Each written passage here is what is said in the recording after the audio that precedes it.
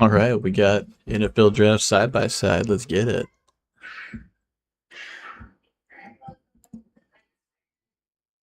First round hasn't started yet. We just got TJ Watt out here waving terrible towels with Goodell. Oh, this guy's pumped.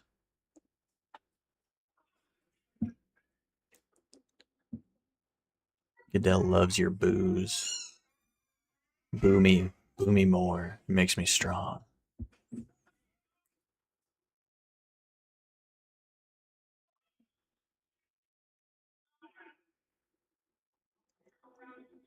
Oh, Cam Hayward.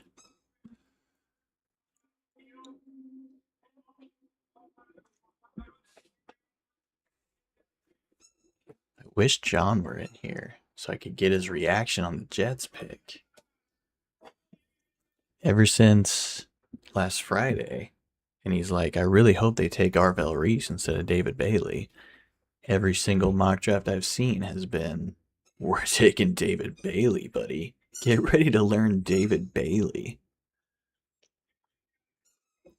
And then I started seeing Chiefs are trading up for Arvell Reese. It's going to be a tough time in Missouri if that happens and Arvell Reese works out. So I'm really hoping for it to be very funny. But it would be even funnier if he was on here while it was happening.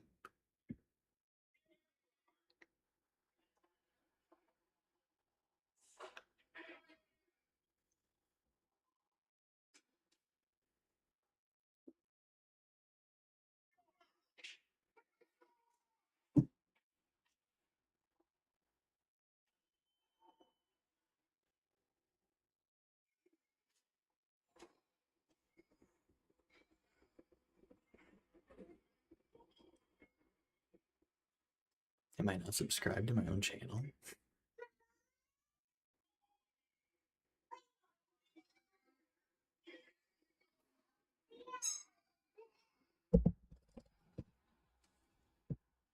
Hmm.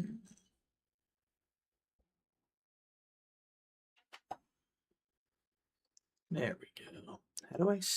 It won't. It's acting like I'm not streaming correctly. I'm on the right one, I think. I'm on the right account.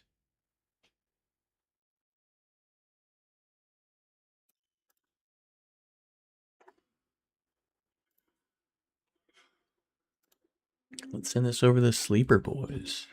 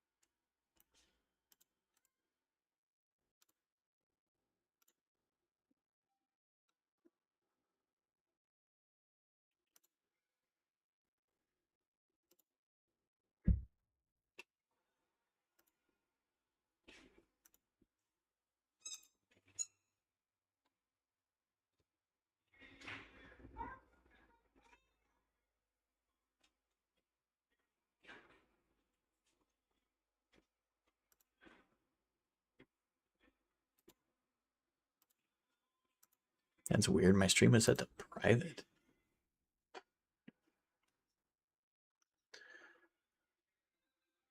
Okay, now we might be fixing stuff. Technical difficulties. Monday, I couldn't get anybody's. I didn't have the right setting for background music. Now I've got a private stream. It's ridiculous. What am I doing, man?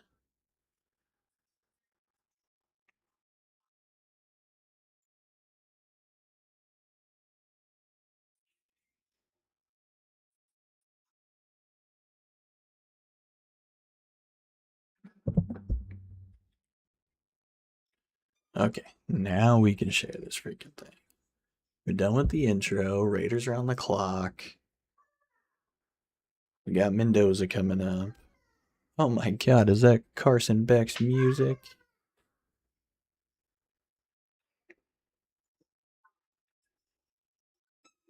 But the way the day is going, it could be Carson Beck at 9 for the Chiefs. I'm having one heck of a dad and pet owner kind of a day. Phew. But NFL draft is here, and it can't be a worse day than Mike Vrabel is having. So, yeah.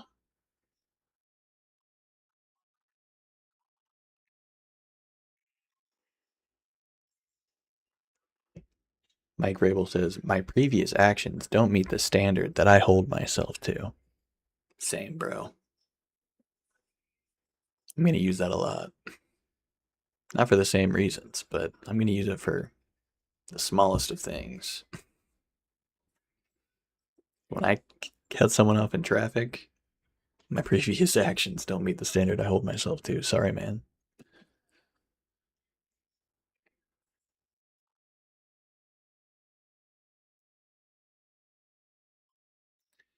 He needs to step away from team business on Saturday because his family needs him.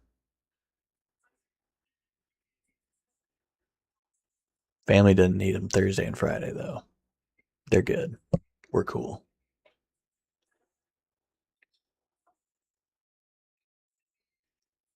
Communication with the Patriots while he's away. Whatever they need, I'm going to provide.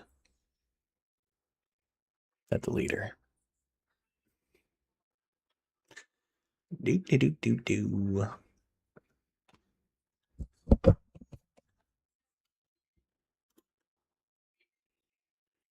Yeah, you good, Dalton.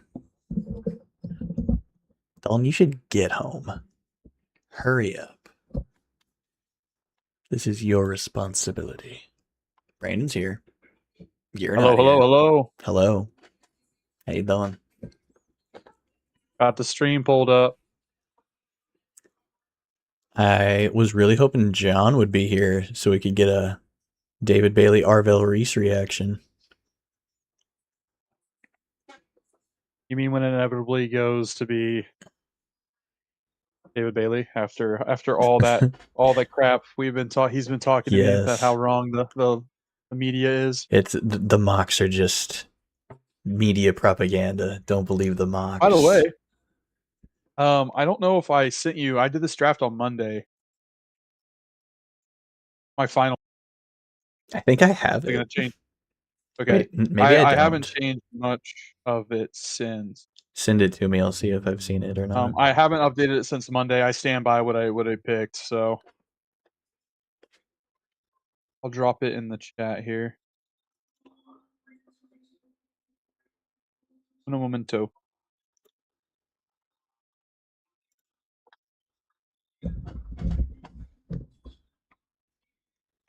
And then there's like rumor. It doesn't seem like that good of a page, but it's like Arvell Reese. The Chiefs might be trying to trade up for Arvell Reese. I've been hearing that several times, which is interesting that you say that, Derek, because Is that in your mock? yeah, I've had that since Monday. Shoot, hold on, wait a minute. Too many folders, too many chats, too many things.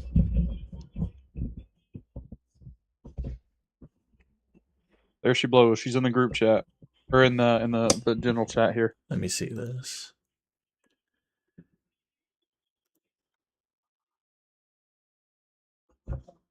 Mendoza, David Bailey, Arvell Reese trade up.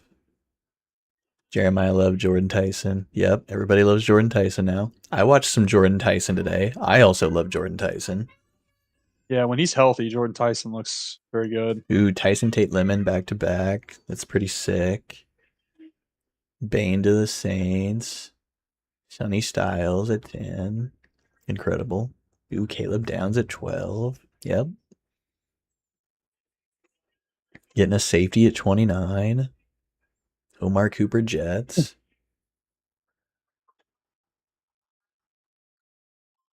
Sadiq Eagles, yeah. Casey Concepcion Bills. Mel Kiper was fear mongering for Casey Concepcion dropping out of first round. There's been a lot of rumor about like somebody somewhere is going to drop and someone somewhere is going to like jump in there. So Mendoza, here we go. Pick is already in.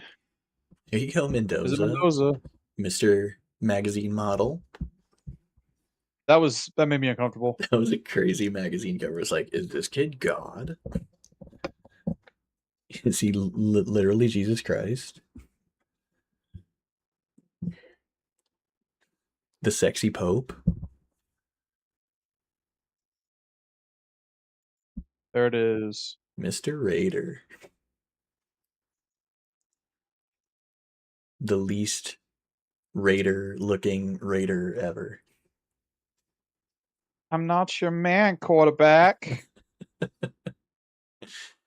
Sheesh. I don't even know what that's from. It's just funny.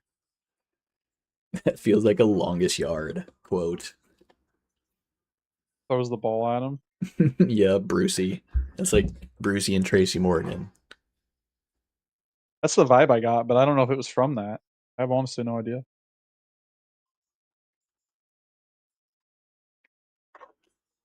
Where are you, John? When we need you the most. He's afraid. He's afraid of getting clipped. From what I understand, He doesn't want to be the he might first be short on the channel. he might be equipping his bomb vest and making his way over to my house as we speak to preemptively detonate. When you hear It's a been knock on the rumored in the door, don't chat. answer. Yeah, Don't exactly. answer. He's been talks in the other chats where he's just like, if I don't get what I want, things are gonna get ugly. And I'm like, well, that's reassuring. You could have a visitor. Thank you for that. So funny. Mr. Confident over there and not having David Bailey at 2, and here we go. All of a sudden, 4 minutes until possible disaster. where were you before disaster? Right before disaster. I haven't seen a Jets disaster like this since Last year. It's like Arvell Reese to the Jets rumors and Aaron Rodgers running out with the American flag.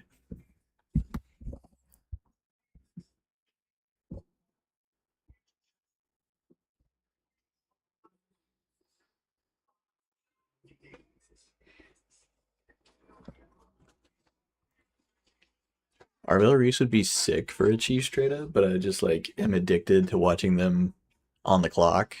So I like selfishly don't want that just for entertainment value. But he's probably pretty good. I know. Like you don't want to blow your load too early in the Yeah. draft. You'd like to just sit and pick, but yeah, I'm already connected to multiple picks tonight. So just be like, oh, I only get to watch one pick and then it's over. Yeah. Yeah. The trade value from what I'm understanding is like it would be 9 and or 29 or no, it'd be 9 and 40 for 3 and 65, I think is the trade. Oh wow. I mean, I thought it would be like a lot more to do that. But I guess since it's not a quarterback, then it's probably different. Right. The Jamie Johnson trade calculator, I don't think necessarily takes into that account. It's just like I think it's outdated. There's a new one that people use. It's like a modified version of Jimmy Johnson's trade calculator, Mhm. and it had it at 9 plus 40 for 3 and 65. I guess that wouldn't be I don't know. awful. We'll see. But the Chiefs also I'm not like, against it. yeah, We have 2 it's not like firsts. We still get another yeah, first. That's not like that bad. The Chiefs like need a lot of stuff, but you know, Yeah, but we it'd also be have like sick. 8 picks, I think. True.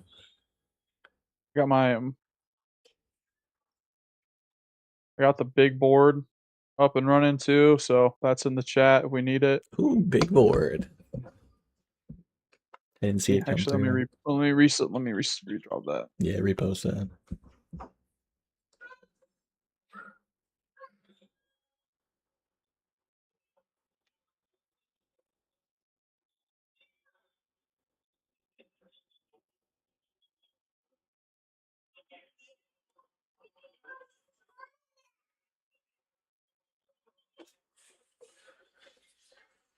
I'm nervous for this Jets pick. We might be looking for It's a big board. a new manager in the league.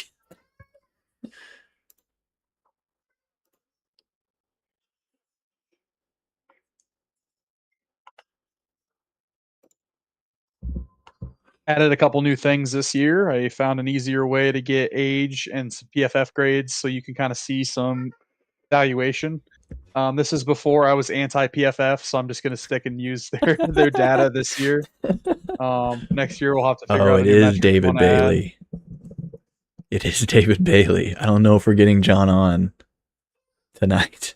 I hope he shows up though. That'd be sick. Wait, did you already get it confirmed? Oh yeah, I'm watching on YouTube TV.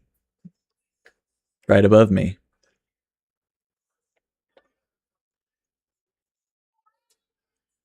Damn. Okay, well I'm gonna refresh to see if I can keep catch up, but mine for whatever reason is like I just got the pick in like 5 seconds ago. Oh, okay. Are you watching him walk out from the green room? Yeah. Okay, we might be on the same time.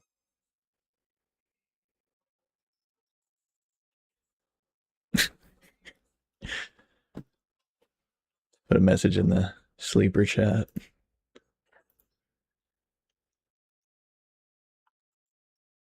Hey, by the way, 2 for 2, baby.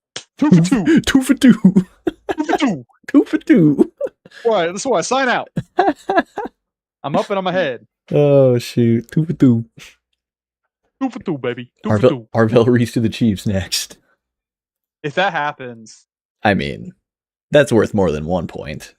that's got to be the trade and the fifth player. Come on, I didn't submit it to any of the like the jackpot like groups official, of like get this all right. You win I didn't have money. enough time tonight, but I To usually really try to dig submit into them to a all the couple places, but did not do that today. I mean, there's just so much that comes out like right before it that gives you like an edge in that. It's like impossible if you don't do it right before.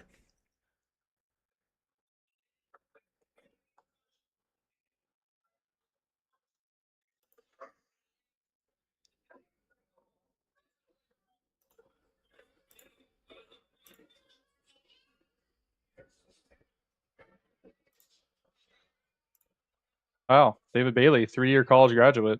That's incredible from Stanford, no less. Oh, he graduated in 3 years. Yep, got his degree in 3 years. I didn't realize he was from Stanford. Oh, young athletic defensive ends can't go to Stanford, Derek. It's not normally where I see him.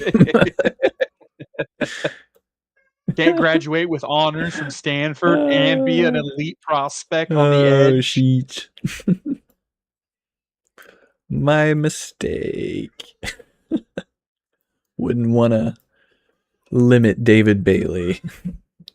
Oh, I have heard good things about David though. I mean, from what I understand, he's a good off the field guy, very smart.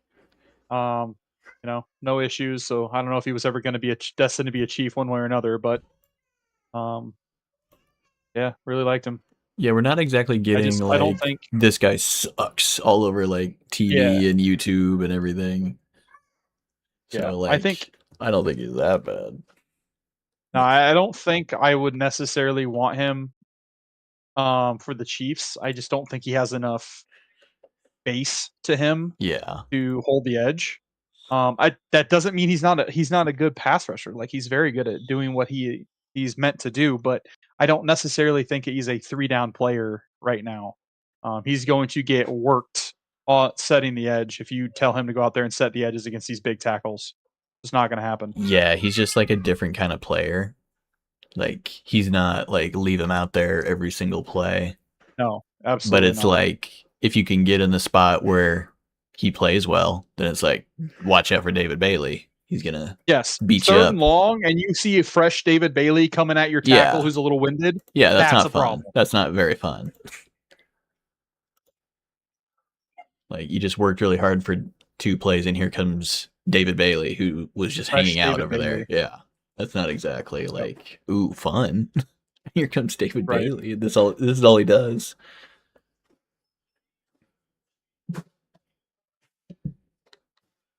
Let's see. Do you have like I'm looking at this big board. Jermon McCoy's in red because of medical. Yeah, the reds can be Is that a guy? deceiving. Is A that a red guy? really means Is your mod like one of those guys that might go in the second round instead because of that? I think so. From what I'm hearing, he is the number one talent on the board Uh huh. at corner. If Yeah. he doesn't have that catastrophic knee injury that Gotcha. has kind of limited his ability to play at all. He hasn't played at all last season and just started running recently and did some of the drills. Looks good. I'm hearing very, very last second. Now it could be smoke, could not be. This was like late last week, early this week, that apparently he has some degenerative knee issue that is a side effect that needs to be cleaned up with an additional surgery that might shelf him this year. Mm. Um, so are you willing to take him at 9, knowing that he probably won't play his rookie year? Or if he does, he's not going to be 100%, and he's going to try battling through it until the offseason where he gets his surgery. So I think that's a Gotcha. gamble only certain teams are willing to take.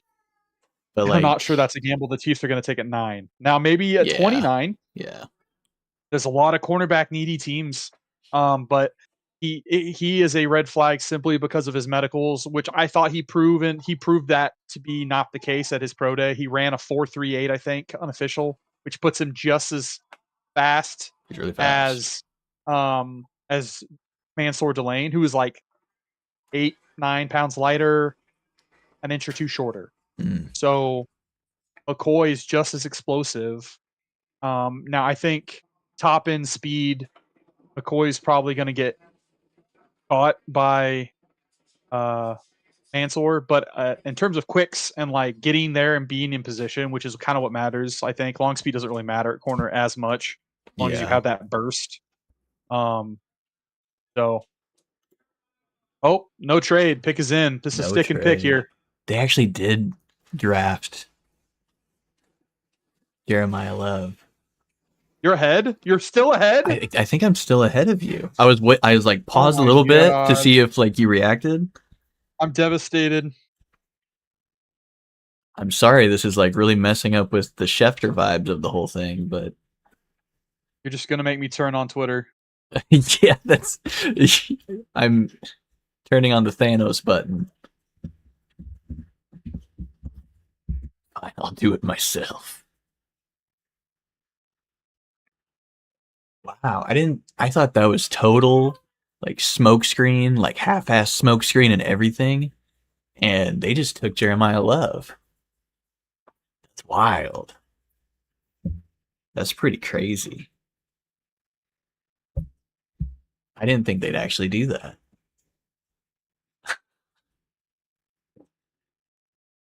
That's ridiculous. Okay. See if I can bring running back over here.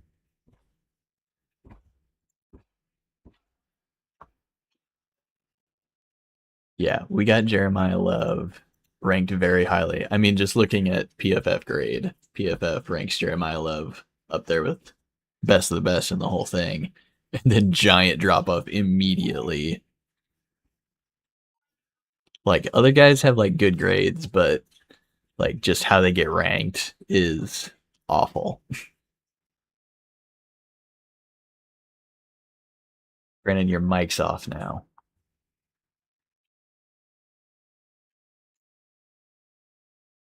You turned on Twitter and turned off your mic.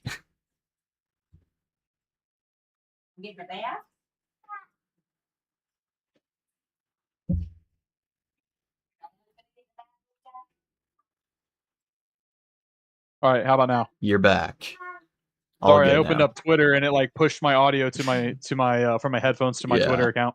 Anyway, yeah, no, absolutely. I think this running back class drops off a cliff after Jeremiah Love, and if you consider stacking his production with his age, and his explosiveness and his Yeah. athleticism, it's a surefire number one. And then after that, like when you have Mike Washington, right, who's 6'3", 230, 240, runs really fast in a straight line, but was relatively unproductive at Arkansas as your wide or your running back 3 in the class. Yeah.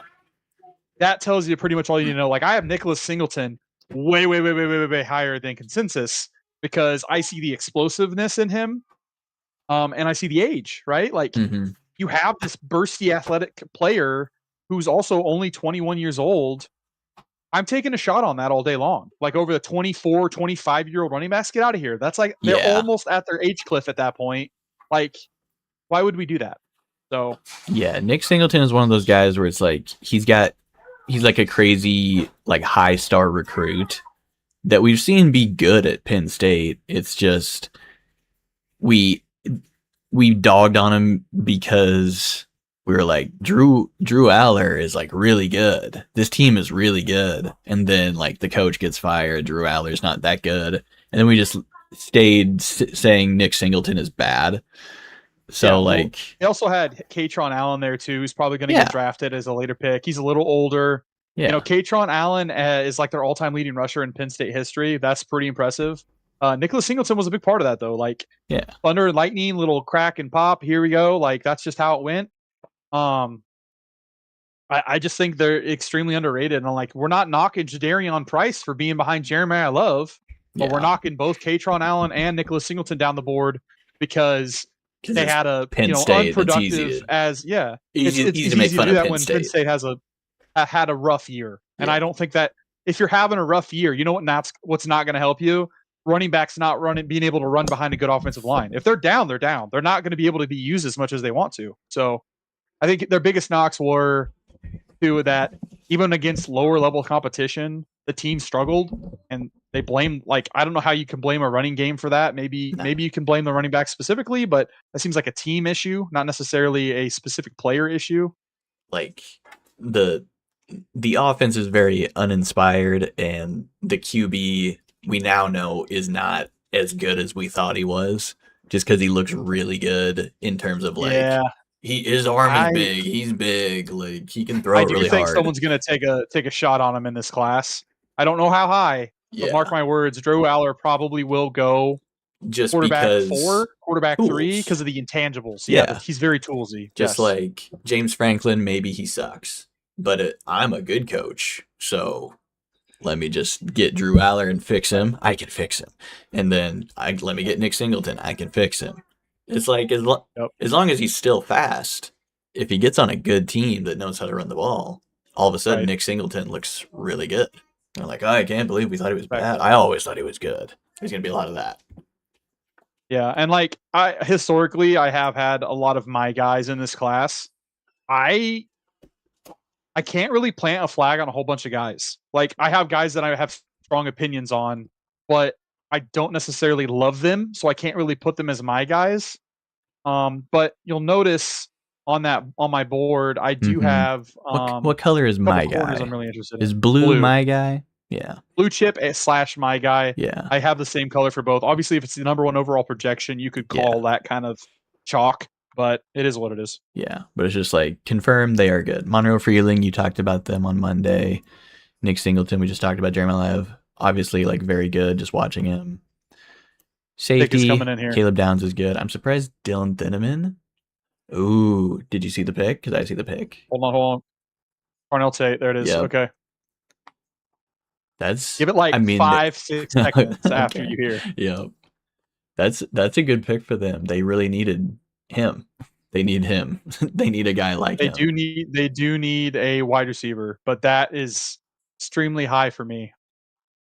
Like I did not well, let me rephrase that. Because It like is extremely who unlikely else for would they have me for gone? him. I They understand like what you're saying because I watched some of him today too, along with Jordan Tyson, and I understand like why you would say that. I think Tate is the most complete wide receiver in this class.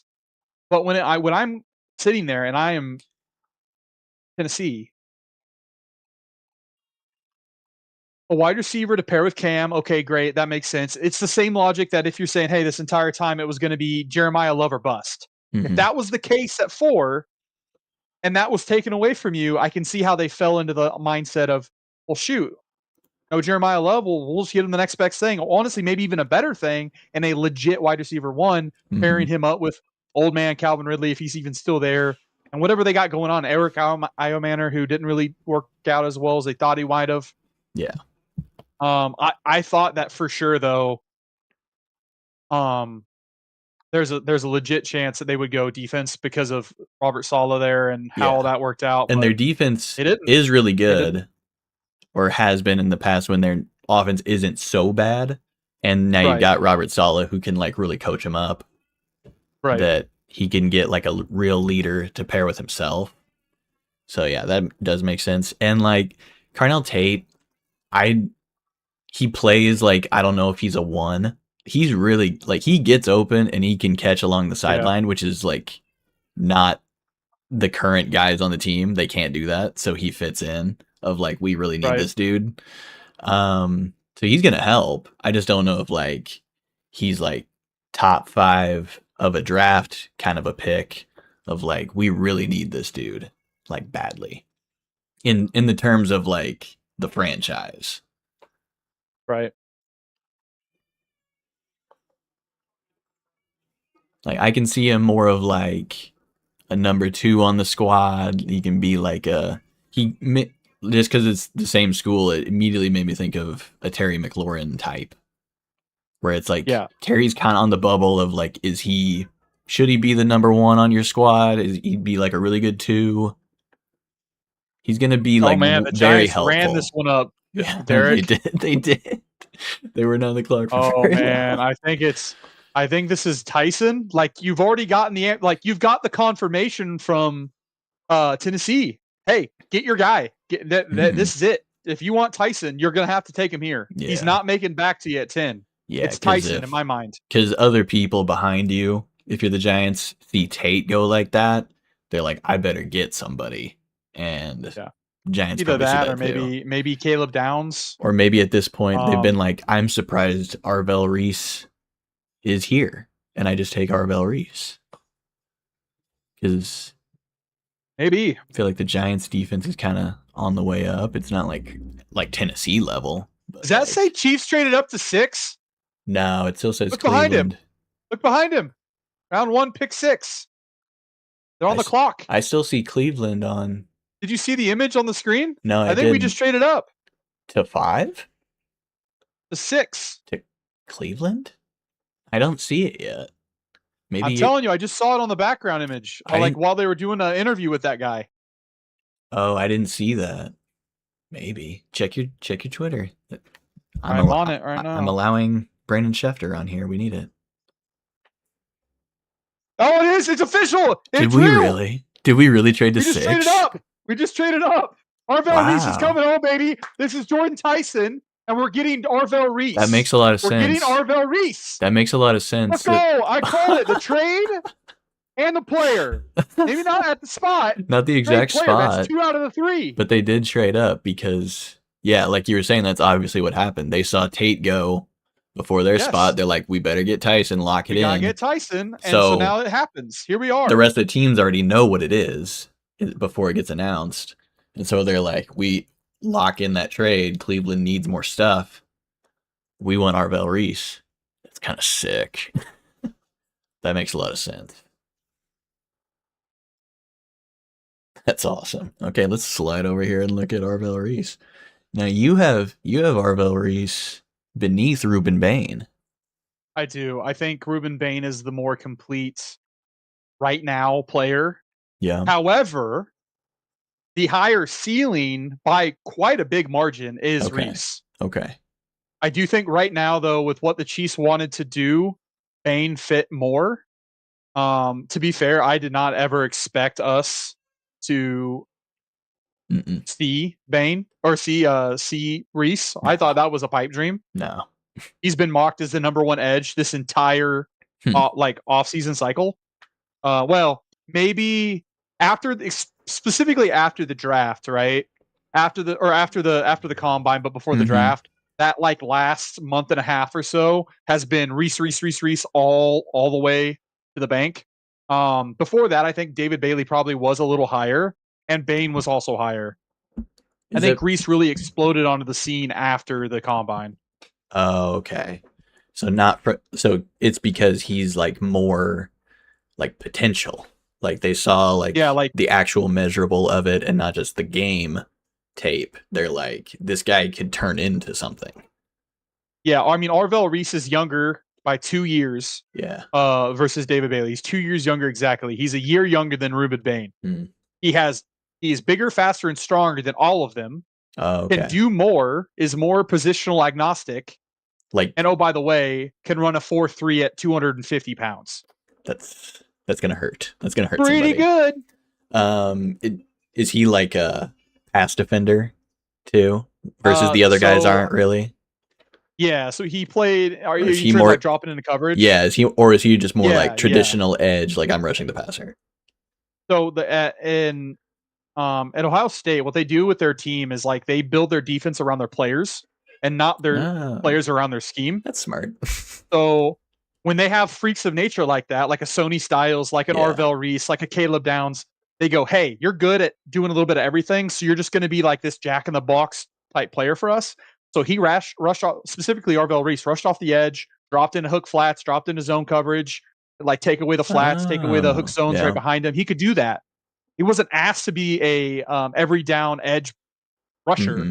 but he definitely could. And with his power and speed and length, dude, he has longer arms by a significant margin than even David Bailey does.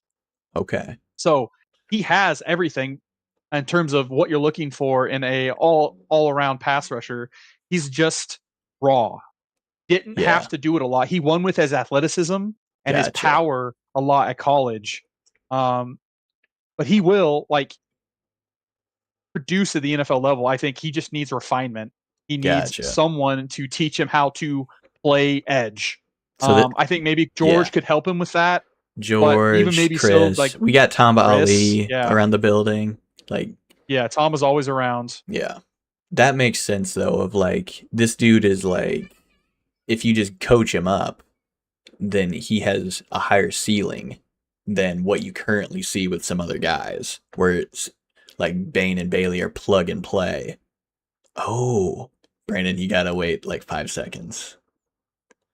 That was I'm great. well That behind. was He's still talking about the oh kids. my gosh, man. That was great talk for Arvel Oh, Reese. oh no. That was such a good Oh breakdown, and no. I'm glad you broke him down so Oh well. no. Oh my No. gosh. I bet these guys could call Tom Ali. Wow. Oh my god, that hurts so much. You had me convinced, man. That made so much Dude, sense, dude. oh my god. I'm I on devastated. my screen, dude, I still don't see that KC traded up, but maybe they're saving it for after this pick so that Arvel Reese is like on screen. But like Dalton mentioned something too, so they must have like traded. Oh yeah, here's the this is actually like not that crazy of a trade to go up 3. Did you see what it was?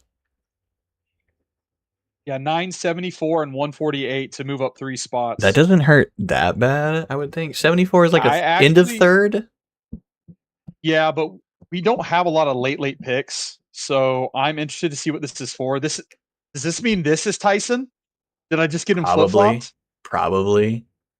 I I hate it. think that's right. You don't I like hate that? it. You don't like that? I was watching Tyson earlier today. I was like, Tyson's pretty freaking good.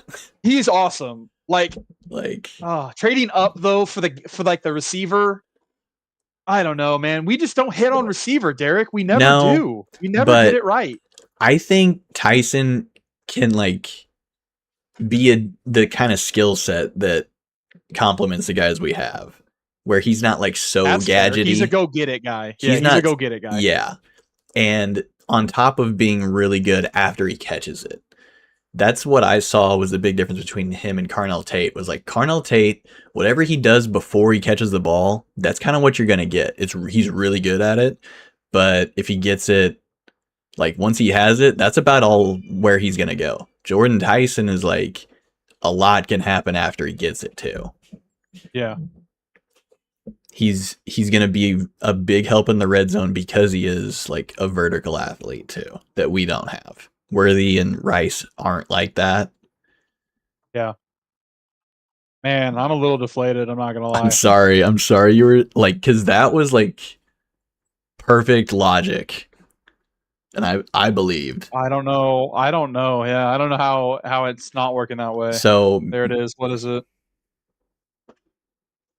did you see it? Because it's not on the No, screen it's another. yet. It's a trade update. Oh, okay, okay. Trade update. And that's brutal. I'm more excited about if that is the case than you. I know it's this Well, is it's like, we okay, flip what's the flopped alternative? because I was like, ooh, I can't wait to see all the picks, and then we Yeah, trade what's up the and I'm like, alternative, right? sick. The Well, alternative is tackle. Ew, gross. At 9, no, no, thank you. Trade up now to 6 to get the tackle. Even worse, in my opinion, that if would that's what kind of happens. I wouldn't like that very much Caleb because Downs or Ruben Bain, probably not. Mansour Delane, I Jamar McCoy, probably not. I wouldn't no, love that either. So, like, it's maybe Tyson is the flashy pick. I don't think they'd trade I up for don't know. Sony Styles. I don't think they'd trade up for Styles. No. Oh, I didn't even think about that. Yeah, Styles is an option I too. don't think that there's Unless they anybody think they can turn him else. into like a freak of nature pass rusher. I don't know. They would have to think he's similar to Arvel Reese of like he can rush and play coverage and kind of do everything. Um, I think that's about all you're looking at is it's either Styles or Tyson with as much hype Tyson has been getting. I kind of hope it's not tackle, but I could see why they would do it. Of get the top tackle.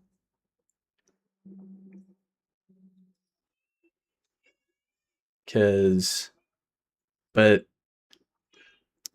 the Browns would want to tackle. So it's weird that the Browns would trade back to not get their top tackle. So that just means the tackle is falling past Washington and New Orleans, and they still get their dude. So it's somebody Washington and New Orleans would want. And Jeremiah Lowe's long gone, so it's not him. So it's probably a receiver. It's got to be a Because both receiver. those guys Like, want receiver. bro, I Now can't. Casey could like I, Makai Lemon more. I haven't watched much Makai. I haven't watched any uh, Makai Lemon.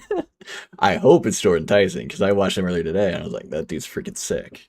Makai Lemon has the ability to get you yak and will make the hard contested catches, but he ain't mossing anyone. I'll wait for you on this one. I'll wait for you on this one.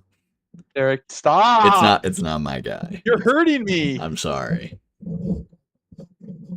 I didn't really expect. This is probably the least expected that I would have thought.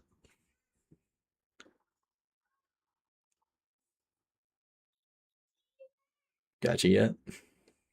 Yeah. Now I don't like it. Up to get him when he was gonna land in your freaking lap at 9. I feel like he would have, and even if he didn't, I feel like things would have fell really well. I would have actually been like, that's not that bad. Yeah, that's really surprising with like how well they pick up like diamond defensive backs in later rounds. And even just like I know McDuffie was first, but it was where they have their second first lined up. That's really surprising to Like, I me. don't get me wrong. Like, I think he's talented. I think he probably, outside of the injury concerns with McCoy, if he's a problem, and the minute Casey did not like his medicals, then this is the secret pick all along. It's like, hey, McCoy's a grenade, a walking grenade. Let's get away. Mm-hmm. Mansour Delane is the number 1 corner in the class by a mile because of that. Great, cool. Unless that comes out here very soon, to me it seems like panic button. Let's go get a corner since we traded away Trip McDuffie is what it feels like to me. Yeah, that's weird.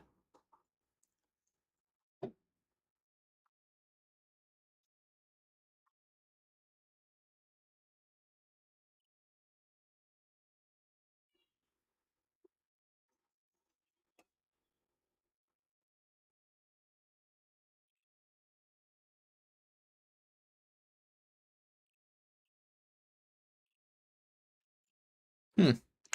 Not a fan. I, I'm I am surprised they thought that one of these two were gonna take him. Like they wanted him that bad.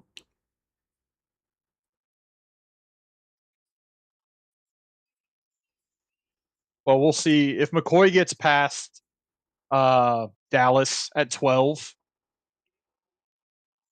I feel like we'll know everything we need to know about McCoy's knee injury. If he's Mm, there past 12, McCoy's knee injury is legit. is there like that crazy of a drop off from Delane to the other guys?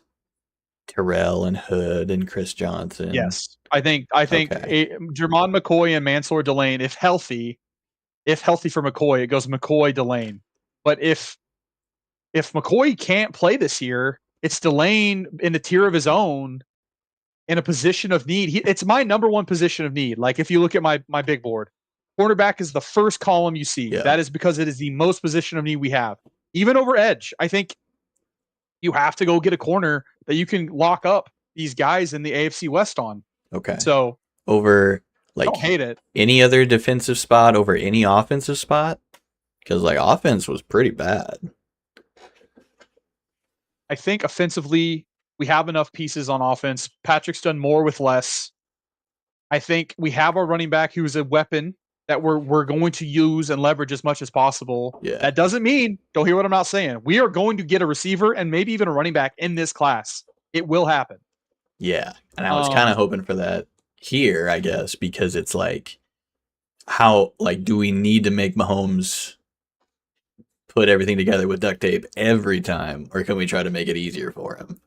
I think you just got to face the chin music of that. That's just what's going to happen. Also, Derek, in my big board, It is a little frustrating. I almost highlighted Arvell Reese as like bolded them as in like it's the guy we took. I was this close. Oh, Got myself back. I mean, I I was believed it. still hovering over it. I So, believed it.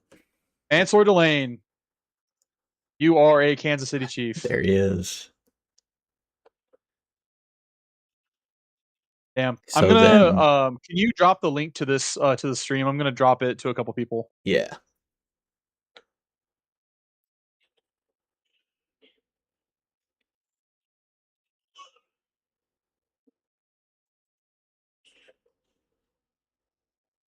Are we streaming this live Yeah, we are. on your channel? Okay. Okay. Yeah, it's on the DyNasty radio.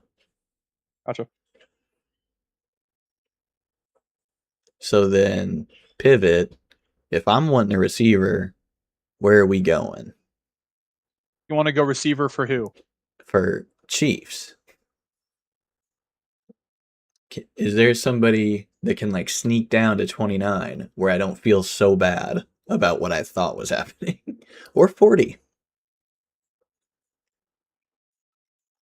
Is this like a Denzel Boston play?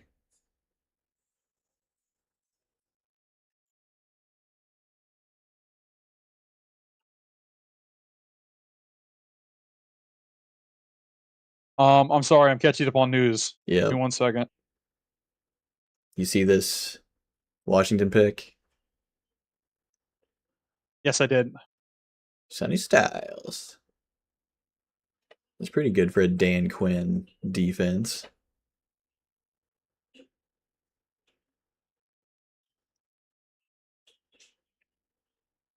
Trying to keep up the mock drafts as well, Derek, as we're going. So we can pivot to that if we want to look at what's going on.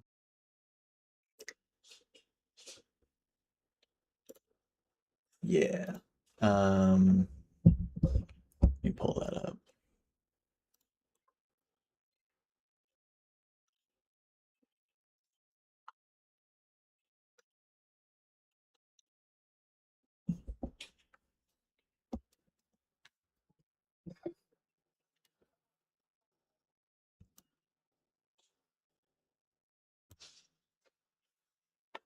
We had Jeremiah Love a pick later. We had Jordan Tyson.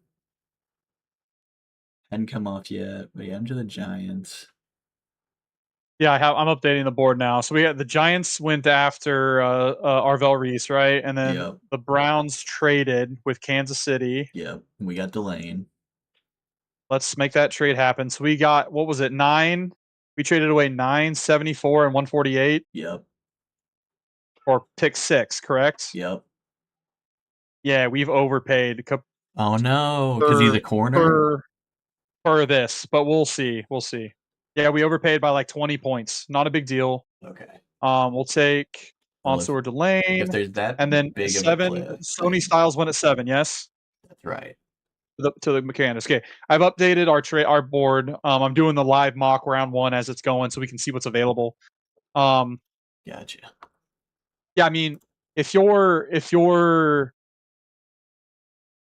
the Saints right now, Ruben Baines just staring at you in the face. They need edge desperately. Makes They need a sense. wide receiver. Maybe they go Mekhi Lemon. Is Mekhi Lemon the same thing as Chris Olave? Kinda. So I don't know if you do A that. little bit. Um, Olave feels more Carnell Tate. Mackay feels more like JSN Jr. Like I feel like Olave can play a little outside, but Mackay Lemon can a little bit. Like he's got good numbers outside, but he is more of an inside guy. yeah, But if they're gonna pass as much as they did last year, then might as well get a receiver if you're gonna be using them that much. If you're gonna be throwing 40, 50 times a game. What's right. up, bud? I think we're all sad. I think we're all sad now. Yeah, I don't know. I'm just, what are the Chiefs doing, brother? My brother Bear, David Bailey, since day 1, brother. Yeah, well, Arvell Reese, I think should have been the pick, but I think Hey, if he's Arvell Reed should have been a pick at 4 too, or 6 too, John. yeah, But here we are. Yeah. Here we are. there's a reason. I mean, there's a reason why he didn't go 3, 4. Went to the Giants, obviously. So I'm used to wanting like a certain quarterback, and they usually suck. So I guess I got to wait and see. Mm. Yeah, it's a tough one because like I said, I was getting pretty hyped on Reese there. Derek was letting me spit for a minute, and I just kept going. And I'm like, dude, I if was now that I'm thinking so about it, it makes confident. a ton of sense for Kansas City because we can develop him, and he has a higher ceiling, and he can do all the things that Bailey can, but faster and better. You I had me don't know. convinced immediately. Listen, John, don't hear what I'm not saying. I like Reese better. I like Reese better before and after and everything over Bailey. Bailey was my 3rd overall edge in the class, and it wasn't close. I had Reese and Bain. Well, Bain in terms of right now, Reese after him, but then after that, I like Bailey was a close 3rd in a tier of his own. It was Reese and Bain for me. Reese had the highest upside, so I guess he goes in his own tier. But Bain's more polished now. Bailey has a weird combination of he's a little more polished than Reese, but not as physically sound and polished as Bain is, but has a good speed. So I don't know. I But think well, when the Jets were like for the most of the season at the beginning, they looked like they were going to get like the 5th or 6th pick or the 4th, and I wanted Bailey the most. I think a lot of others did, but then when they got Act 2, I wanted Reese. But I mean, Like I was telling Derek, I think prior to the combine, it was David Bailey from the end of the season until the combine.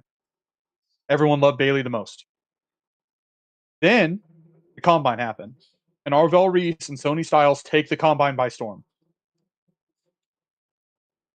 Ever since then, the drum beat has been harder and harder and harder for Arvell Reese, but Sony Styles just went at 7. People were like, "Oh, he's a top 5 pick all day long. How do you not take him in the top 5?" 2 things. One, the NFL Combine people got way too enamored with his athleticism. He is still, at the end of the day, a box linebacker that has insane athleticism. Yes, that can play and that can translate to different levels of the football field. He was even less polished as a pass rusher than Arvell Reese was. He has range and he's lengthy and can cover. But again, you're paying top 10 money to a position that he will be tagged as a linebacker or in the NFL. Starting NFL middle linebackers on average make like 10 million a year. You're going to pay him 20 something million dollars a year to play defense for you if you're the Commanders right now. So, I don't know. That's something to think about. Yeah, I think it's just although no mock was even close, and that's what's making it kind of fun. I agree. And that also I kind of mean, makes me feel a little better that I mean, like, if Reese is that good, that, or at least those teams think he's that good, he would have went 3. He would. I mean, Yeah. he went because there's no reason for them to even have a running back if that's the case. Yeah. 'Cause I mean, Pick is at least the very next pick wasn't an immediate Arvell Reese because Yeah. like multiple teams People passed on him straight up. instead of taking him too. It's not like the next guy took Arvell Reese. They're like, man, we don't want him either. If these trends continue, well, no, that's what's going to happen. So the Browns trade back and get Tyson at 9. Is that what's about to happen? They could, or they get just the tackle they were going to take no matter what. Are you already seeing the draft pick for this? No, for the Saints. For the Saints? I'm about to see it, but I haven't seen it yet. Okay. It would make sense if they took a receiver as much as they throw. Giants are sticking and picking at 10. They're not moving down. Okay. That's been news broke on Twitter just now. I don't know how or who, but that's just what's being said. Joe Shane says we're not moving. Probably because he has his definitely don't call me right now. He has his pick right now of Caleb Downs, Reuben Bain, and Jordan Tyson. Like he has his pick. Pick whatever you want. One of those 3 is going to land to him in his lap at 10. Brandon, let me know when you see this pick. I see the pick. He's still getting booed right now by the Pittsburgh fans. He's getting what he wants. They're giving him what he wants. Spencer Fano? Nope. I'm reading Twitter, sorry. Oh, Jordan Tyson. Yep. Okay, there it is. Okay, so there's one of their 3 options gone. Yeah. The Browns are going to probably take a tackle or Lemon. That's the 2 options. Oh, by the way, I don't know if you heard that, Derek, but Jordan Tyson's brother plays for the Cleveland Cavaliers. So yeah. I didn't realize he was related to Jalen Tyson. So might be pretty good having a pro sports connection. Any tackle on the board. Any tackle, Derek. Whatever they want here at 9 is up for their debate here. I wonder if Mansour Delane was going to go off the board to the Commanders at 7. Yeah, because they went defense. That's what they were looking at. Maybe that's the only explanation I have. They do have a need at safety, but I don't see a need specifically at corner. Yeah, I just got myself hyped up on Jordan Tyson when I didn't even think about it a few minutes before that. And I was like, oh my God, I have Jordan Tyson in Kansas City now. Nope. They traded it up. I thought that's who they were going with. Yeah. I do think he's a receiver that we don't have, but Derek, you're putting a lot of faith in Andy going after another type of receiver, dude. We have the same guy. That's why I was hyped. That's why I was hyped because I was like, oh my God, they're doing something different instead of Mr. Gadget, Inspector Gadget receiver. Just like, let's throw a screen to him and hopefully he runs the rest of the way. I was hoping he'd make it to down here and then let's get trade up. Yeah, that would have been good too.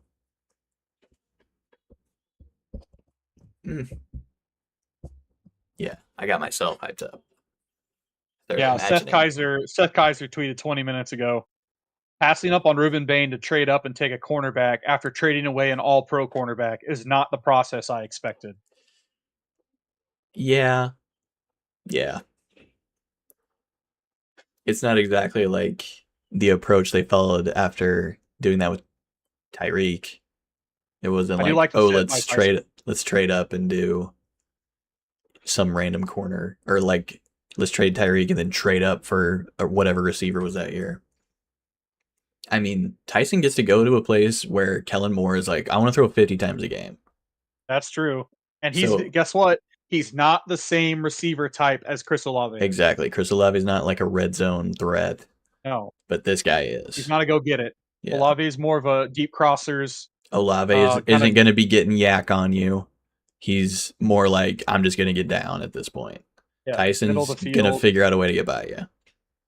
So, yeah, great made one fit for them. Only fixed right. I'm sticking with the mock I did Monday, John, and I had Sony going to 10 to the Giants. So what I did. feel like Harbaugh would double dip at defense. He's Well, in control. Hmm. yeah, I mean, they went Arvell Reese already, Ohio State. Maybe they go Caleb Downs here, just double dip on Ohio State. I think that's what they probably do now. Because I know for a fact Downs is Like not going to the Browns here. getting They're probably getting a tackle. Caleb Downs and Arvell Reese would be pretty solid for John Harbaugh.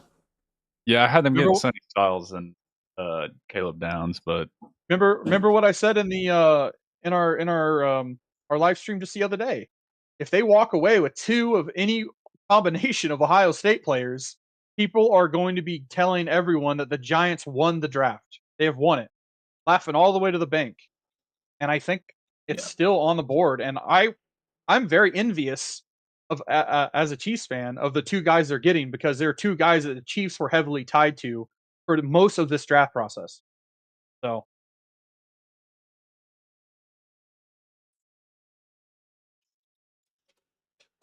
just happy Cleveland didn't go receive. That would I have haven't been seen just it yet, like but I assume it's a trench warfare pick, isn't it? it's. I haven't seen it yet either, but I haven't seen it either. I mean, clearly not going receiver. it's very no matter unlikely what. to be Mekhi Lemon. It depends how much you like Shadur. Like if you Another local Yeah. media representative says, Cody Tapp says, this is Okay, all I feels see so now. weird to me. Trade away an all pro corner to give up 3 picks to get a corner. He needs to be a Pro Bowler immediately, or people feel very upset. We got our Cleveland O lineman that they probably definitely were just gonna pick at 6, and we just needed Delane that Yep. bad. I Yep, mean, Spencer Fano, number 1 tackle off the board. Good pick there. He's a right like tackle though. I don't know why they're drafting him as that because they have Tyson Howard from the Texans that they just traded for the draft. He plays right tackle. They said he was going to play right tackle. Spencer Fano plays right tackle, but can play left tackle, I guess.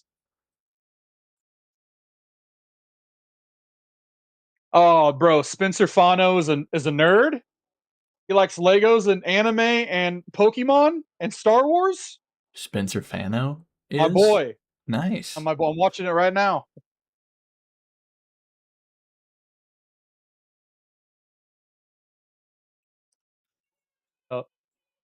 For alligator guy, Derek. His favorite Pokemon's for alligator. Of course, he looks like a Feraligator. He loves Naruto and Attack on Titan. Is this all And on he loves on a Twitter post about him, or are they saying it on TV? Because I have the TV turned on. he's saying it on the ESPN broadcast. That means he's gonna be really freaking good because that's what Jackson Dart dedicated his whole ESPN thing to. Was I just like Star Wars? Everyone before him is like Oh, my yeah. family members died in horrific fashion, and I'm doing this for them. And Jackson Dart was like, I like True. Star Wars, and I had a Star Wars birthday one time. He can't pull that card because his family, his home life was perfect. Yes, so I saw. I gotta I saw the go into house. things that I actually like. I saw the house, and it was like beautiful. And I was like, this guy's either the best or so bad. His dad's a stockbroker. His mom's a lawyer, or something like that. Francis Mauigoa, Giants tackle. Get the Miami tackle. Oh, that was quick. I completely That's not what I expected. So they leave Caleb Downs on the board. Interesting. Francis Mauigoa is a five tool player. He can play every position across the offensive line. They kind of need that. They need a guard bad, and I think. Well, he's probably one of the best. He's a good player. Very, very great. I saw a lot of ESPN says we have a trade. Says Dolphins are trading to Dallas. They traded up 1 pick. What? Yeah.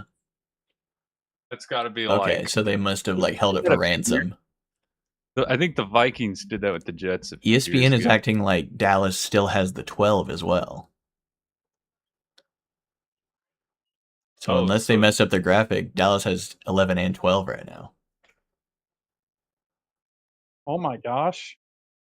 Oh, they're going to Caleb Downs for one of them if they have both of them. Probably Downs and Bain. What a haul for That's pretty good. what a haul for Dallas. That's pretty good. They probably trade away one of those That's like what happens. 26 What a future haul. picks. One of those Defense future. sucks and that. Yeah, they probably trade away one of those Micah Parsons picks for a different draft. Well, that's going to be crazy because if they trade next year's first, that means they're going to get slaughtered in that. Well, That's what that happened. means Miami doesn't technically own that first because the Cowboys Jets, pick is in. It is Caleb Downs. Cowboys get pick number 11, and the Dolphins get 12, 177, and 180. So it is, in fact, Okay. a trade up. They finally switched it. Yeah, I was going to say I don't know if they can even trade their next year's pick because the Jets get to pick between the Packers or Cowboys' worst pick next year. Whoever has the worst record. Oh, yeah, they might not be allowed. They did a Not as free, very interesting decision there, though. not quite as free flowing as the NBA. All right, what was that trade one more time? It was Dallas, Miami. What did I say that pick was for? I couldn't remember. You said one.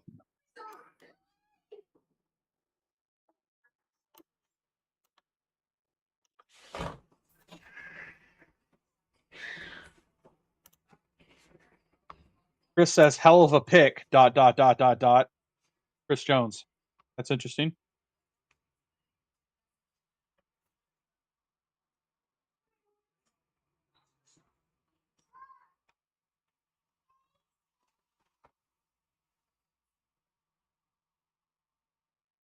Dalton is loving Tyler Shuck right now. Well, he's actually he has him on the trade block, but he loves him.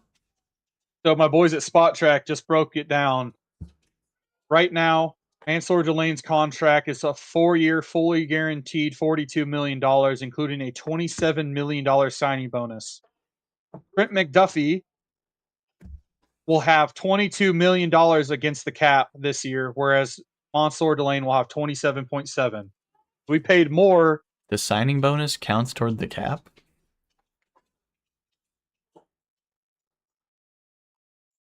I'm not 100% positive. I'm just reading you what Spot Track has said. Okay. So they're shitting on us in the streets. I like it. Yes, it's the majority of Twitter is losing their mind collectively over the pick. Fun.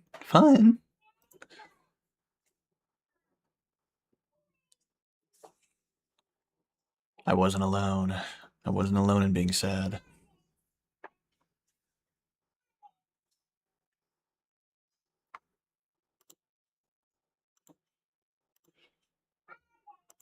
It was 11 for 12, 177, and 180. Yeah. That's nothing crazy. Isn't that like 5th and 6th round picks?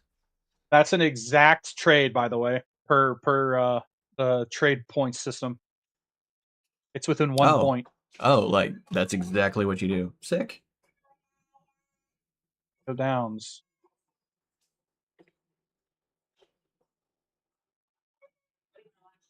Oh wow. Francis Maui Noah was on the screen, was on the stage and during his interview, and he said, "I will die for you, Jackson Dart." You know who said that last year? Who said that? For Jackson, left tackle Will like Campbell. Specifically for Jackson Dart? Oh, No, Will Campbell said, "I will die for Drake May. May." Okay, so the Giants are And going then to the Super what Bowl. happened? You know what happened? Will Patriots win the Campbell Super got Bowl. absolutely dog walked in the Super Bowl.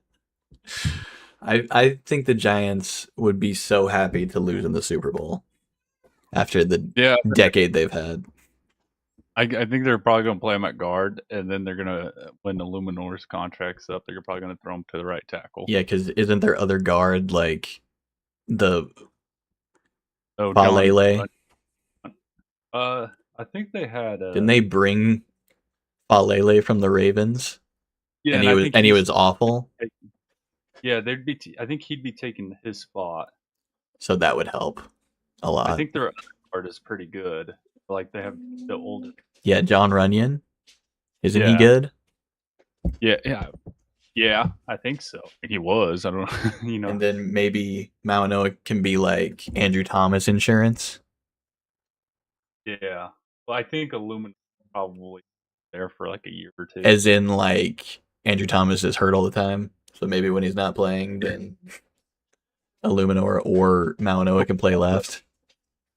One of the roughest offensive lines to one of the better ones. Kind of cool Yeah, to see two linemen drafted. of course you do. Trench coat.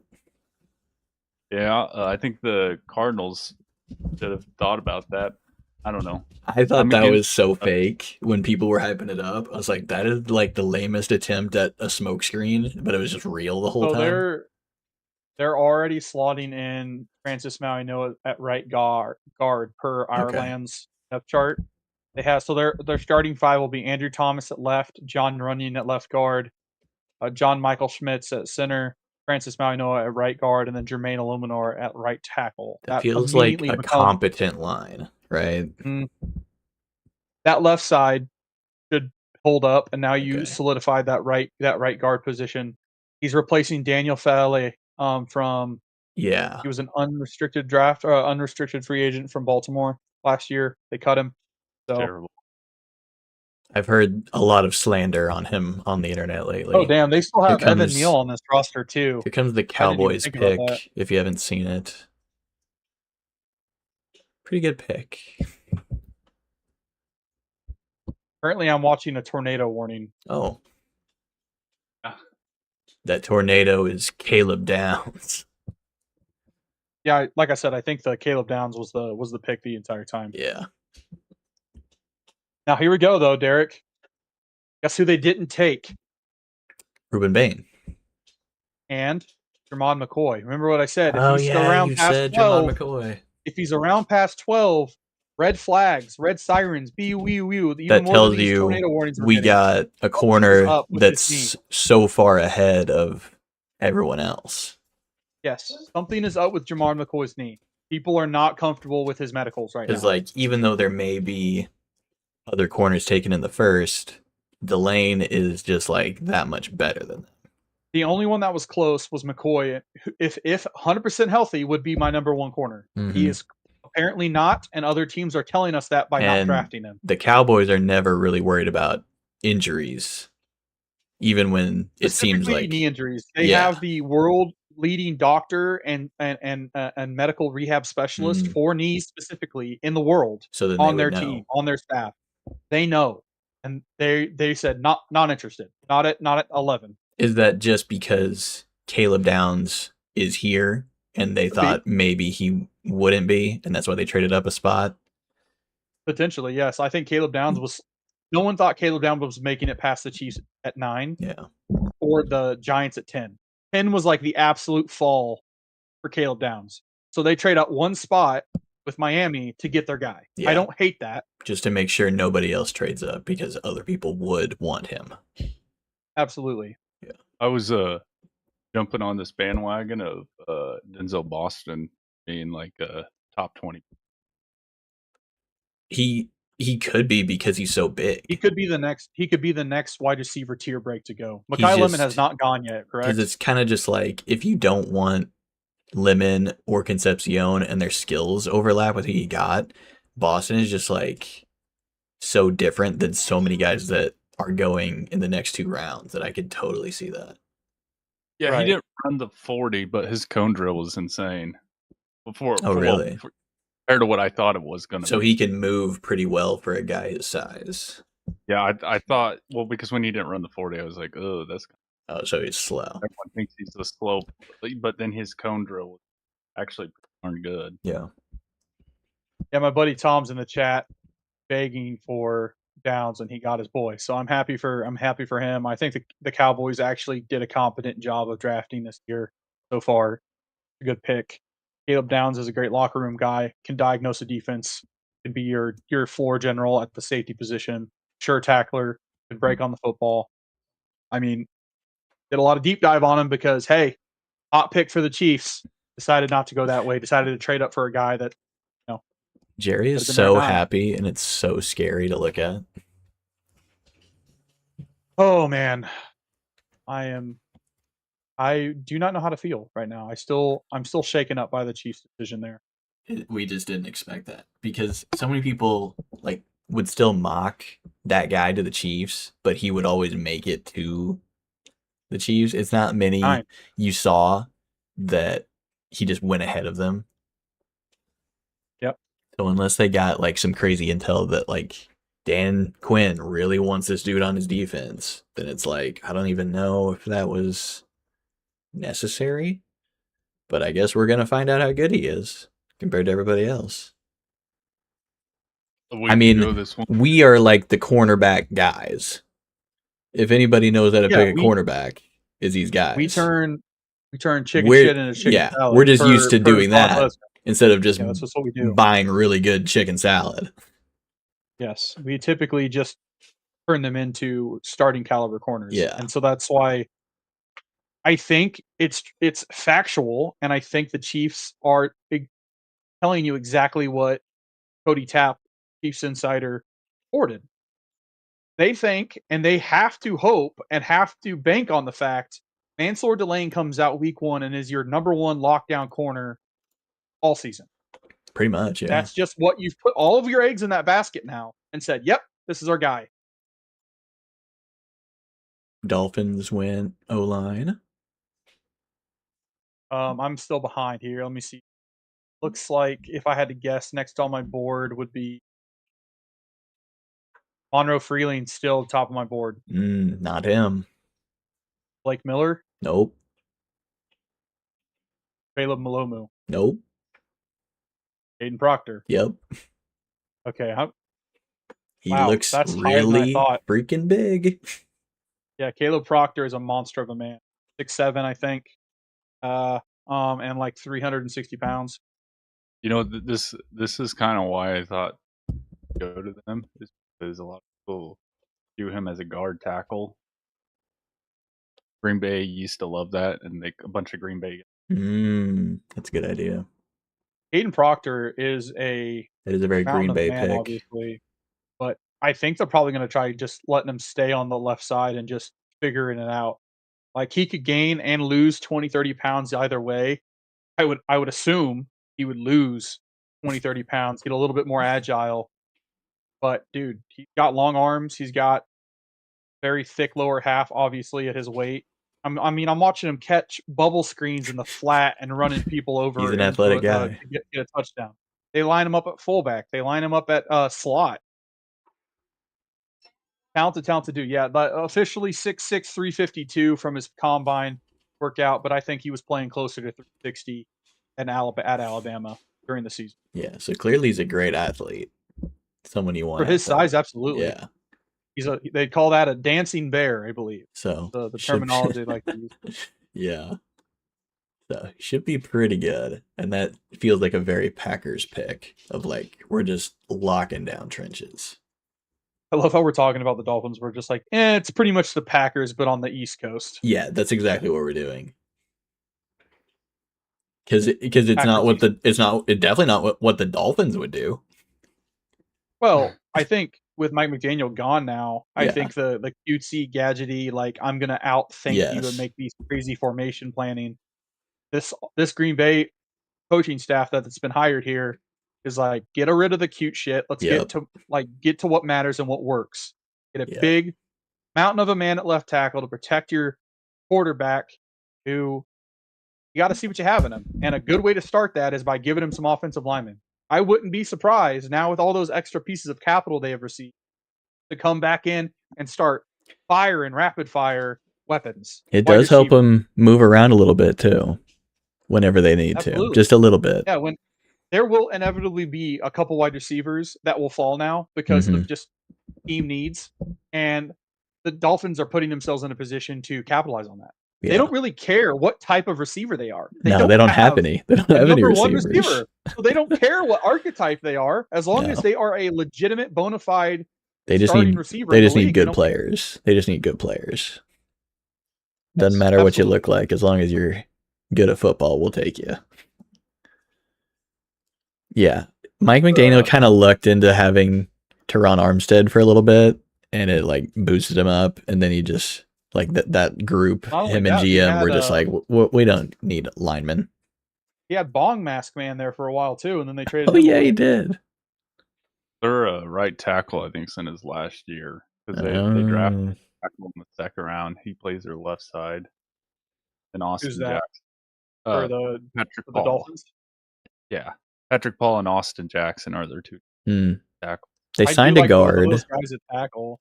They signed a guard. They have currently for Ireland's Aaron has now Brewer, this isn't confirmed or anything. It's just what they have. Currently they have Proctor slotted in at right guard. I don't know if they're just doing that Really? because they don't know where he's playing. Yeah. But in my opinion, I think you move him to left tackle and you kick Patrick Paul inside, either to right guard or left guard, start moving pieces around. I don't think you spend a top 12 pick on a guard that played True. tackle in the SEC. You're playing that tackle that played in the SEC for one of the most predominant Yeah.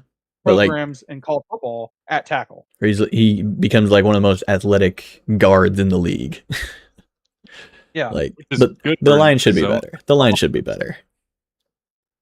for the zone, like inside zone offense. That's going to be huge. Yeah, and like even the if he Malik plays a Willis tackle, he's got factor edge there. of like zone read or like RPOs, it just like makes it more of a threat with their QB. And then, I mean, their right tackle is last year on contract. I know. That makes sense. It's all coming together. We're reading the tea leaves, boys. Rams pick is in.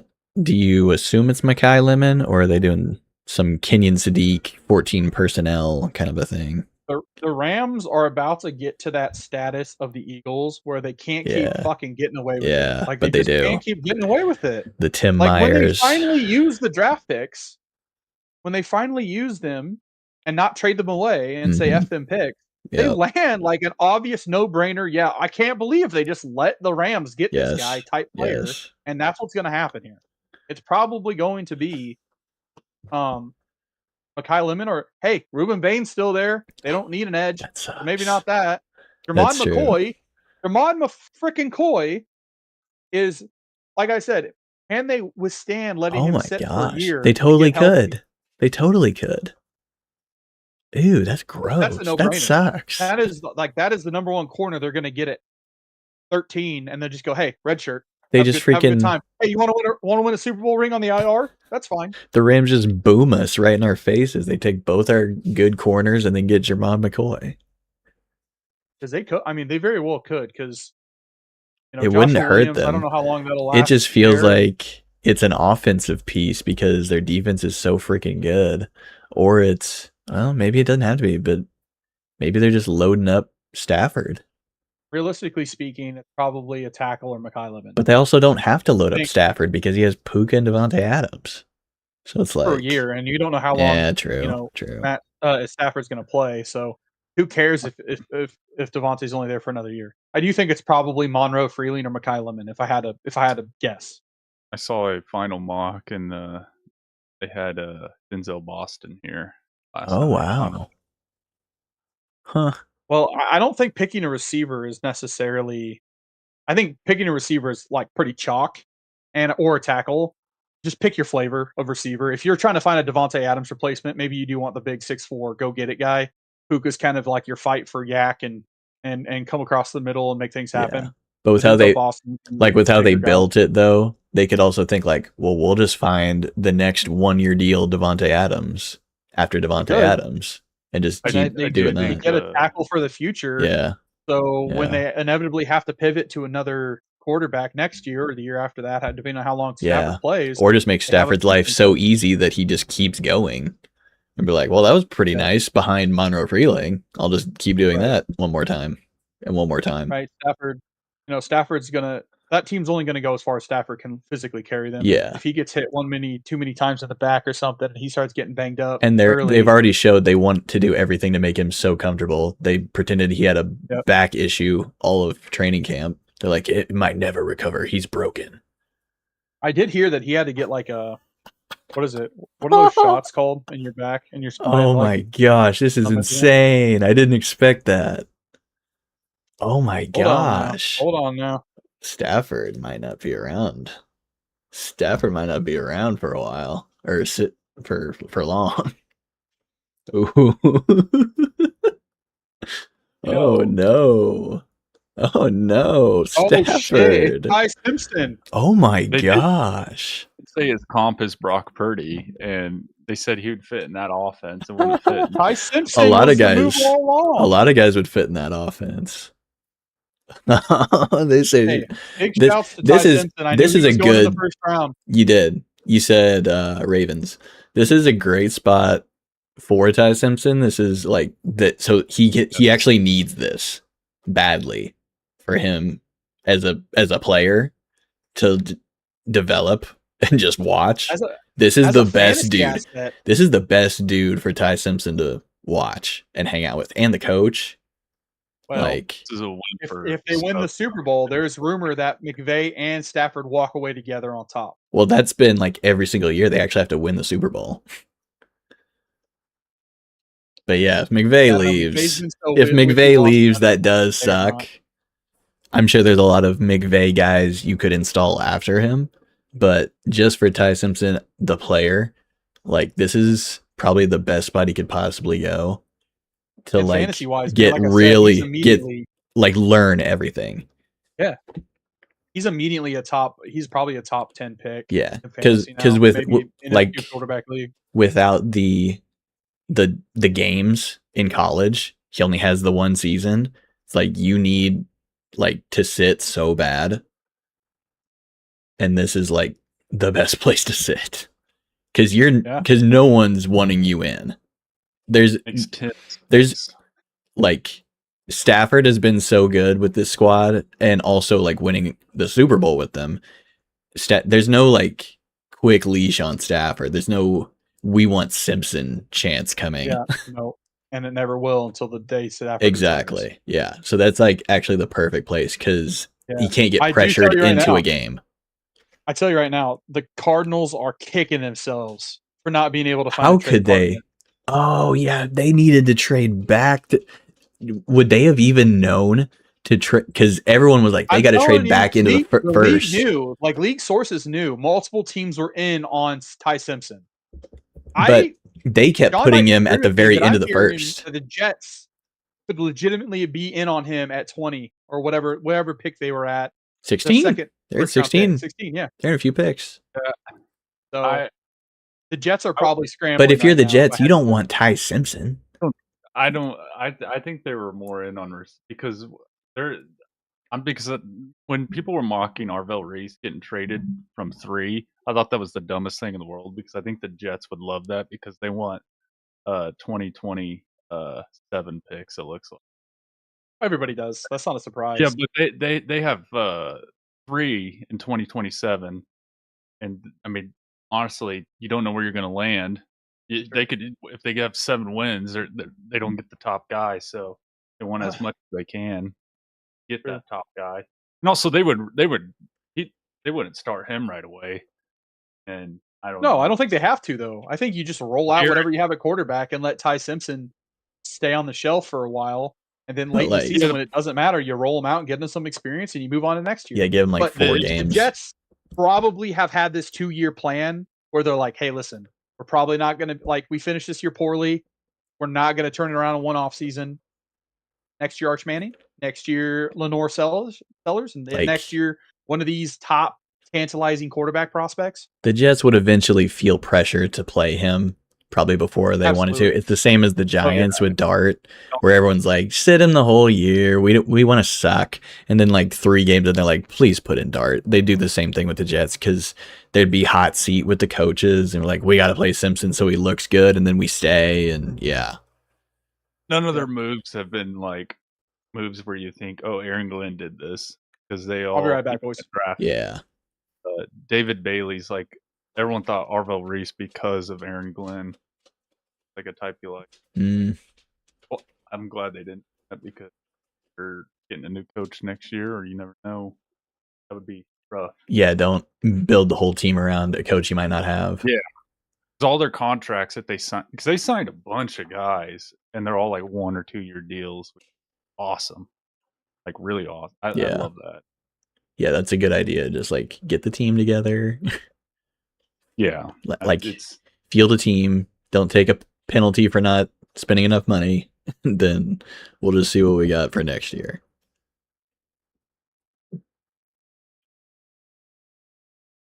I just don't know who they would get at 16.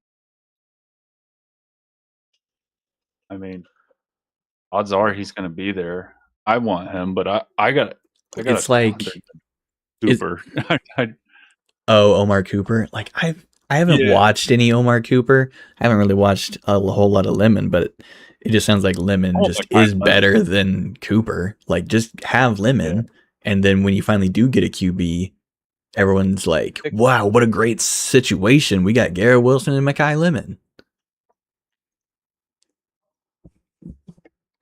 Bro, this Ravens with like the chalkiest. Oh, you could join ESPN. You could probably switch to NFL Network. Switch to one of those. Switch to one of those. See if they're faster. Ravens got their guard. Talk about a tornado coverage. Yeah, I see that. Do I have NFL Network?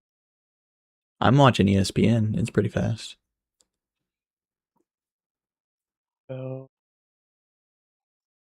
Tornadoes. So. We got tornadoes around here?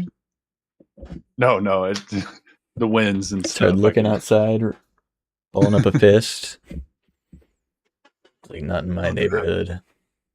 Not when the Jets have 2 first-rounders. Not today, God, please.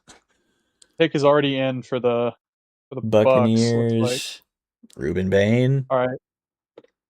Way Rams better. Simpson. Way better than our Akeem Mesidor dilemma we were having. I'm keeping up the live mock draft here so I can. Could be Bain. Oh shoot! Wait, oops. Could did Did Bain go already? Am I just not watching? Right. Yeah, the Dolphins got. Sure. And Simpson to the Rams, and then we got Ione to the. Oh yeah, dude! Oh my God, Ruben Bain is gonna be a freaking Tampa Bay Buccaneer. That's insane. They can't keep getting away with it. And like that might be all they need to win the division because they should have won last year, but everybody got hurt and they still almost won. Also, like I'm kind of to the point now where I think going back to the Rams pick, I think they should have traded back. Well, not maybe, but also like I think this is a sign that like the organization has had a long conversation with McVay, and we're like, hey, you're here for a while, right? You're actually we're gonna squash this. That would make sense, wouldn't it? Why would he just leave? Let's stop talking about it. And if we win a Super Bowl, we're giving you a guy that can replace Stafford. And when he leaves on top, you stay and you have a chance to continue being productive and having a talented team. It's always been weird. It's always been weird for him to be like, I'm retiring at 40. Like, I understand it. I would be done working. But for him, he's so good. He's so good. Like, why quit? He's one of the best minds in football. People think he's like some like savant, and he is. He has like a photo, like an identical memory. He can remember everything. Yeah. It's incredible. But also, I was hearing rumors like they were going to offer him absurd money to join the Amazon Prime broadcast last year. That makes sense. Of course, Bezos is like, I'll give you all the money. Yeah, Amazon. I don't want to say the number. I think it was like $100 million contract, something crazy. I believe it. More than because he's young, he's attractive. People know him. Yeah. He's a genius. He is like a football savant. Why wouldn't you want that on the broadcast? Yeah. But yeah, I think you're right. Like that would make more sense that they're like, okay, McVay is staying. Let's get him a guy that he can work with for 1 or 2 years before Stafford's gone, and just have him ready to go right off the bat. It's very Packers, Favre to Rodgers.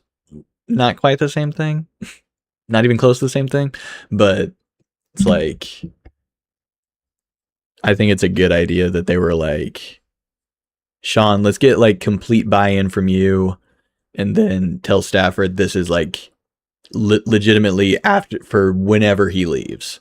Just tell Stafford, be like, we're not putting this dude in. We're playing Matt Stafford, and whenever you want to leave, we'll have Ty Simpson, and that's all we're planning for. Yep. Right, John. Do you think Now that we're getting close, At least that's what Jay Glazer said. you took David Bailey at 2. I think I've seen their pick already. Is for who? The Bucks pick? The Jets. Oh, The Jets. so I'm behind. Well, it's not like not yeah. happened. I just happen to see the notification because I get notifications from a particular. This is like when we were at the draft in KC and we're getting spoiled on site. Is this Pretty Ricky the dog? Is this the dog Twitter account you're following? No, this the is goat. He's the goat. Connor Hughes, the Jets NFL. Oh shit! I just saw it too. Did the Jets get Mekhi Lemon? The Jets got Kenyon Sadiq. They did. Yeah. Oh, that's awesome. That's crazy. That's awesome. So Bane goes here. It's the same idea, though. It's the same idea that we were talking about. Yeah, and then the Jets goes to Deke. They drafted a tight end in the second round last year. Oh yeah, they got Mason Taylor, and they're both not like blocker tight ends either. Oh, Mason Taylor is also. Let's be clear. Mason Taylor is a tight end who can block. He is not a tight end that is a blocking tight end. He is a tight end that can block. He's a receiving tight end that can block. Sadiq is a receiving tight end with athleticism that can block. Sadiq's not blocking anybody. No, from what I've seen, like on some of the tape I've watched, he's a willing blocker, and he's athletic enough he can do that. Now in the NFL, I don't care if you're a willing blocker and athletic. You have to have some junk in the trunk and some meanness to you to block at the NFL level against these edges. Dude, I'm not saying Ruben Bain looks so strong. Ruben Bain looks so freaking strong. His arms are only so long, so all that mass has to go somewhere. And his whole family got like matching suits and glasses. They look like the mob. They look like the mob. That's awesome. Oh, he's like Hall of Fame. I don't know how this guy's not. He also has that receding hairline, so you know he's going to be like really good. That means he has way too much test and like. That's right. That's right. The MDT or whatever is blocking all the hair receptors. We traded up to pass on a Hall of Famer. Dang it! Oh my gosh! Oh my gosh! This guy might be like the best thing we've ever seen. Bro, did you see his? He's either so good or so bad. Freshman season there. He had a perfect lineup his freshman year, and by the time he graduated, dude got he's got the cul-de-sacs all the way back to the middle of his head. And he's not Akeem Mesidor. He's just a regular senior. Well, Akeem Mesidor is 25, just 25. Like, and Ruben Bain's just like 22, isn't he? 21.6. He's still 21 years old. 21 and a half. Is he early declare? He only played 3 years?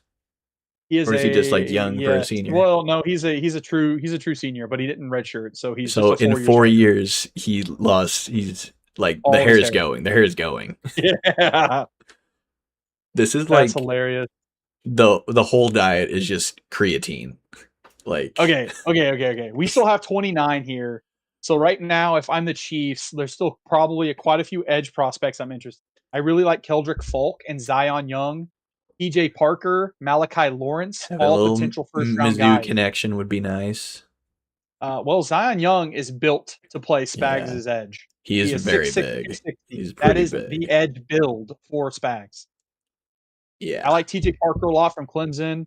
TJ Parker was super hyped last year, like going into the last season. So like, there's some talent there. My hot take. And this is not it's not really a hot take. It's a pretty if you're plugged into the draft, a lot of good mockers have Malachi Lawrence going in the 20s. A lot of them. Okay. And he's a ceiling play edge. Oh, I would not who'd he play for? Put it past UCF. I would not put it past the Chiefs to do this small school, high ceiling, high motor guy pick like they did with George Karlaftis in the 20s and do it again here. I see. I think George was like pick 18 or something, and then I think Trent was our 20-something pick. So it went Trent and then George. Yeah.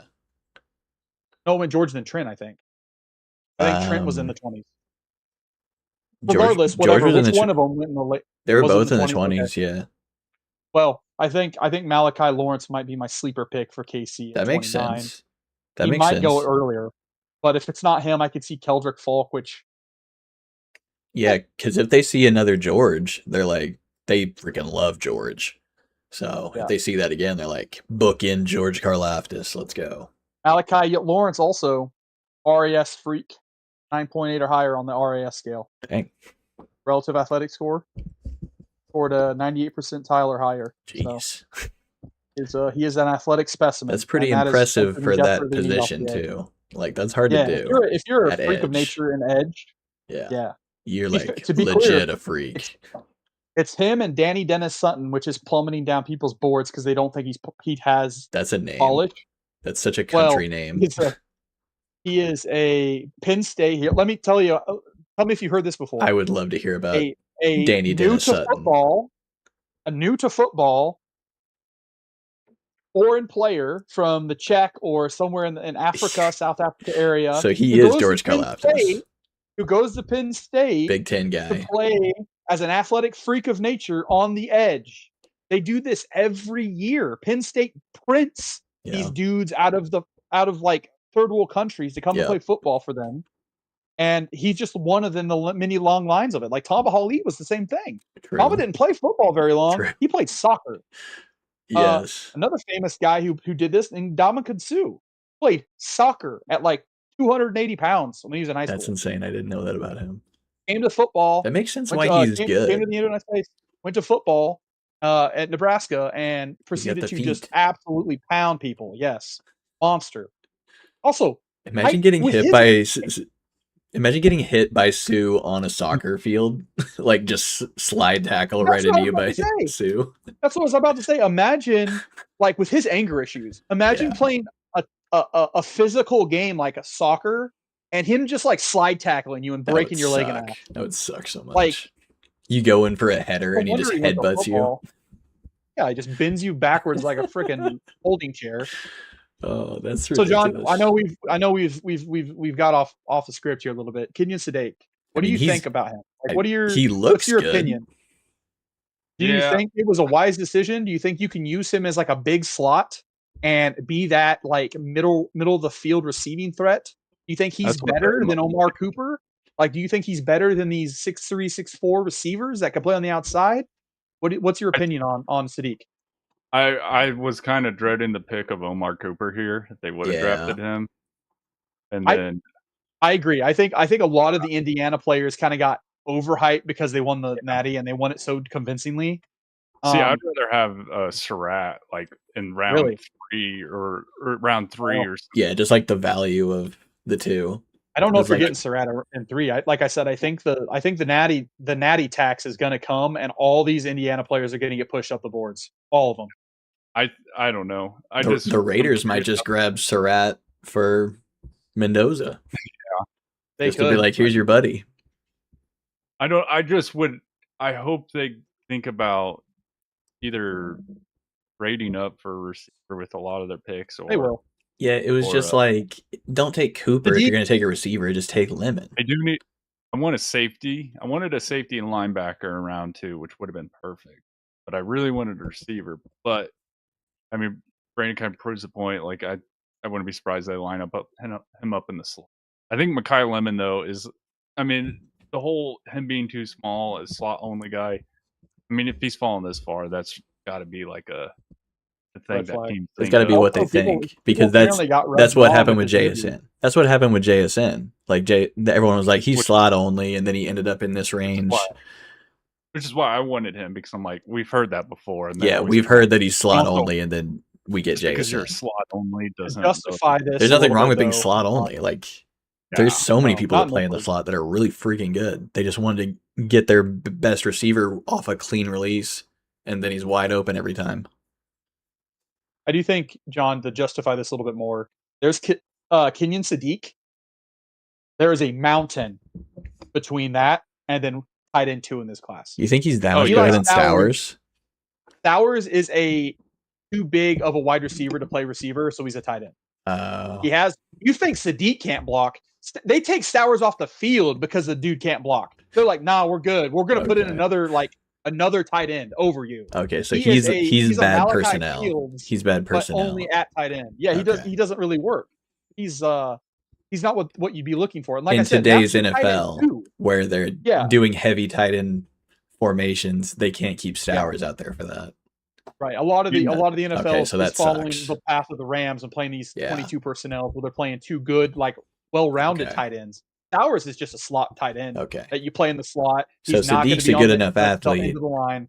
He like Sadiq's just such a good athlete. Everyone's like, he's big slot, that's it. But he's actually can block people, so he gets overshadowed Well, I on think like the this is blocking a skill. starter. So now you have Mason Yeah. Taylor and Sadiq, and you can run those formations.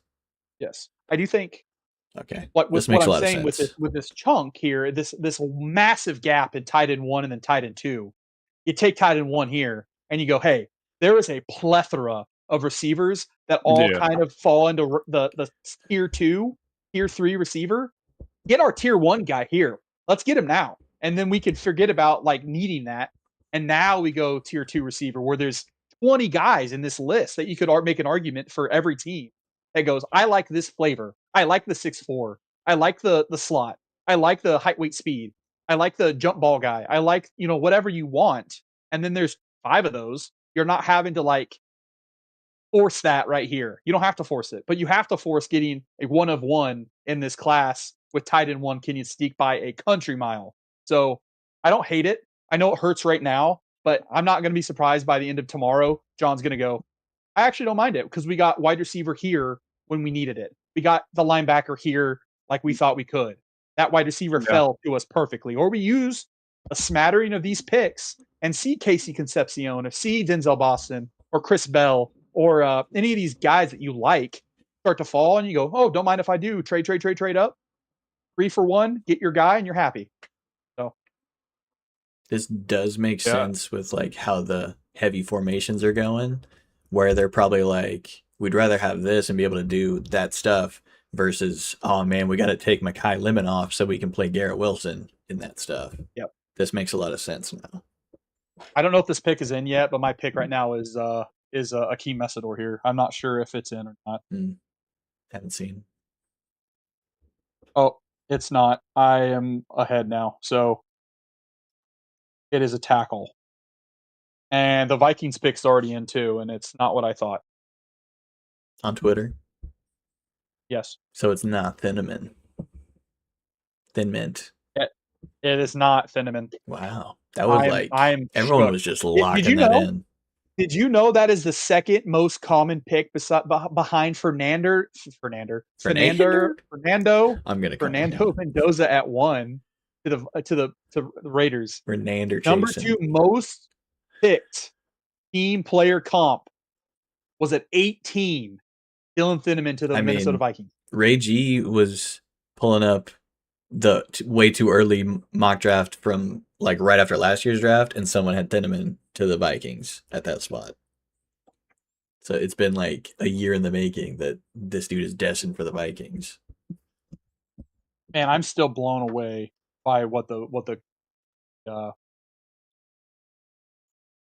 Buccaneers got there at 15. Blake Reuben Miller. Bain is a steal at 15. They just hang out too. They weren't even like, let's trade up and get him. They're just like, we're just gonna hang out and get Reuben Bain, like known mobster family apparently. And he's just gonna show up in Tampa Bay, wreck shop for us. So this next pick here, now that you know who it is for the Lions, Yeah, I do think Miller. it made a ton of sense here that Blake Miller went to a tackle went to the Lions. Yeah. I thought everyone thought it was Proctor. He went higher, which is interesting. It was still tackle. It was Messidor or tackle for me, and I thought it was Messidor, but 25-year-old rookie is not something you want to do at the top half of the first round. Yeah, so, you guys were talking about it yesterday, and it just made a lot of sense that they'd hold off on him. They're looking for a little more potential, like a little more improvement potential. They called me a madman. They call. I felt like Blake Miller was going to be a top 20 pick. It's falling perfectly. I mean, I don't know how you could argue against it. Like, I guess because he didn't like wow you with his athleticism. But the dude, like, he started 4 years for Clemson at right tackle. 4 years straight, never missed a game. That's impressive. He's pretty good to me. Yep. Yeah, John, as soon as you did your trenches report, Every show I listen to after that, they're like, the tackles are gonna go, and once they're gone, you don't want another one for a while. It's like every single dude said this. I was like, oh my god, he's so plugged in. It's true. We There's got like 5 or the 6 trenches guys. guy on our squad. Yeah, there's like 5 or 6 tackle guard hybrid guys in this class. There's probably only 2 or 3 true tackles in this class that are like worth it in the first, and then there's a couple guards. So I would see probably 8 to 10 linemen drafted in the first round. So I would be expecting a run here very quickly. I would expect to see a lot more go here very Who very the soon. heck is Caleb Banks? He's the super freak athlete, defensive tackle from Florida. He's the 350-pound guy who's kind of built like Chris Jones, but he got flagged for like repetitive foot injuries, and then guess what happened at the combine, Derek? Did he hurt his couldn't foot? complete it because he did something to his foot again that's going to require another surgery. Oh no! So it tanked his stock. Dude, he went from like defensive tackle 1.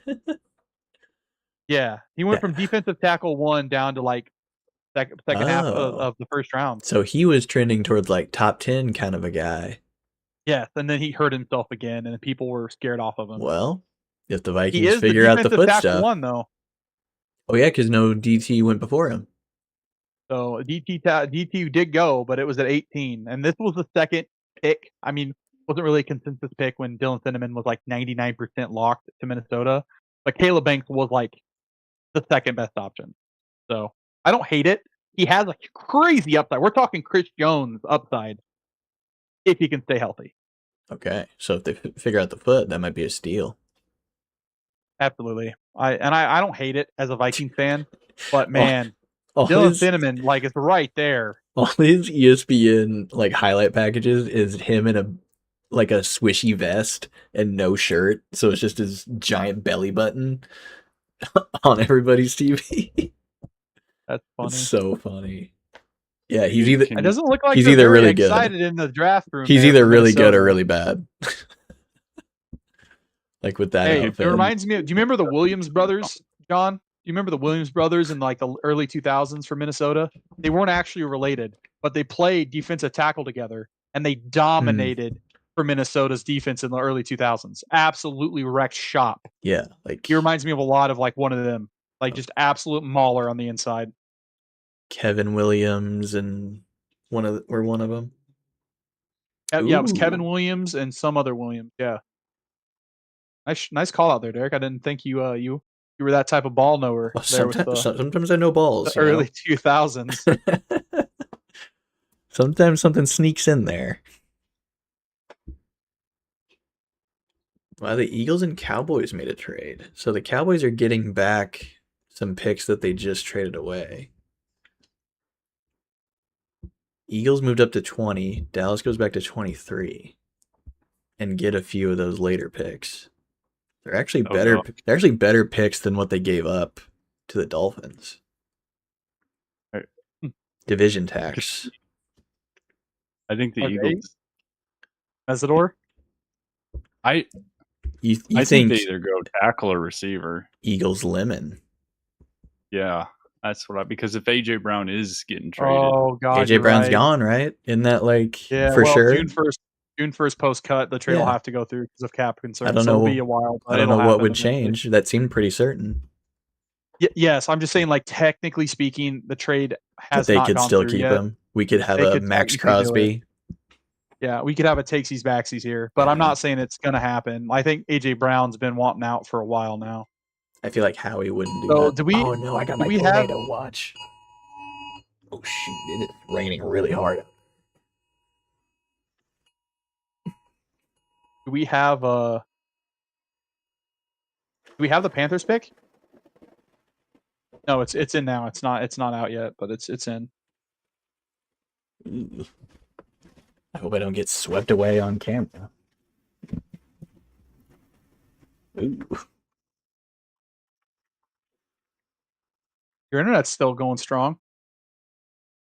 Mine's been taking a hit, I can tell. Warning in this area until 9:45 p.m. Take shelter now in a basement or an interior room on the lowest floor of a sturdy building. If you are outdoors in a mobile home or in a vehicle, move to the closest substantial shelter and protect yourself from flying debris. Ooh. I'm gonna let you guys run this for a second. You Absolutely. guys, Take you care guys- of yourself. You guys are in charge. I'll just let it run.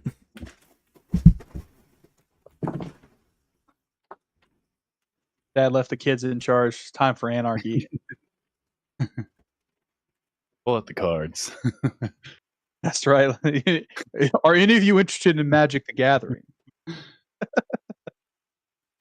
Yeah, John. What do you think? You have the update on the Panthers pick? I'm not seeing anything just yet. I haven't touched, but my entire feed every time I re-scroll is just Jets stuff.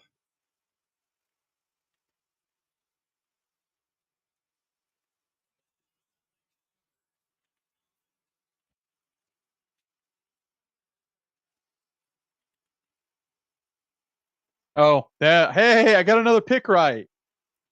Let's go. Player, position, pick, team, and all. Yeah. They needed that bad. They did, and I think they got a steal there. I think he is the number one highest ceiling left tackle in this class. So good for them. Good for them. Stairs, boys. Stairs.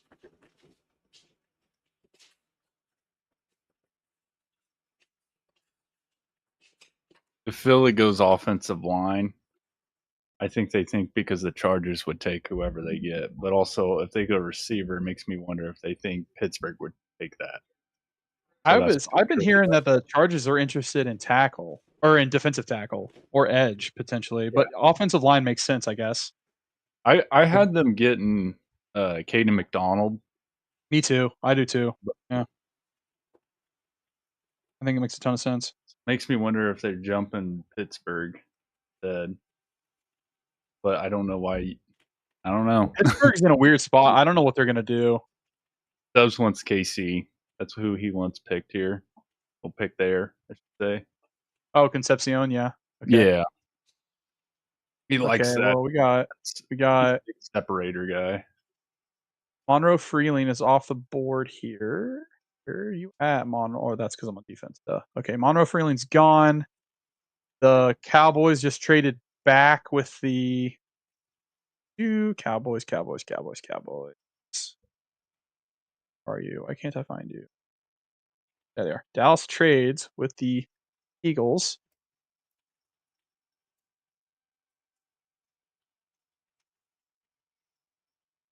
Yeah. 20 for 23 and some other stuff. Yeah, Kai Lemon.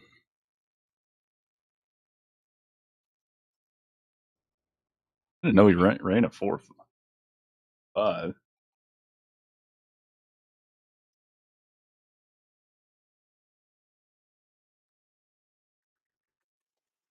So they were trying to jump the Steelers, I imagine.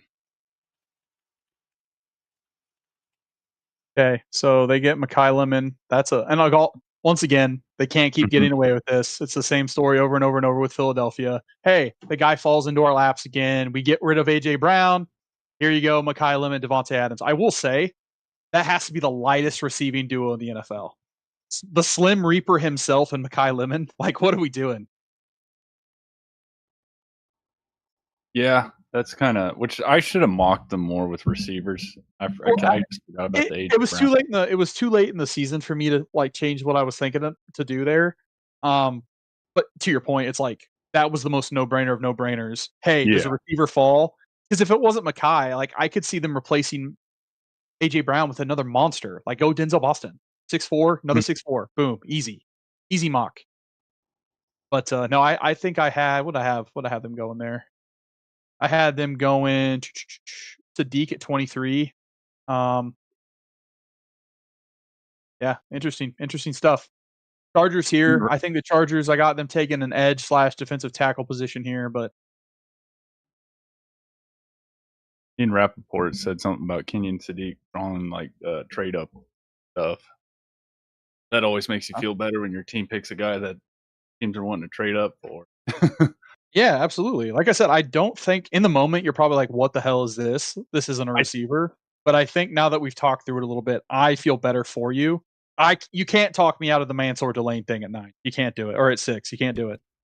Yeah, the thing But I just was a little iffy. I just don't like wasting the pick on Mason Taylor, essentially. But if you, I mean, you can play them both. It's just, you know, my doesn't. my Twitter is blowing up with you can't keep like when Howie Yeah. Roseman calls you, put the phone down. Do not answer. Stop answering the damn phone. It's like he has dirt on all these other GMs. You know what I mean? And he's just like, "Hey, do this trade. I'm going to leak the something way worse than Vrabel and Deanna Rossini, something like that." You know? And I wanted Lemon mostly at 16. So I don't know. I hope he really turns into a slot only guy. Well, yeah. You wish nothing for the best when he's on your team, and you hope nothing for the Yeah. worst when your team doesn't get him. How it goes. There's another guy on this USC team that people forget all about. A guy, well, 2 of them. At one point in time, this USC receiving core consisted of Mekhi Lemon, Jacoby Lane, and Zachariah Branch, Yeah. all 3 of which are going to get drafted in this class. Do not be surprised when Zachariah Branch or Jacoby Lane goes way ahead of projection because Mhm. people remember Zachariah Branch, the All American. People remember Jacoby Lane, the All American. So I know they didn't do a whole hell of a lot this year in USC, but that entire organization did not do well. No, yeah. Did not live up to the hype. So,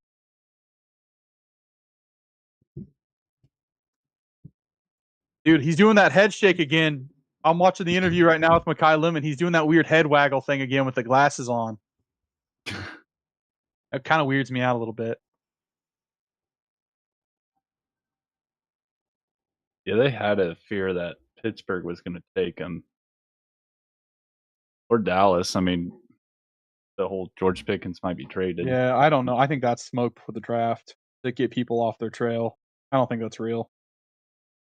They're gonna bring back George. He carried them when that team needed him to. Yeah, that's why I was weirded out. He did sign the tag. Damn, people are dogging on the left tackle pick by the Panthers with Monroe Freeling. I was like, what a hell of a pick, but unfortunately, Bryce can't see over his 6'7" left tackle.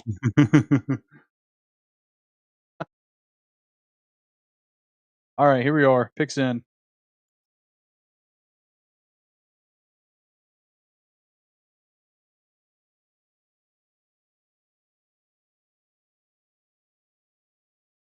Derek said, as he's sheltering in place, said Mekhi Lemon is doing the Hulk Hogan Hulk It Up right now on live television.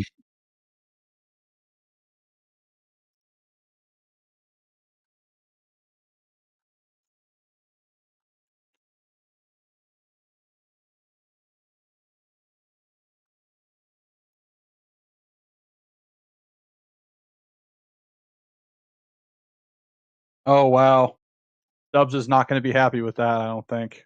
Maybe he will if he's a trench guy like you and I are, John. But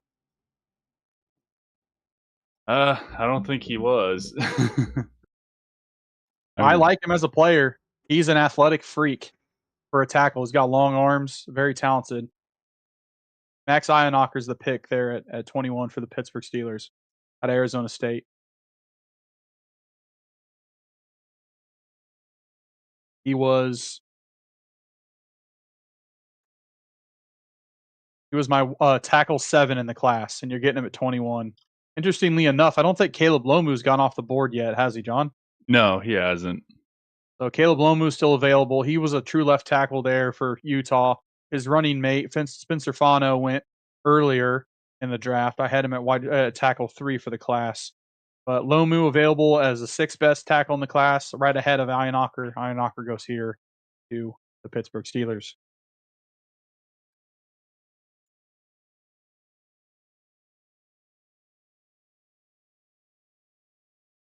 Got Yeah, do you got Stubbs for a live reaction? Can you pound I, his line, see what he says? I was talking to him earlier about it. I mean, what I say? I said We've been joking around with each other. He's been joking with me, the Jets picking Bailey, and I've been joking with him, the Steelers picking Simpson. We both didn't want either of that.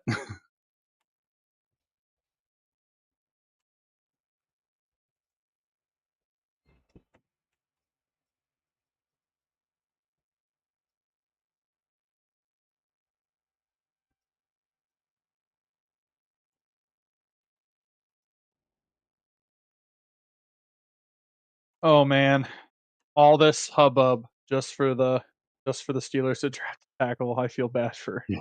This reminds me of me standing for like 6-7 hours at Kansas City's live draft, just sitting there waiting to have the last pick in the first round, and we take Felix Anudike-Uzomah and just absolutely bum. I was devastated.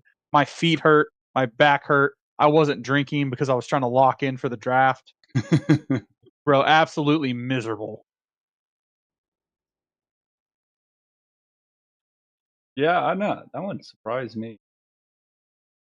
That one there did. I know a lot of people have them going guard for the or trading up for the Penn State guy, which I didn't think would happen, but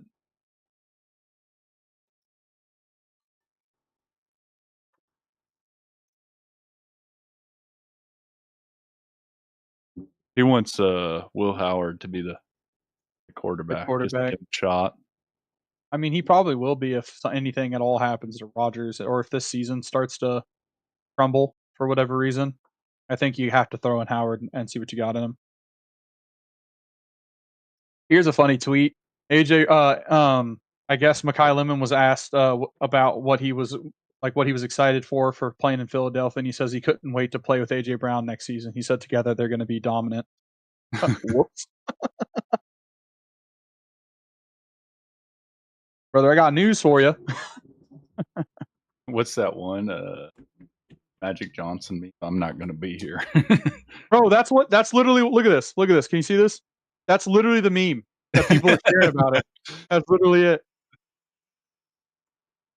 That's all that's on my timeline right now is just this AJ Brown, I'm not gonna be here meme from Magic Johnson. Which that was crazy. I'm not gonna be here.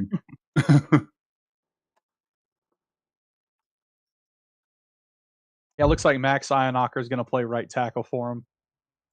I'm excited for pick 33. That's like the I don't know. That pick is like gold a lot of times.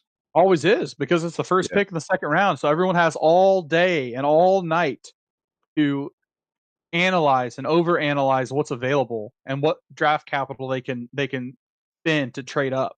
33s, I think 33 is more valuable than 30, higher 32, 31. Because Yeah. there are sometimes people want to sneak up back into 32 because you get that 5th-year option locked in with a first round pick.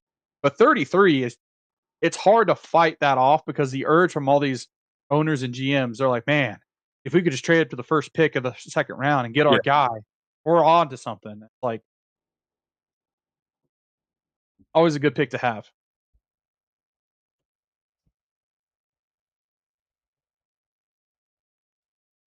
It's starting to pour rain over here now, John. You hear it hitting the side of the house.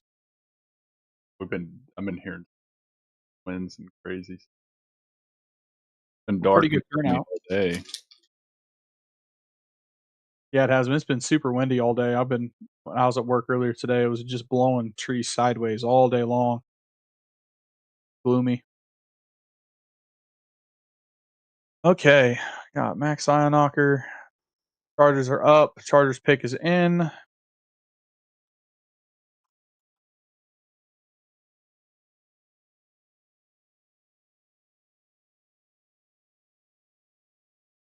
Oh wow, the Chargers did it, John. Akeem Mesidor's slide stops here. Jim Harbaugh said, "I don't give a shit about a 25-year-old rookie." Yeah. I was gonna say that doesn't surprise me too much. No, he needs a guy that can get after Bo Nix, get after Patrick Mahomes, get after Fernando Mendoza. You need pass rushers in the AFC West real bad. And so they got a good one there in Mesidor. I know he's older for a rookie, but he's ready to go right now. He's going to start day one for them. Khalil Mack's a lot older, so Yeah, you can't rely on Khalil for much longer. I mean, he's still talented and very dominant, but yeah. yeah, you gotta get a younger replacement in there and get him some breathers. And I think Akeem Mesidor can do more than just that. think he can play as the running mate across from him if he has to. Or who else they got there at edge? John, do they don't have Bosa anymore? Do they or do they? I can't remember. Yeah, I think he's a free agent.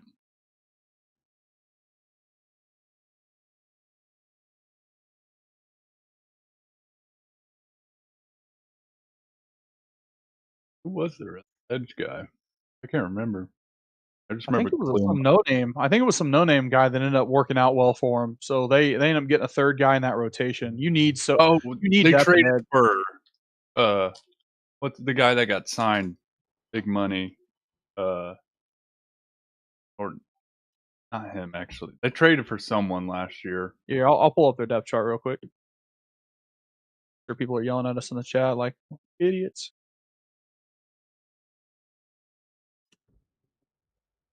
Even in the AFC West, and I don't even remember. Yeah, they traded for Adolphe Owe last year, Oh yeah, Owe, yeah. and then he signed that huge $100 million contract. They got Tuli Tulopu as well, Russian edge.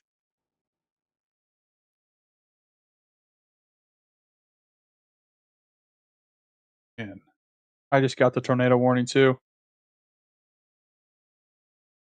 trying to see how long before we get it, too.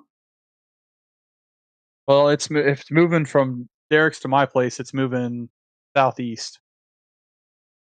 I mean, So it's moving away from you guys. It's already Yeah. the worst has probably already happened to you all.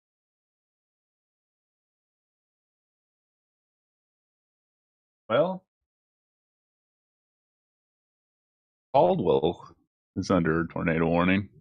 That's not far. Very close.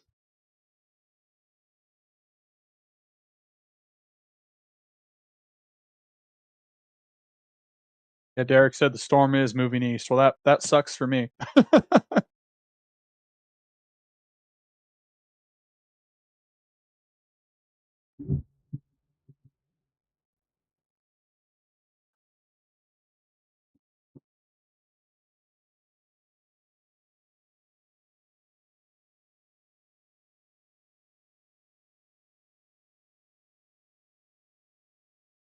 Do you like the 8-minute change from 10 minutes on the draft?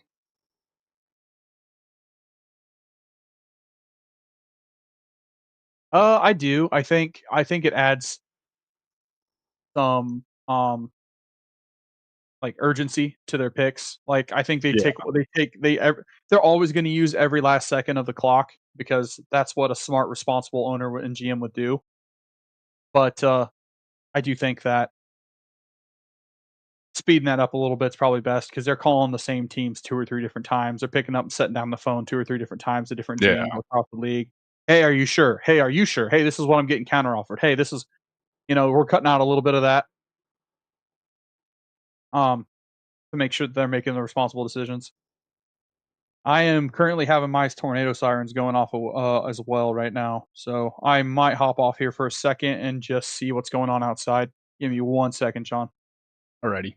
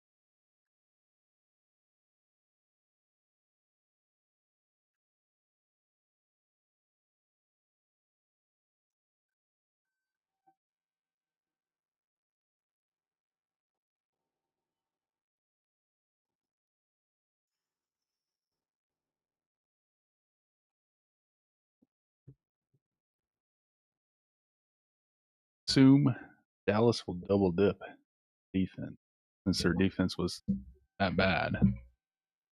Could score 100 points on them per game, unless you're the Jets.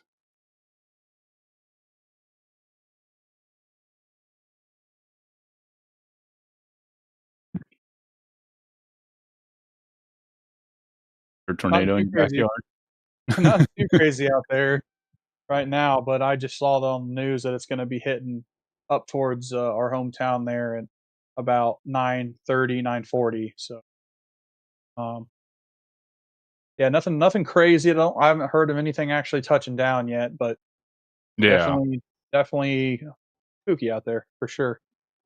Sirens are going nuts. Scout's just sitting there outside the window, staring outside, looking at the storm happen, and then I tried stepping outside the back door to go see what was going on. He's like, "Oh, can I go out there?" And I'm like, "You do not want to go out there right now."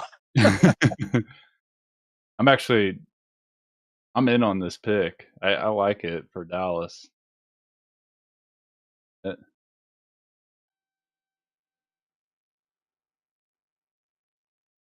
For what's left on the board, I'm actually okay with that if I was them. They're picking right now. Hold on, let me see.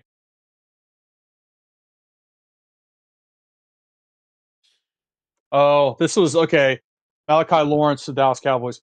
This later, like I think yesterday, maybe even early this morning. This was like the trending hot pick for Dallas. Yeah. He's the guy that I wanted really bad for Kansas City. There is some comparisons to a certain man that used to play for them in terms of like build and potential. So, not saying he's going to be that, but yeah. Hold on one second. I'm getting some member calling me about this.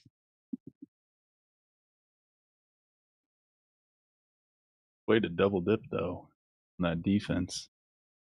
Figured they would, but there you go. They got depth chart: Quinnen Williams, Kenny Clark, Rashawn Gary, Malachi Lawrence, Caleb Downs,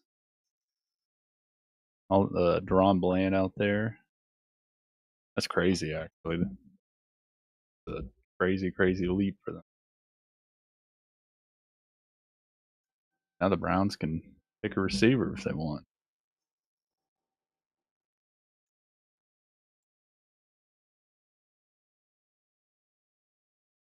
Maybe they could go more trenches. Wouldn't be a bad idea.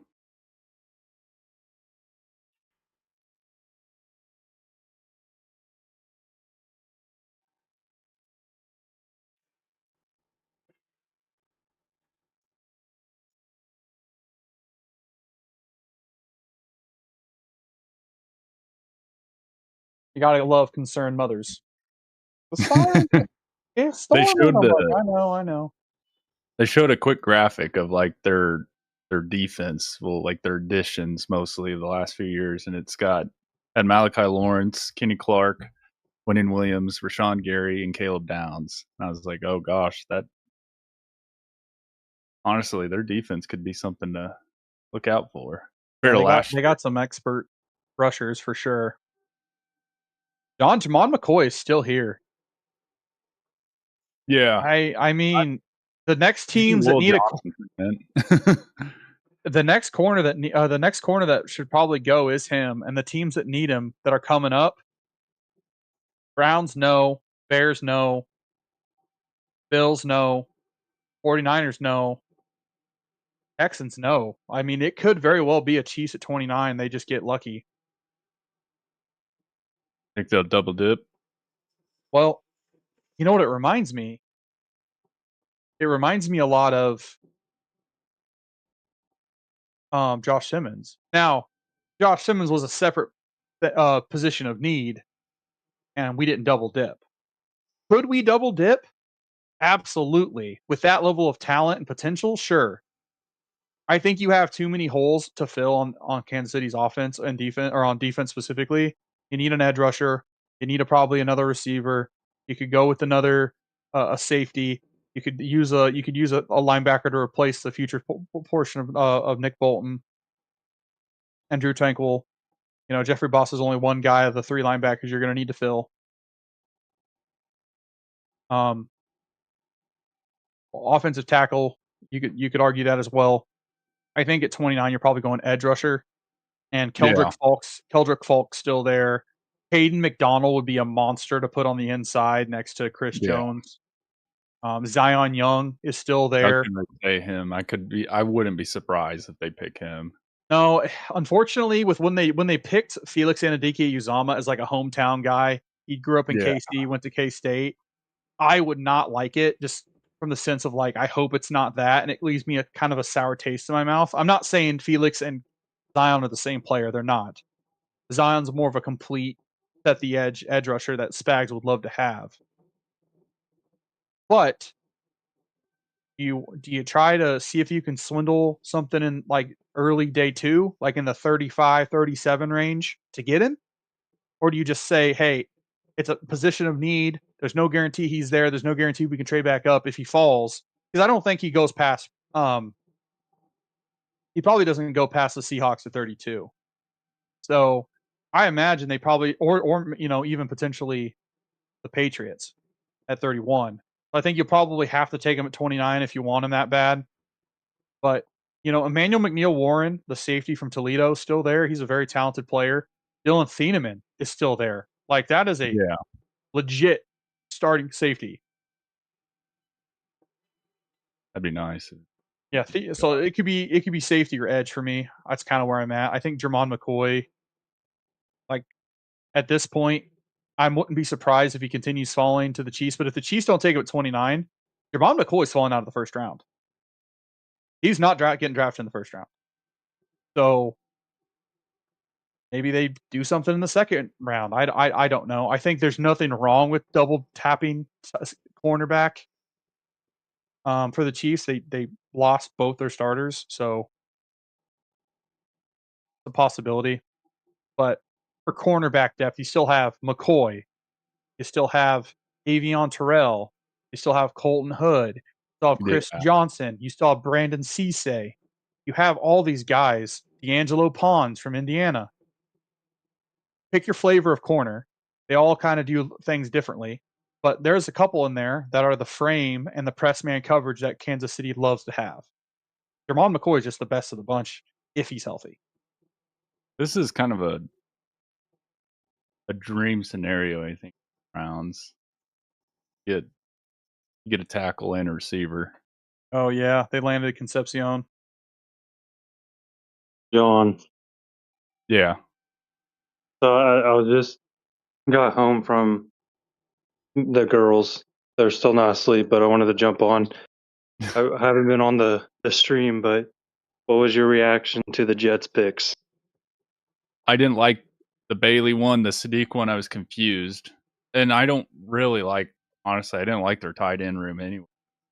I just don't like picking a tight end in the second and then picking a tight end in the first the next year.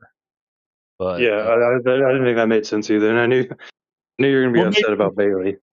what made me feel better about the Bailey pick is like Reese fell more and more and more, and I'm like, okay, well, It definitely makes you feel justified in the pick. the guys in the suits probably know more than me, Right. So, but I don't. I mean, I thought Bailey would be good. I don't want. I want a 3-down player. Gonna have to become that. Yeah. He's gonna need to put on some weight or at least get in the weight room to make sure he can set an edge. I was fearing he'd be too much like Will McDonald.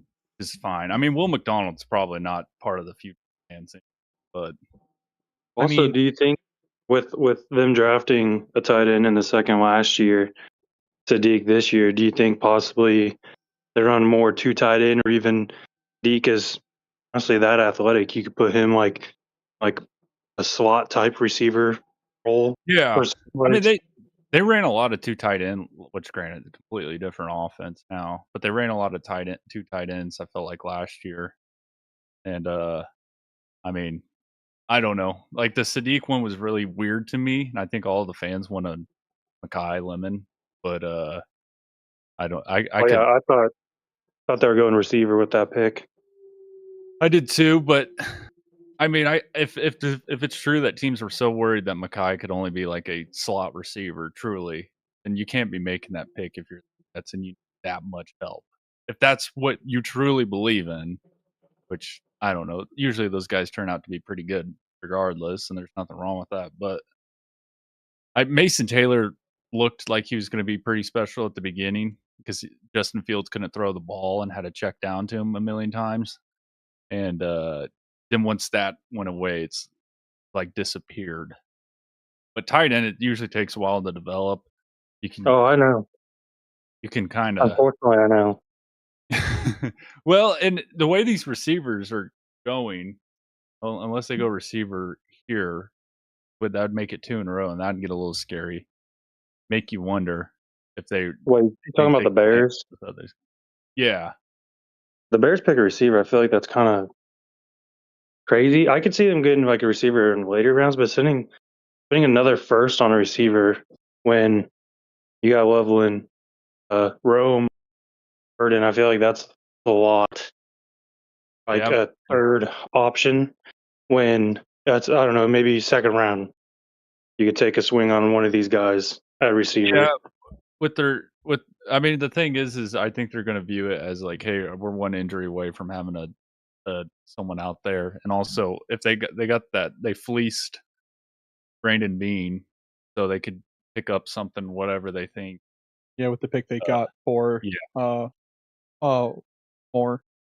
I think if you're them, you got to pick the guy you think is the best. I mean, well, no matter what position. To your point, John, we were talking about it earlier. Dalton, I know you weren't being able to be on the pod earlier, but we were talking about that. It's like you got to think about it this way: 2 tight ends kind of dominating the league. Jets already ran it. I think a lot of teams as a copycat lead. They're gonna try doing that as well. Sadiq is a big slot. You can put him in the slot. You can block on the inside of the attached to the line.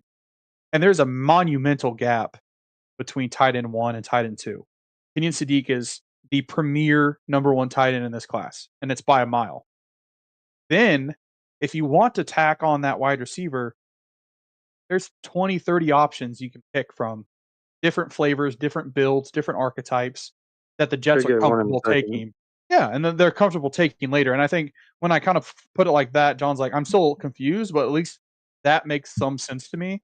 They felt like getting that 1 of 1 in this class at the tight end position was more valuable than getting their pick of the litter at wide receiver. I don't know how you feel, John, but I think A.D. Mitchell still has potential, especially with that size, like how tall he is in speed. Maybe they think they can still work with him. Yeah, I do think so. I mean, him and Gino already keep getting together. Well, yeah, they traded for him for a reason. They asked for him to be in that trade. Bears pick is in, boys. We'll say this. It's one thing I'm just forgetting about is Frank Wright being the offensive coordinator when he was in Philadelphia. Right back. There was Hurts and Goddard, so maybe that's something to it.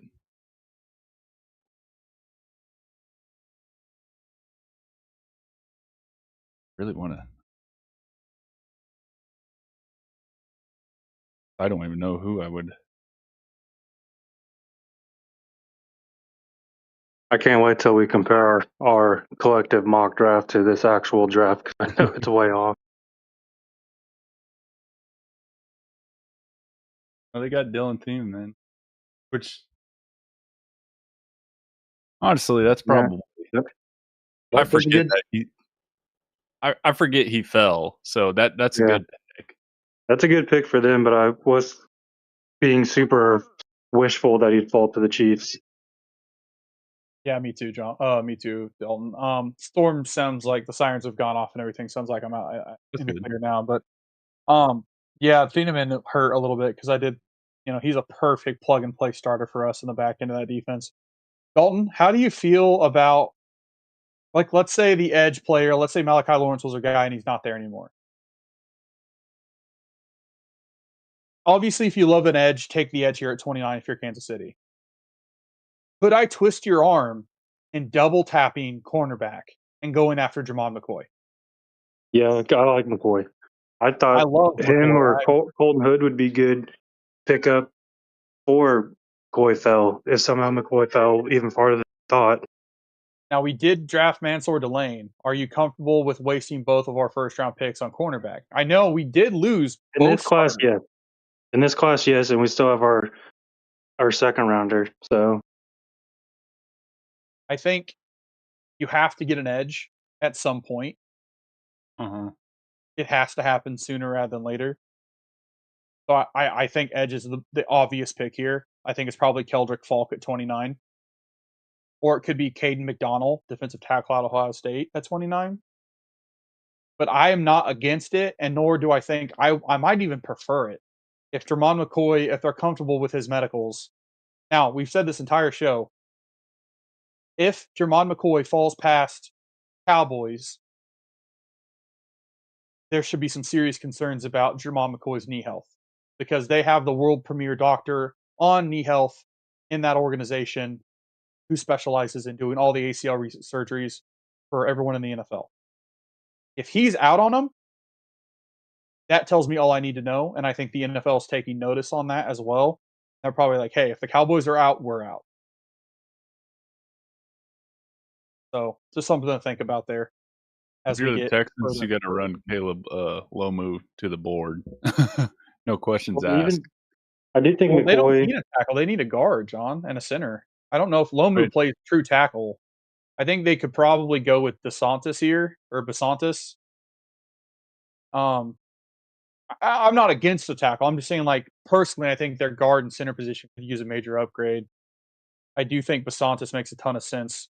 But if you want Lomu, go get him. Like I don't he's the last of that upper echelon tier of tackle in the class. You might as well go get him. But I tell you right now, John, I don't think he lasts that long. I think he goes probably the 49ers at 27. I think they get sniped right in front of them because the Niners need a plan, a backup plan for Trent Williams when he retires. I can I was see that. fixing a bottle for Marley, but I was going to go back to the Chiefs pick. I don't know if they should take him this high, but I feel like Cassius House. So even if they corner at 29, but then him in like the second, I'd be pretty fine with that. I think Cassius probably gets sniped at 31 by the Patriots. He's just a Patriots player. He's a stand-up outside linebacker rusher. I just don't see it working in Kansas City with him to play him truly on the edge. But Yeah, no, if I'm you want not saying to he's have a great specialist, scheme fit. He's just a personal favorite of yeah, mine in this class. he's definitely Uh, talented. I just don't know if he fits what we want to do. San Yeah. Fran just swapped with Miami. Oh, Miami's back up. Maybe they're going after Lomu. Who'd they get in the early picks here? They got Spano. Did they? Oh, No, okay. they didn't get Spano. They got No, they got Caden Proctor. Caden Proctor. They got a tackle, so maybe they go bookend tackles and go Lomu too. I could. Or maybe See they them go going back up and receiver. they trade for another key position, get Omar Cooper, another receiver option, maybe if it's not Cooper. Denzel Boston makes a whole lot of sense as well. Or Jamar McCoy. Yeah, they didn't take a corner, so maybe they just go, "Hey, we're going to be asked for this year anyway. Let's let Jermon Yeah. McCoy, let's let him heal up, and then let him They went show guard. out next year."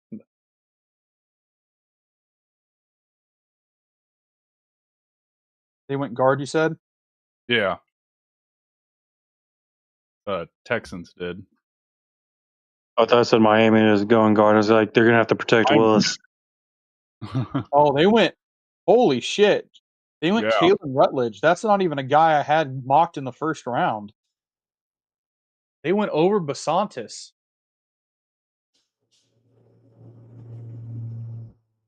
Yeah, Kalen Rutledge was like the third guard on my board or the fourth guard on my board. Ione went one already. He went up to the Ravens at pick 14. But yeah, I had Basantis and Pregnon well above, like well above Kalen Rutledge. That's crazy.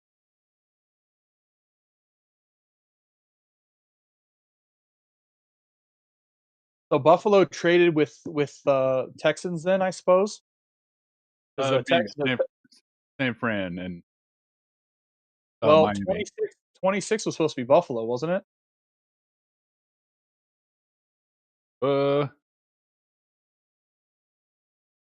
don't know. Yeah. 26 was supposed to be Buffalo.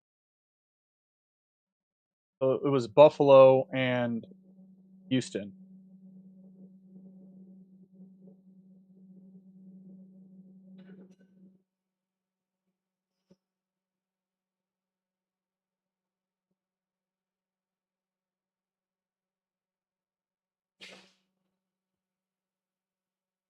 Right back. Gotta go.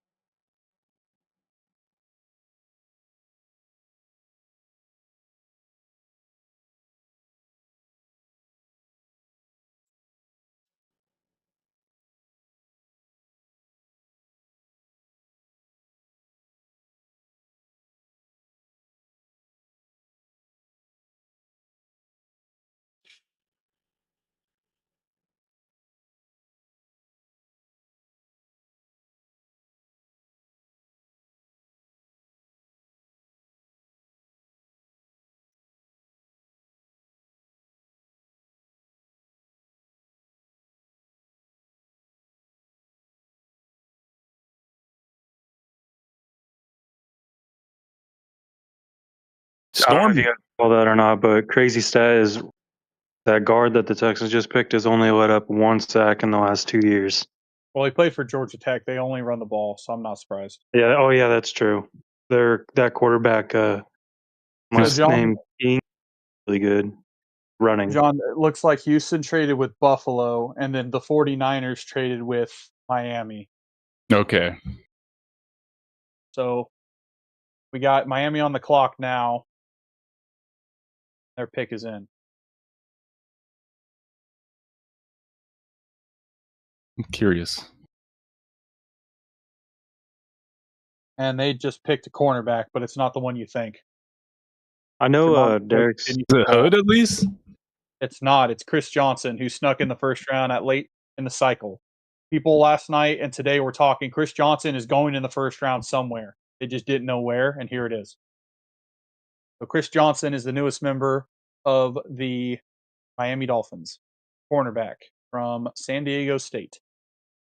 I don't know if you guys know this took answer over or not, but Guys. I know we can't go like the actual draft. But if Derek was here, could he have pulled up like the NFL draft tracker on the website Yes. just so I'm then it just would name doing the picks and stuff? I'm doing a mock draft right now where I'm making the trades and stuff. I can share my screen if we wanted to, but yeah, we got Chris Johnson going to Miami. Like I said, they took him over some really talented corners there. They took him over Jamon McCoy, Avion Terrell, and Colton Hood, and then Brandon Cisse is kind of like in that ballpark. So very interesting decision there by Miami.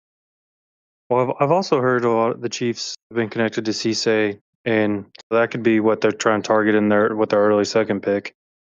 Yeah, I know they still have their second as well. They get no, John. They are Dalton. They traded 40 away. They traded 40 away in the trade up to 6, so they don't have 40 Oh, anymore. I thought it was their third and a fifth.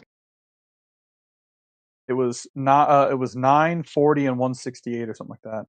Or no, it was Oh, okay. 974. It might have been 974. I was gonna say if that was remember. 40, that would have been a Please. I still think we could have got him at 9, the Chiefs. At least they only traded picks this year. I would have been upset if they would have traded picks next year. I know we've said it a million times. I think next year's draft is just so deep. You don't want to really trade your picks unless you're getting like a bona fide top guy.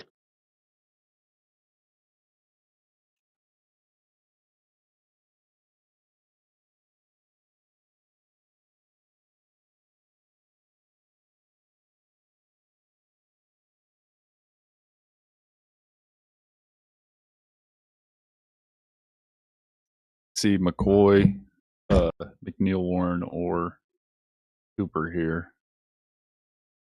for the Bills. I don't know which one they would go for, truth be told. Can you imagine if the Chiefs traded right in front of the Bills again and like sniped the guy that they wanted, like they did McDuffie?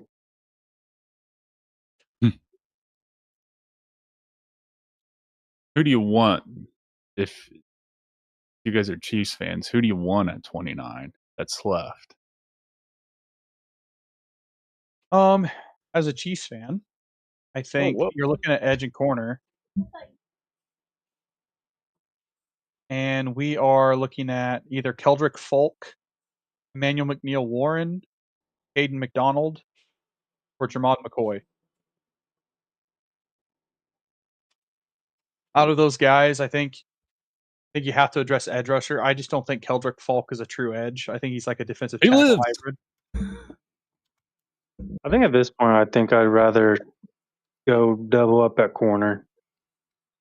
I would love Jermod McCoy at 29 here. Can't kill me that easy.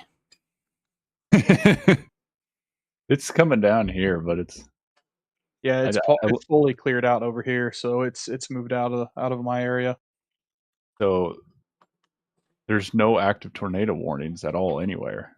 So that's good. Oh, but there was a big lightning and thunder. Yeah, I just heard Sarah. Who'd you say? Yeah. Sarah, who do you want the Chiefs to pick? Oh, Chris Johnson just got picked. She said she has no idea. That's what I said. Chris Johnson's been the pick, Dalton. Magic Mike trading up. Sorry, I've been feeding a baby. Caleb Lomu for the Patriots. Wait, is that confirmed, or are you just saying that? Yeah, I see it on TV right now. Yeah, they traded with the Bills to get it. Amazon. Jeff Bezos has all this money, and I'm behind.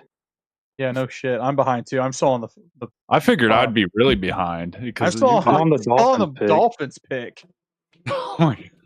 I just now see that the Patriots now traded it. the worst internet in the world that works the best in the storm. That's crazy. No, it's Amazon. I I'm canceled on YouTube TV since football season's up. Probably get it back for when we get closer to the finals. So you're telling me But, New England and Buffalo made an interdivision trade? But didn't the Cowboys and Eagles? Yeah. Once they were like, "Oh, you're picking tackle, fine, we'll do it." As long as you're not picking edge rusher or receiver. That's true. They're like, Hey. we'll take extra picks. Caleb Lomu is a steal for the Patriots here. Buffalo's Holy shit. getting- And they Buffalo's they getting a lot of jumped- picks. that means they jumped the Chiefs to get him. What was the crap. trade? I don't know the details right now, but I'll look for Oh it. wait, does that mean that Little Arms gets moved into guard, or do they play All right. Lomu at right tackle? Well, I think Lomu is the true tackle there. Feinberg might play guard now or move to right. The Patriots gave up 31 and 125 to get 28 from the Bills. So they clearly wanted to jump the Chiefs to get a tackle. I think they might have thought that Caleb Lomu was going to be a Chief. Okay, Derek, who do you want at 29? Either. Want some options? Yeah, give me options. Zion Young would Yeah. be sick. We got Jermod McCoy, Keldrick Folk, Omar Cooper Jr., Emmanuel McNeil Warren, Hayden McDonald, Denzel Boston, Zion Young. Can I interest you in Denzel Boston? I would like Zion Young or Denzel Boston, but you might. And the Chiefs would go you might be able ahead to sneak and get the Denzel right- Boston the second. Would Can you the Chiefs be go at ahead and all? get the rights to Jeremiah Smith and or Armon Hardy? I would take. Could I I would take one of the two that I said. could I interest you in double tapping cornerback? No. Is that even on the radar? No. No, that would suck. That would suck so bad. The Jets did that the year they drafted Jamal Adams in the first and the second round. They drafted Marcus May, which they both turned out to be fine. Yeah, they're good. I don't know if they'll go double. I know I said I was fine with double corner, but no, I feel like they will like to chance on with Williams from last year. They really liked him, He's already in. That'd and be- they also got Kyrie Elam, which Okay. He's tall and fast, so maybe they'll try to work him and like develop him since the Bills couldn't. Like Noah Williams is good. He's fine. I say that, Brandon Schefter. What's the news on this pick? The news is in fact a D tackle. Oh. It is the second D tackle off the D ball. tackle Is Peter it Woods? is it penis? It is penis. Hell Okay, yeah. I'm happy with penis. That improved my We got mood Justin so much. Fields Like, on offense, penis on defense. I'll trade up for Penis. I'll trade up for as was many the- cornerbacks as you want, as long as we get penis. Was the number one defensive tackle throughout the process until the pro day and combines. He wouldn't test at the combines, and then when he tested at his pro day, he was slow and smaller than he was initially projected. Fun. He also, you pair that happens to a lot of guys. You pair that with Clemson being an underperformer this season, top to bottom. They changed the scheme on him. So in 2024, he was a monster. 2025, they changed the scheme. He was having difficulty adjusting. The team underperformed, and he started to fall. That's the story around Peter Woods. Is Dabo Sweeney still the coach? The Jets traded up. Hell yeah. Ooh, what did they give up? I don't know. It's too. They don't usually, but they traded with the 49ers, so it's not 33. Bro, the 49ers have moved down like 3 times in the matter of 10 minutes. What are we doing? 49ers You know, and that Bills always are drives picking me up crazy. so many They trade picks. 33 and 179 for to move up. Well, that's not bad.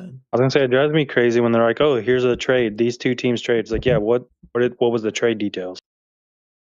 There's like a plethora of players I'd be okay with here Yeah. because they have. It's Chris unlike Brazzell. their teams; they have so many needs. So like, I'm okay. That's why I wasn't super big of them. Like, John, do you think they had to give up 33? I'm sure they did. Yeah, it's 133 and 179. Okay, well, let's see what they do here.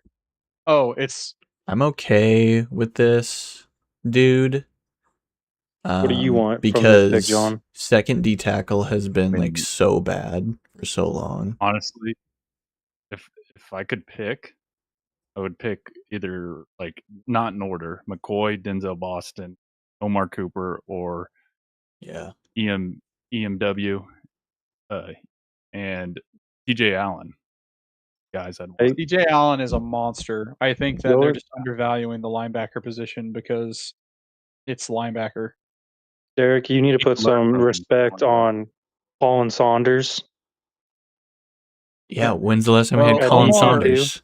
When's the last time we had Colin Saunders? Listen, we bro? went to a little penis to penis.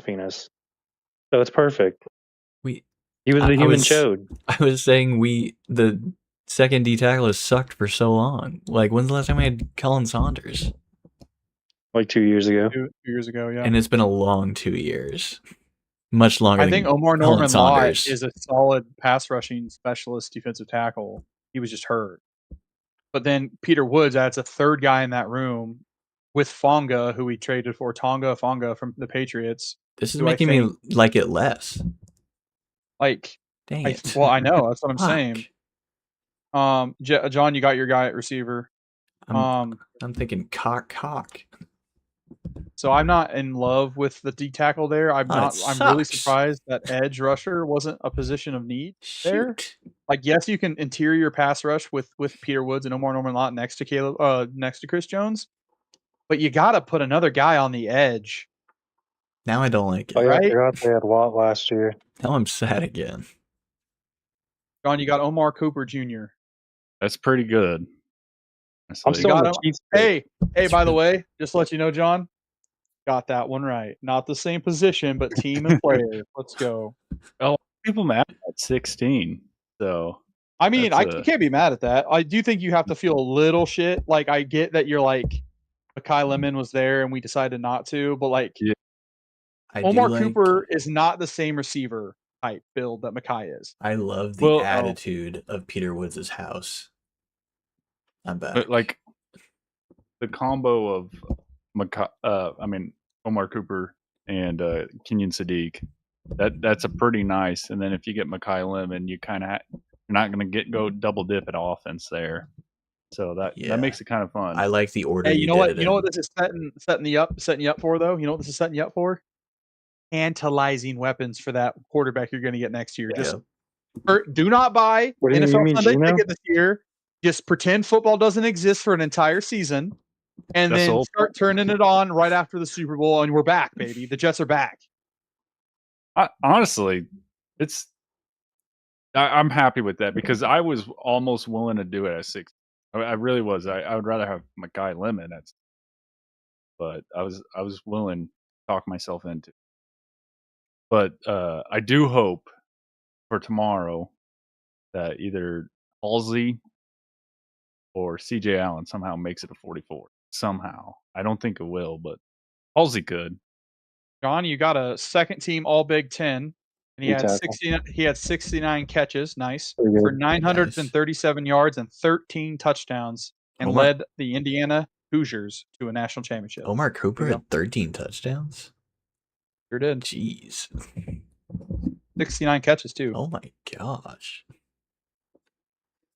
So they jumped Almost Buffalo. 1,000 They yards. must have feared that Buffalo was going to pick him.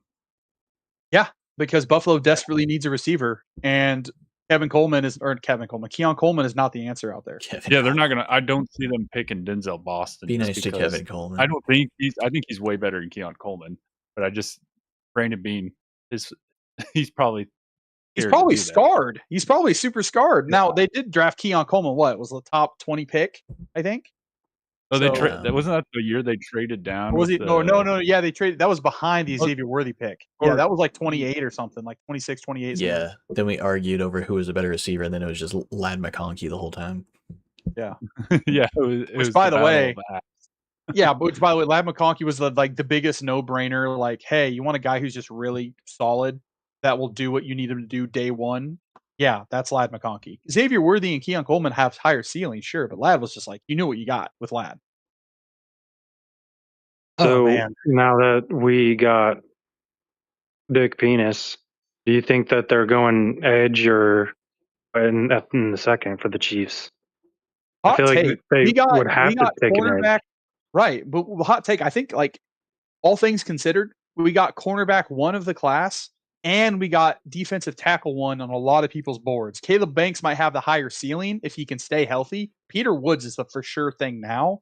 As Yeah, long as I you can agree. get 2024 Peter Woods and not 2025 Clemson Tigers ass football program Caleb Woods or Peter Woods. That's a big if, but I also like looking at like how we got Mansour Delane. Still kind of pissed about that. Like, he was there at 9 all day long. Now I'm hearing reports.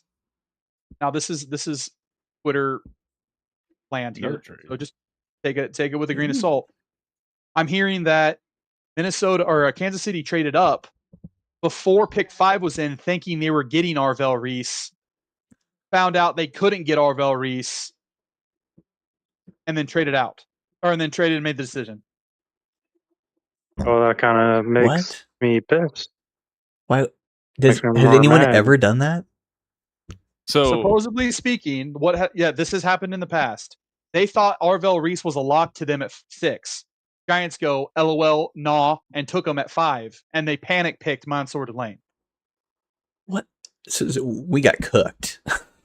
That's what it sounds like. No, and if man. that's not the case, and if it wasn't the case, they committed GM malpractice again by trading up for a guy that would already be there for them at 9. I'm sad. No one had him going before us. No one. So unless for some reason the Commanders, the Saints, both really liked a corner, which was not one of their positions of need. Maybe And the you do it Commanders anyway wanted because you're him. scared. Well, maybe there's also the third option. The third option is Commanders. The Browns called up the Chiefs. The Browns talked to the Chiefs and go, "Hey, we're getting calls Bluffed for us. this pick, and they want a corner. Come get your boy, or we're trading." And Kansas City said, "Yes, sir." Sarah has a theory here. She wondered if the Bills wanted Omar Cooper, and then the Jets moved up to take him, and now the Bills just move out of the first round because Omar Aha. Cooper's not there. Mr. Cooper. Probably. Yep. Okay, so Hey, the John, Jets- you the might Jets not put- like this, but Justin Fields And Omar Cooper Jr. would have fed families for that one season for the Jets next year. Justin Fields would have got the ball. What? DJ Moore Jr. Omar Cooper is like DJ Moore slot target. No. I So you're can't tell you how Just excited kidding. I I'm am kidding. for I'm kidding. him because the snap he has on the football, and he will at least throw it, even if it is to the other team. As long as the ball gets thrown, I'm happy. After watching last season of that was the worst season to watch Justin So- Fields and Brady Cook. Who is Tennessee trading back up into the first round to get right here? The edge, Robert Saleh. Eldrick Falk, maybe? Or corner. He loved. I mean, he's always had the. Well, their biggest need right now is edge, and they did not go edge at 4. They went Tate, Parnell Tate at 4. So I could see them getting a Keldrick Falk or a Zion Young to get ahead of. That's what it is. So Seattle wants an edge. Seattle wants a traditional 4-3 edge. That is Zion Young. Yeah. So that's who they're getting? I wonder if it's not Zion Young specifically, it's just an edge. It could be Keldrick Falk too, but That's Zion what the Young makes a Titans ton of sense. picked. The Titans picked Polk. There you go. So Falk's gone. So yeah, they wanted Falk ahead of the Seattle Seahawks. I see. I think the Seattle Seahawks might still take an edge, or there is some rumor I had the that Jadarian Price might go here at 32, the backup running back from Notre Dame. Ah, I had Seahawks. Just feel right. They could use an edge. Seattle takes all the Mizzou guys that are actually good. Everyone else takes the bad ones. After this, we got to look at the best of the rest. So Yeah. right now, 32, kind of up in the air. We think it's edge. Jermon McCoy, Emmanuel McNeil-Warren, Avion Terrell, Hayden McDonald, Denzel Boston, Colton Hood, Zion Young, C.J. Allen, Chase Basantis, Brandon Cisse, T.J. Parker, Cassius Howe. All guys had potential first-round grades, all slipping into the second round of the NFL draft. That's what the second round always feels like. Like, oh, who slipped? And like, that's who we want. That's why pick 33 is always so valuable. But if you're at pick 33 and you really like Omar Cooper, yeah, you make that move. Yeah, you use that as trade bait, right? Like, you know who'd you trade with for 33? It was San Francisco. So San Francisco now holds the keys for Yeah. the second round. So they're going to get calls all night long for that second round, for that first pick of the second round. Because teams are going to come reevaluate their draft boards tonight, and then 7 a.m. tomorrow morning, 5 a.m. San Francisco time, they're going to get calls. Hey, what's up? Are you up? What are we doing here? How are you feeling about trading back? The second round's gonna be fun. Damn, Keldrick Falk looks a lot thinner there than he does on the football field. He doesn't look like 270 pounds there, that's for sure. Chiefs, we got to get Now the Denzel Boston tomorrow. What do we think about the Titans We don't rebrand? have pick 40 in Jersey? anymore. That's gone. Why'd we trade pick 40? Trade pick 40. We didn't trade pick 40. Oh, and there it is. Jadarian Price, wide running back. Huh. Seattle. So he does go in the first round. That is Surprised wow. they did that. I don't know why Oh, they do that. Tim's going to pick him up and Yep. repeat the Walker Charbonnet train. Yep, that's a Tim pick. Okay. Sorry, let me clarify. I'm panicking people at home. The draft trade capital panicking. for Mansour Delane was number 6, 4. KC Chiefs pick 9, pick 74, which is the third round, Yeah. and pick 148, which is fifth round. 4th, 5th round there. So yeah, we still have pick 40. It can be a hot pick. At this point, you're looking at the board the way it's falling here. Gotta assume it's probably edge. Do we have a third? I think that was our only third. I thought we have like a Yeah, fourth we and only like have- multiple fifths and a seventh.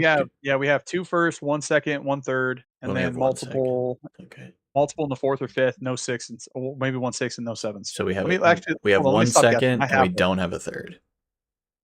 That's we it. have pick No. 40 in the second round, pick 74, which has been traded Damn. in the third, pick 109, which we still kept. We have in the fourth, pick 148 was traded in the fifth. We still have pick 169 from Los Angeles in the fifth, and 176 as a compensatory pick in the fifth.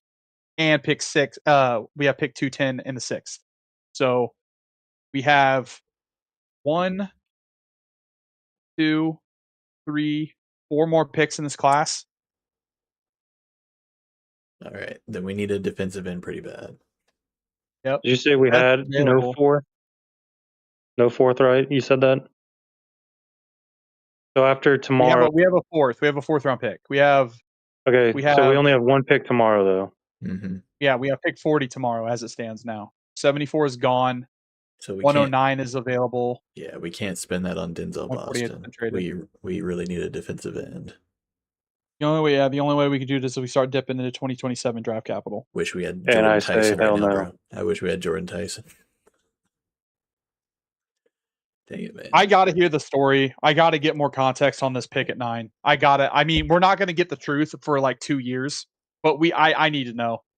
Toast believes your Or theory. you know bud. what? Maybe Veach just I hope had a these brain guys. fart or something. I hope these guys are like so good because it doesn't feel that great right now. If this is true, Because I thought and Tonga was going to be our guy next to Jones, and then we.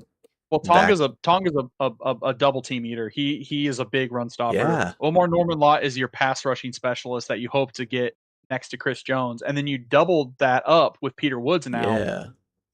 You're already thinking like, hey, Omar might not have ever been the guy. Let's look at Peter Woods now. We turned a need into a log jam, and now it's just like we're Yeah, not you like can't play all making three of those impact. defensive We tackles. can't Yeah, like you can't play all make three of those. impact with this.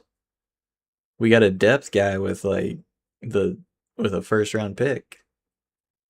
Yeah, Peter Woods was my defensive tackle 4 after it was all said and done. Christian Miller from Georgia, who's still on the board, was my defensive tackle 3.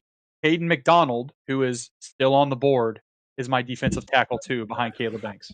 And we took Peter Woods ahead of both of them. Yeah. Now, Jake flip says side, penis boner also works because it's Woods. Penis boners. Oh, that's a better one. Penis That's a better boners. one. Penis boner. So he might be a better player now. Maybe Hall of Famer. Penis boners. Top 10 gooner name of all time. Yeah. you could say that our interior defensive line is rock hard. You want to expand to an IDP league so Chris he can Jones join the had Oklahoma his Gooners? junk fall out. True. Chris Jones got a junk fall out. We got Oh man, that's so true. we got penis boners, and then little Georgie and Omar Lott, Dick in the defense. I think we just have Ashton. 2 penis-related players. Ashton Gilling. I don't know. These So you were, guys have 4, I don't know what they right? mean. Yes, we saw 40. After Who- all who that, you we saw want 40. to hold the fort? At 40, it's probably got to be an edge. I think Messidor, Kuldrick Falk, Zion Young's an option at 40, but he's going to be a hot name. DJ Parker is another name I like a lot at 40. And then R. Mason Thomas is another guy. I would have really, really liked Malachi Lawrence, but it is what it is. Zion Young is my defensive end 6. DJ Parker is my defensive end 7. R. Mason Thomas is my defensive end 9. So if we can get a top 6 pass rusher from this class in a deep class at 40, I'm okay with it, I guess. But it's got to be edge, and then we probably do some crazy package. Here's the thing, guys. We still need a linebacker. We still need probably a tackle. We still need another running back, and we still probably need, a safety potentially. So we can't also do all that and go, oh, by the way, wide receiver would be awesome. Something's not getting addressed. Something's not getting addressed today or tomorrow or this weekend at all. We might be cooked. I feel like we needed that we're receiver. We're gonna focus more on defense. Yeah, our biggest we got the right running back safety for sure. It's just we got the running back. frustrating. Rice is stupid, but he's gonna play. Hopefully, Worthy can step up. Maybe that's what they're thinking. People are quick to write off Jalen Royals, but maybe they think they have something in Royals where they're like, "Hey, we got 3 guys, bro." Like we got 3 Rose couldn't even play over like Juju. Like it's just Yeah, so. he had a weird affinity with It's just Juju. so frustrating watching. And I interest you this in whole Juju org. Smith-Schuster in the Big 2-6 because that's probably what's going to happen. Dang it, man! It's just so frustrating watching the whole org be like, Mahomes will figure it out. He doesn't need anything easy. Yeah, I kind of feel like they gave up on their Sucks. last year because even like Smith and Royals, like Smith played a little bit, but then like, oh, we'll just keep it with these 2 older running backs instead of like seeing if we got some juice with Smith. And then Royals barely played. They didn't play Williams much at all until like the last couple games. Like, why did you draft these guys if you don't think that they could play, or at least give them a chance to see if they can play? Peter Woods isn't gonna be playing. They're gonna be like, you got vets in front of you, bud. But Get that Gatorade ready. He's so hard. You have to play him. I don't. Is he too hard to fit in the pads? Yeah, like, does he want to wear? Does he want to wear protection? Does he want to wear any protection for the game? He has the jock strap from the Replacements. The Replacements. What's a parody movie? You talking about like the one with David Koechner as the coach and Asil Thierry is one of the players? Yes. The Comebacks. The Comebacks. That's what it was. Yeah, he's a player from the Comebacks. The white nerdy guy. Peter Woods that jock strap. Is a character that would be in the Comebacks. I'm hoping CJ Allen or Jacob Rodriguez go to 44, or somehow the safeties keep falling. I think Jacob Rodriguez is going to be good. Spin zone. I need a spin zone. So, yeah, everyone does right now. Let me tell you. So, KC jumped Washington to get Delane at 6. Yep. Washington then proceeds to take all of the time and then some to pick Sony Styles. Theory, we sniped the shit out of the Commanders and they panic pick Sony. Yeah, that backfill the Delane pick. That was my only explanation of why we did what we did. Was that Dan? But I could see the other end of it too, where I told you guys, explained that to you guys earlier, where it's like, sure, that's a possibility. It's also a possibility that they got bullied by the Browns when they were like, hey, we're getting calls for Delane here at 6. You better come get your boy. And maybe we were like, okay, great, let's do it. And they lied to us, which is, it's not really a lie, but it's just how the draft works. But I find that also hard to believe because like Kansas City can just look at the board and go, well, I don't think so. I don't think so. It makes more sense that they did want Delane because Veach is a cornerback guy. If it was a different position, it would make more sense that he got duped. But like that just says he likes a cornerback guy. But it's also like, why don't you just like get like a project guy and turn him into Snead? Right. And the last cornerback we took in the first round was Trent. We just traded him. Yeah. So like what the unfortunate part of this for Delane is that as soon as he steps on the fucking field, they're gonna like, oh, are you Trent McDuffie yet? No, then it was a waste of a pick. He's got to be better than McDuffie. We got McDuffie in the 20s. EBU though. This dude has to be freaking. We took him at 6. Namdi Asamoah. He's got to be freaking Darrell Revis. Gonna have to be, Revis Island out there, and that's just not fair. Now, I saw some pretty ridiculous statistics where he had like 0 penalties, and he had one of the lowest pass percentages he'd given up all season. I don't think he gave up a touchdown all year last year at LSU. Well, hold on. Has he committed any crimes? That's the big one. Has he committed any crimes? Well, I think that's why the demonic pack was filled today. The demonic pact was filled today by our defensive backs coach getting arrested for battery. So I think that's been taken care of. I don't think we had to have a guy to get drafted with problems when our defensive back coach himself took the hit. You can't write this shit. What the hell is happening? Why every single month we're doing something? This also reminds me of a lot of like the whole Josh Simmons situation. I honestly wonder what the story is there because TMZ is all over Kansas City Chiefs players when it comes to breaking terrible stories about us. Josh Simmons is the least of it. our problems. And yet, all this Josh Simmons like secrecy and like it's been completely under wraps. TMZ knows. They just don't want to tell us, probably because it's not as exciting. It probably has something to do with family, personal matters, taking care of his parents or something. He didn't like it's not that he commit did a something crime. bad. Well, that's what people think. People think he committed a crime?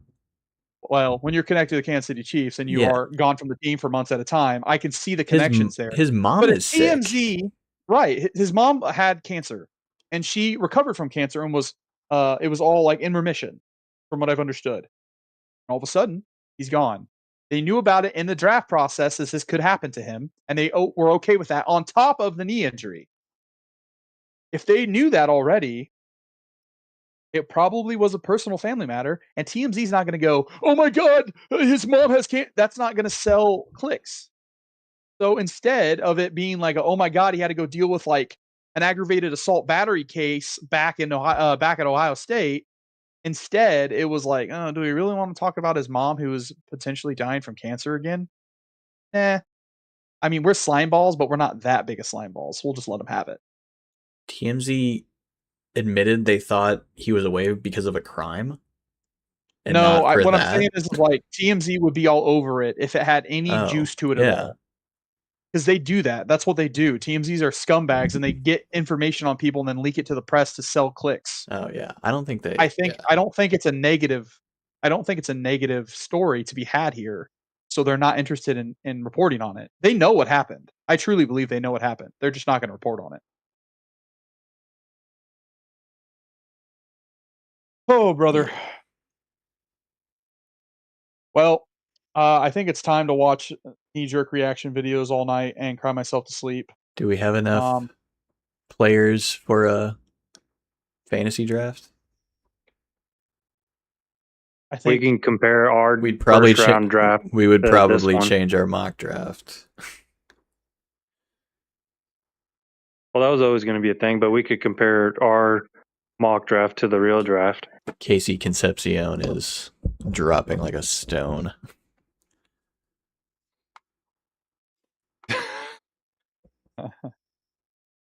Him and Jerry Jeudy are the same player.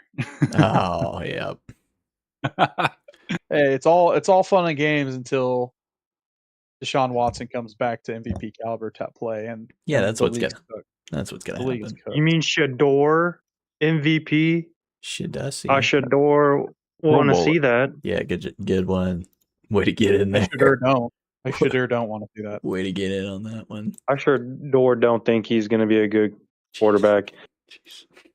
7 touchdowns, 10 interceptions. What was like 58 completion percentage? He's cheeks. I don't understand how people think he's. You have stats on lock like that. You sound like a certified hater. What a hater! What a freaking hater! That's a professional hater right there. So I also like. You know what? Give me a little template under my thing. Yeah, give me a Shador hater. Don't care. Hate him. That's hilarious. Yeah, like LeBron. He's right under LeBron with how much love he gets for how shit he is. That's crazy. That's so incorrect.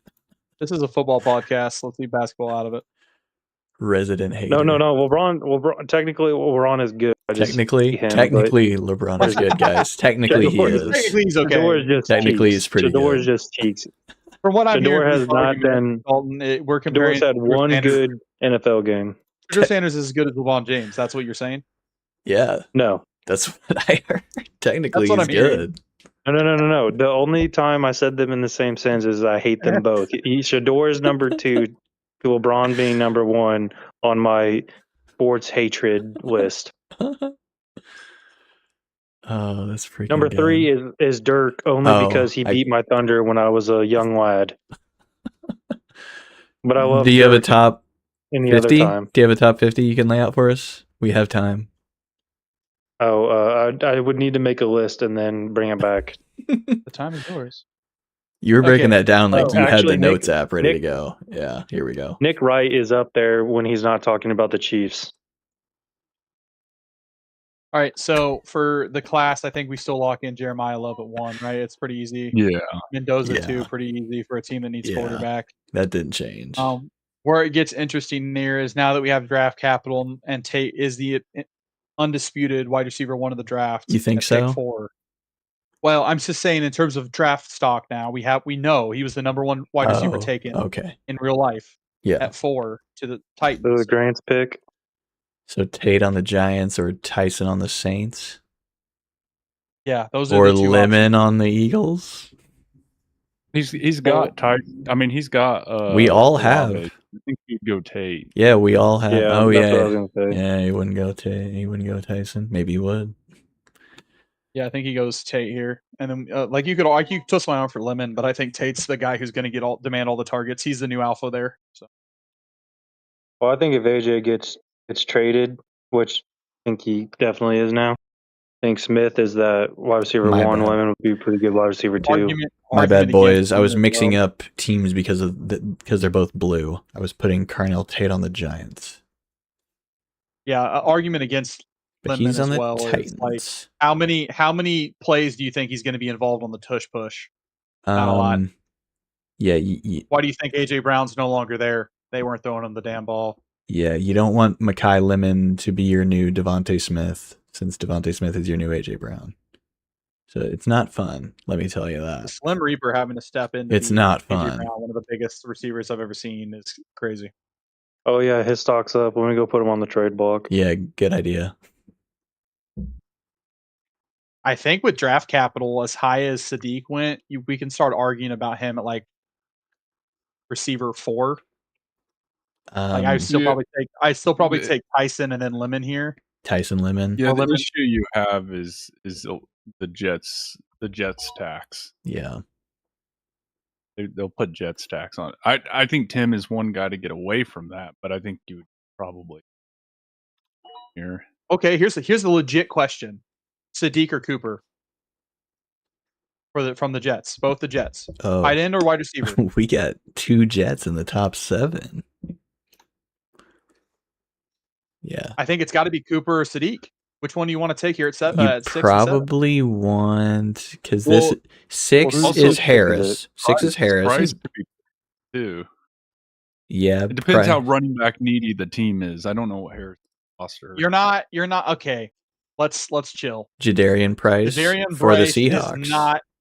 He is not going as high as you're thinking. He's just because he snuck in the first round. I do not believe first round running back playing for the Seahawks. Yes, but he's not going 6. You're taking the number 1 bona fide tight end and probably a top 20 receiver over. Harris might think about it. I think only 1 or 2 people can answer this question, and they're not here right now. I'm just saying from a generic fantasy draft perspective. Harris has Javonte. The last pick in the first round, Harris I don't care 6. as much about. Harris is 6. Oh, he has 6 and 8? Yeah. He sandwiched you. Yeah, he sandwiches you. Okay. Well, he could take whatever John doesn't need first, or whatever John needs first, and then snipe. John does need tight end, so he's probably going to take Sadiq.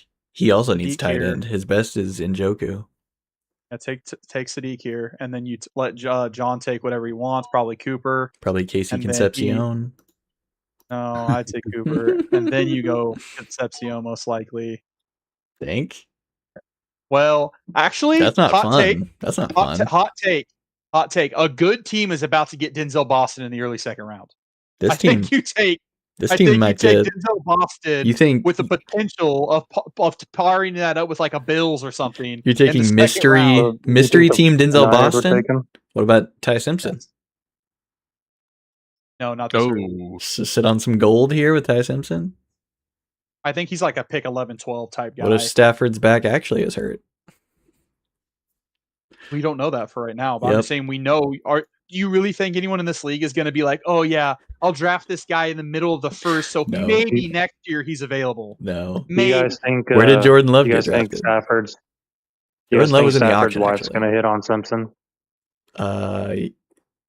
Probably if he gets like a hot slot receiver, that's who she'll hit on. I think Ty Simpson falls into the category of JJ McCarthy, probably 11. Cooper Kupp. You knew he tore his ACL, and we still drafted him at 11. You knew he was benched all year, and we still took him at 11. Perfect for Tim. Does he have an alter ego called 15? Perfect for John right here. John doesn't. I don't know. John can answer that question. T simp. Never know. Oh no, he's a T simp. Ugh. Does Harris want Price or this guy? I mean, he could take the wide receiver, the running back, like 2 of the class if you wanted. Like, I don't hate that because it's a Cleveland he gets guy the position. or mystery Boston. I think mystery box Boston is I over think Concepcion. I think Harris. If I could tap into Harris, I think Shadur Careful there. is not going to be able to get the ball. I think he would go. I think he would go Price. He is the wide or running back 2 currently. Don't stay in Harris's mind too long. All right, No. John. Yeah, I Let's be still real think here. it's It's Boston. Boston, right? You're going to take You're Boston with running Josh back, first Allen round. over Concepcion with Number Shadur, 9 yeah? is Dane and Jet. That feels like it. That feels like a tie. Something we got John back here at That's 11. Ty Simpson pick. I Oh could my see, gosh! I could see them. This is, dude. Someone Harris could do the funniest thing ever, or someone could trade up with Harris to snipe him. Yep. Could do that. We got a Dan right here. I think he goes Concepcion with the highest upside. He doesn't care about right now. He cares about future value. He So this is a did. He does have Concepcion pick. Fannin. He does have Harold Okay, Fannin. well then go Boston. So he'd probably go just like that. And then I think Concepcion or John, do you want Concepcion or Stowers? Brandon hates Stowers. fantasy wise he'll be fine, but A lot I'm of gonna these go mystery guys box. aren't. I'm not having fun with a lot of these guys. The more I Yeah. look at this, the less I want to draft with my second round pick. We'll just go with a guy that's in the first round. Maybe we'll ride Shadesi. And I think here Tim, you probably take the next upside running back. Tim could take like the next guy who's getting taken off the drafted? board. Who's getting drafted next? Well, I think One of these from guys? the league I think sources I'm Coleman. hearing is Jonah is Coleman? Mike Washington, but I don't know. Like, I'm not confident in Mike any of these running backs. Emmett Johnson? I don't think any of them really matter, to be honest. This got until we know sad. where they're landing. This got sad quick. Yeah. We need landing spots for guys in the second and on because it matters so much. Should to we someone who's like ahead of them. take away the rest of the picks and just like move them to somewhere else? Just like Can I have my abolish. 27 second back instead of this one? I don't think we can even go any further than this until the draft happens. I don't want to. I'm good. Yeah. I'm done. At least mostly hit everyone that was drafted. Yeah. I think Outside. Boston's a sleeper pick. I think Boston could jump all the way ahead of Price. Yeah.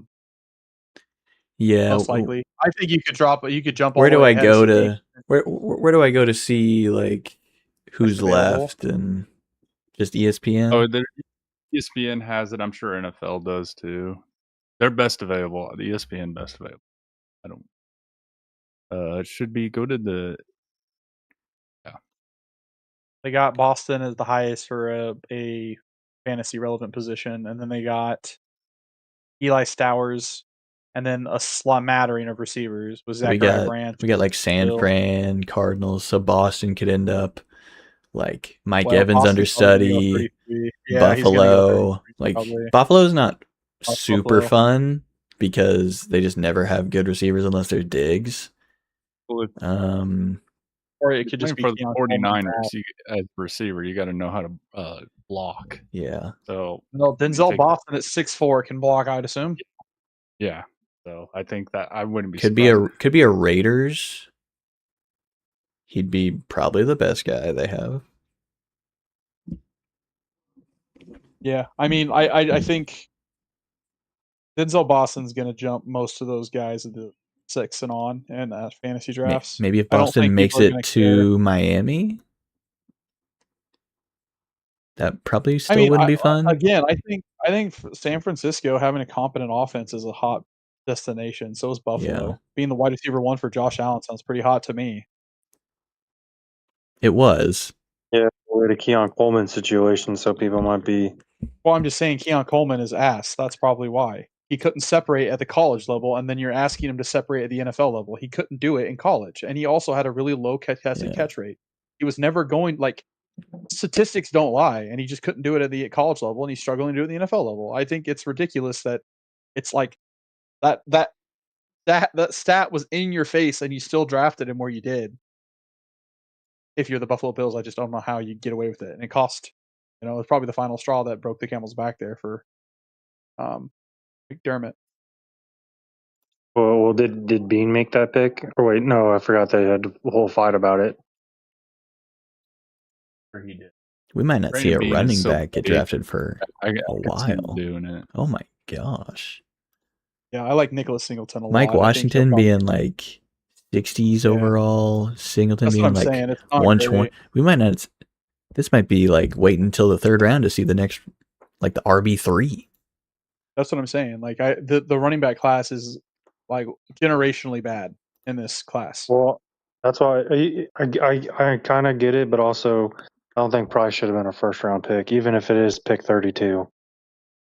No, like I think the only reason he went there is because he's clearly the second best option in this class, and they And I desperately think- need another running back. Yeah, I was they- gonna say I feel like that's kind of saying that they don't really trust Charbonnet. He's injured. Still He's kind of dead. surprised they didn't. They're trying to have a double backfield again because it worked for him last year, and Zach's already starting the season injured. Yeah. Who's taking Stowers?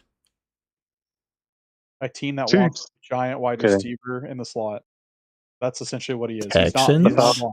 Texans? Falcons, Kyle Pitts 2.0. Bengals? Oh, hey, well, I know where this is. This is the fantasy draft, but Saints? I'm hearing rumors that Kansas City's back in on a combination of either Brian Thomas Jr. for picks.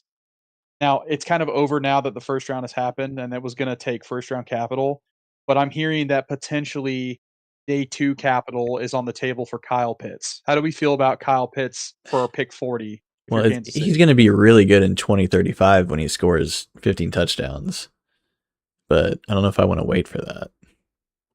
That's the thing, is you just have to wait. Yeah, Are we done that's waiting? true.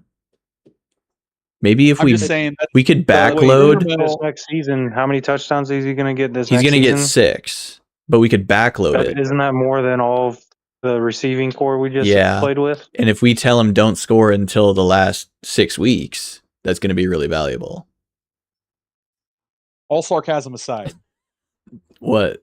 pick 40 for Kyle Pitts. Yes or no? No. Knowing what we He's know gotta be now paid. about what we have left. No. He gets No. to have to be paid next year, not this year. They already franchise tagged him. Yeah, I'm saying he's going to have to be paid, right? I mean, you're basically given a second round up for a potential 1-year rental. Not sure. I see what you're saying. Maybe it's not a second round. I'm just saying worst case scenario. Maybe it is a third or fourth or a combination of picks or something like that.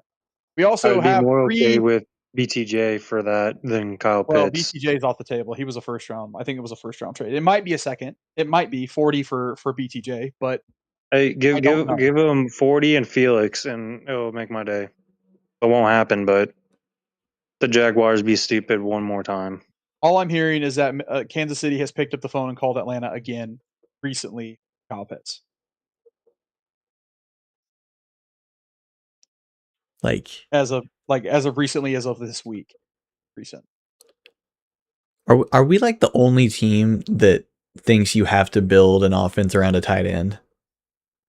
Like, I don't understand. I think we're the team that Like, desperately needs it because that's the only way we have found to win since Patrick and Travis have kind of like we'll just done this. we just refuse to draft receiver. Our leading receiver has to be a tight end, and the entire agree with you, media but I'm thinks just that saying, too. like, Well, It's so the when we Chiefs have- confusing. organization are hinting at that. If they're like, hey, Kyle Pitts still available, we need to like crack, bro. We That's need it. insane. We need it. That's just Insane. crazy to When- me. when we have a GM that constantly drafts the wrong receiver, I think that's Did the we way we dodge a should go. bullet by not drafting a receiver this year? Is You're that how we're going right. to spin this? You're Spin zone. right. We Yep. didn't draft a rookie receiver this year. Yeah, Guys, Get listen, we ready. didn't draft a criminal Get on. that catches the ball on Sundays. they're probably all Well, good. and to be fair, That means they're probably all good. yeah, maybe Mansour Delane is just a generational talent because we typically don't miss on corners. and maybe he was just like such a surefire pick for this class that we were willing to throw away a couple extra bullshit picks for this in this class that's already not super good to get the guy we want that is good. Like, I'll feel less bad if he just steps on the field day one and is our number one and is competent. I'm not saying he has to be Trent McDuffie day one. Trent McDuffie took time to warm up and become Trent McDuffie. This guy doesn't But have that though. he doesn't get the luxury of that because of what we just did to We him. had Hey, vets we're over the trading away top. our future for you. We're trading away our future for you. Oh, by the way, you're actually legitimately getting. We used compensation we got from the Trent McDuffie trade to fuel your pick here. We traded up to do it, and you're playing the position that the guy we just traded away is playing for us now. You're playing the pick a position we corner the top same position. 10. He's you got to think be. he's your Stanley or Sauce Gardner. We don't have a Sneed over the top well- of this guy. We don't have any vets over the top of like we did with Trent. This guy's got to be Sauce. Well- This guy's got to be really freaking good. Him and Peter Boner will get plenty of playing time if Peter Boner Fields is might gonna not be get our a lot of starting playing QB time. for a couple weeks. Well, Well, Omar- the defense will be on the field a lot if Fields is playing. Omar Norman For a Lott will couple weeks. probably get the nod to start over him, but that's just assuming he's Tonga is healthy. starting over him. Well, again, I think Fonga is going to be your first down run filler, and then you bring Woods and not a lot in there as rotational pieces to rush the passer from the interior. Harden up that Fonga's defensive line. Yeah, Fonga is going to be your run stuffer. That's all he does. And we do have a Loey Gilman on the back end that's going to play more of the zone kind of overhang safety position we got in free agency. And we have Jaden Hicks, who's a box safety. We have Chamari Connor, who's a nickel blitzing corner. We have pieces. Noel Williams is our number one, and Christian Fulton is the other number one on the outside. And now we're adding Mansour Delane as the tertiary option to cover their number ones. Whoever performs the best out of those three is going to be the guy who is over top of the number one receivers for all of our opponents. I don't think we absolutely have to have another corner to do it. I think that's why we signed Aloy Gilman as we did. The one that does bother me, and to your point, Derek, is the Peter Wood signing. It's like, are we out on Omar Norman Lott already? Because we know what we have in Fonga. But like, are we already at a point now where like, hey, this is probably it for Chris. This is it. He's going to go out with Travis, regardless of what happens. And so now we have two interior defensive linemen who can both rush the passer plus Fonga. Maybe. There were some Chris Jones highlights last year that were. Well, Chris, Oh, the it's hard Jacksonville to be game. motivated. He's the It's hard to only be motivated guy when out you're there. awful. Yeah, when the team is bad and you're getting double teamed all game, you're expecting someone to make a play. And God, was that one play horrible when Justin or Jalen Hurts fell down, got back up, and ran in for a touchdown? Absolutely. The dude's 30-something years old and is running around after getting double teamed all fucking day. Everybody And else he's like, is playing I don't patty have anything cake. left. I got nothing left. Like we need edge, and they're just like fill up the middle right next to Chris Jones. They're really banking on his 2024 tape. Really. I mean, Peter Woods had great tape in 2024. He did. I saw I don't He's think gonna be someone, Yeah. I saw for sure. someone say that this draft going corner and D line reminds them of the McDuffie George draft. But that's saying a lot because I don't know. I feel like the first couple of years, until like last year, George was actually playing really good, and McDuffie obviously was really good. Well, we did trade up for one of them. I can't remember. I think it was George. I think we traded up for George, or no, it was Trent. It was Yeah. Trent. They traded up to get Um, Trent, but they did yeah, both of those picks in the 20s, and this dude's in the This top was- 10. That is true. This was for 6. Yeah. Yeah, if you keep that. And third George round, is you an can trade up edge. for one of these guys if you had to. George That's is an what's- edge, and we got Penis Boner backing up our defensive lineman next to Chris. I got some guys I want to talk about here that I think are potential fits for KC on my big board, Derek. Can you pull that up? Yeah. We Where are got we some hot going names to? that I like. Let's start at corner. I think we'll probably address corner again in the later rounds. You see two guys there in blue that are my guys, Sicario Davis and Ephesians Prysock. Both of those dudes played tandem corner at Washington. You might be familiar with Washington corners. It's where our boy Trent came from. Uh-huh. Isn't Price Talk also like 6'4" or 6'5"? They are, and Dalton, thank you for finishing my sentence. They are both 6'3", 6'4", 200-pound long, rangy corners. Both of them. Krychok is a little older, but We also got Tacario Davis is a younger version and is very talented, and I have him kind of higher than consensus on this. But he can be your mauler lockdown corner on the outside at a later round if you want to go that route. I have a lot of corners on this board that I really like. Those two guys in particular.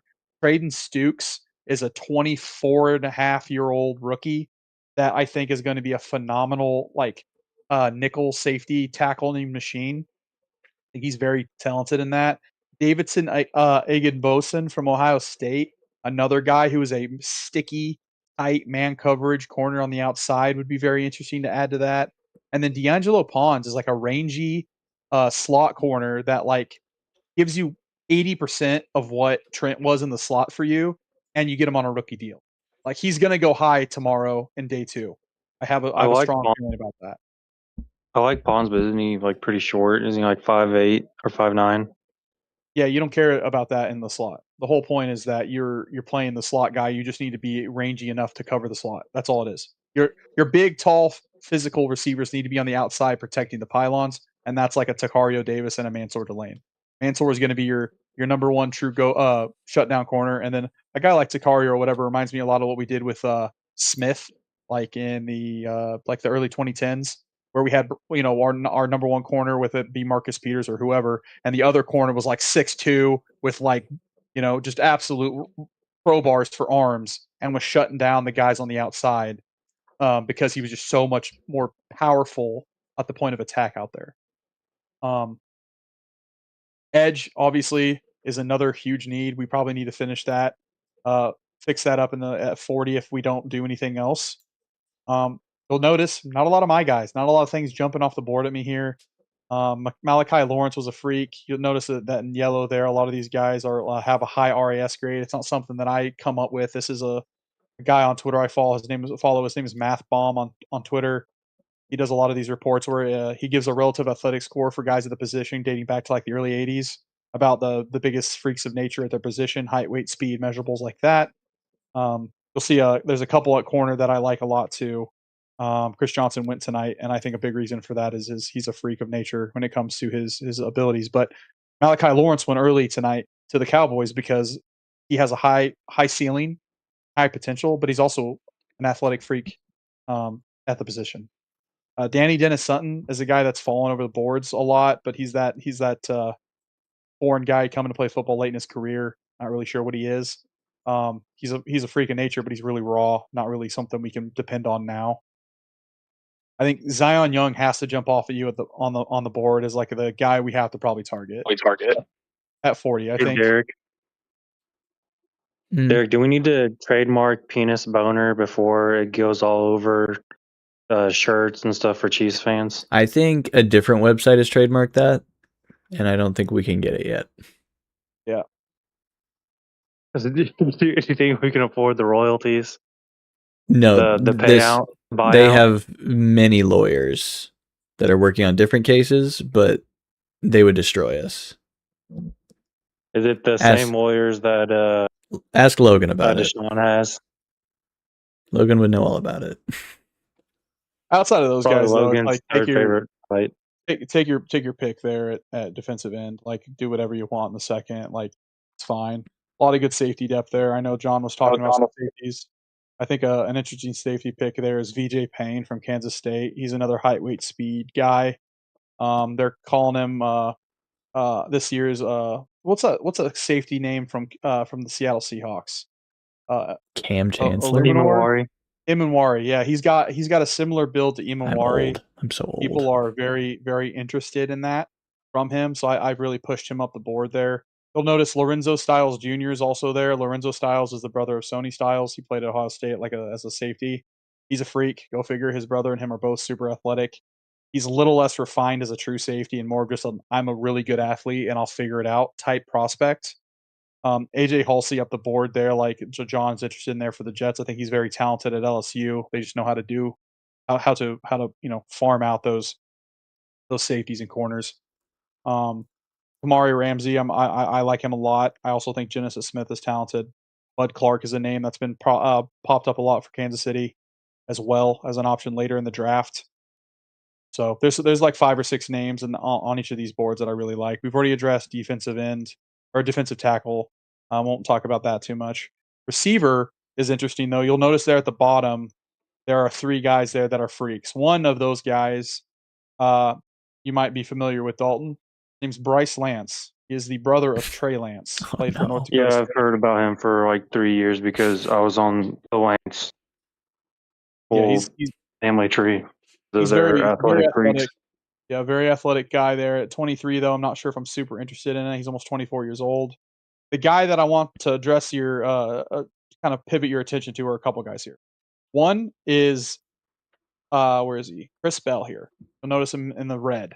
Chris Bell is a off the field concern mixed with some injuries on the field. What? They're saying that That's perfect.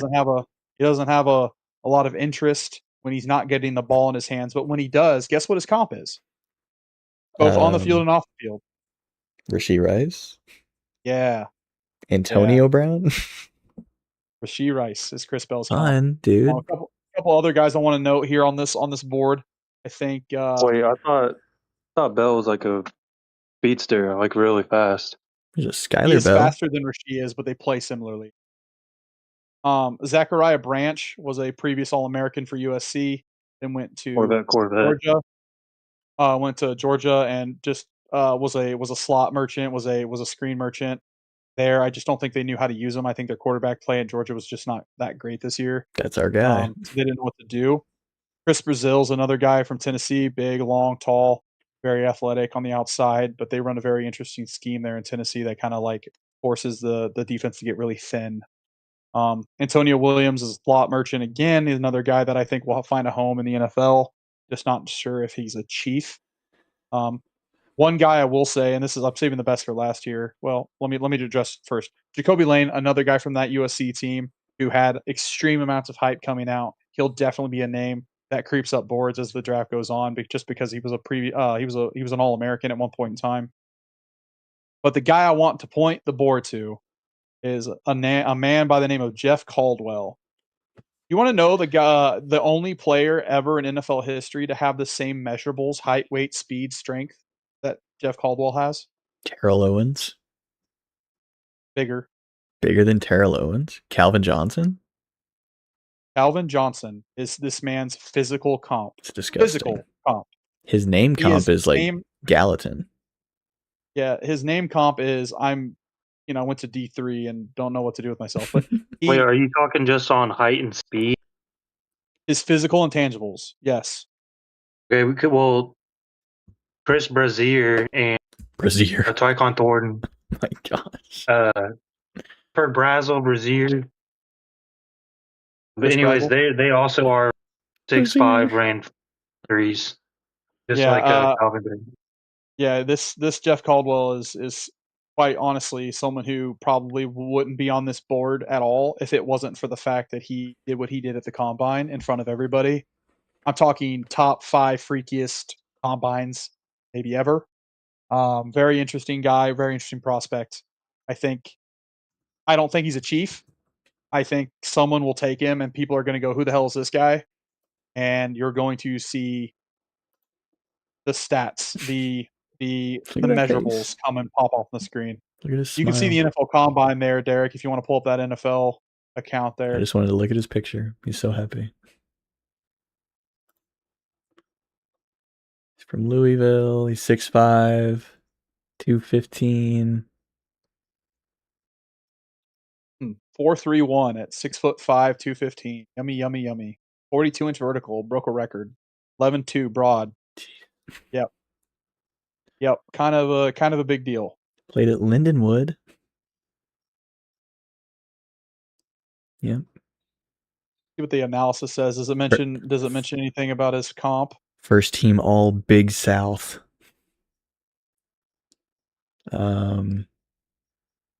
Lance Zierlein thinks he goes in the 4th. I'm not seeing anything about being Calvin Johnson.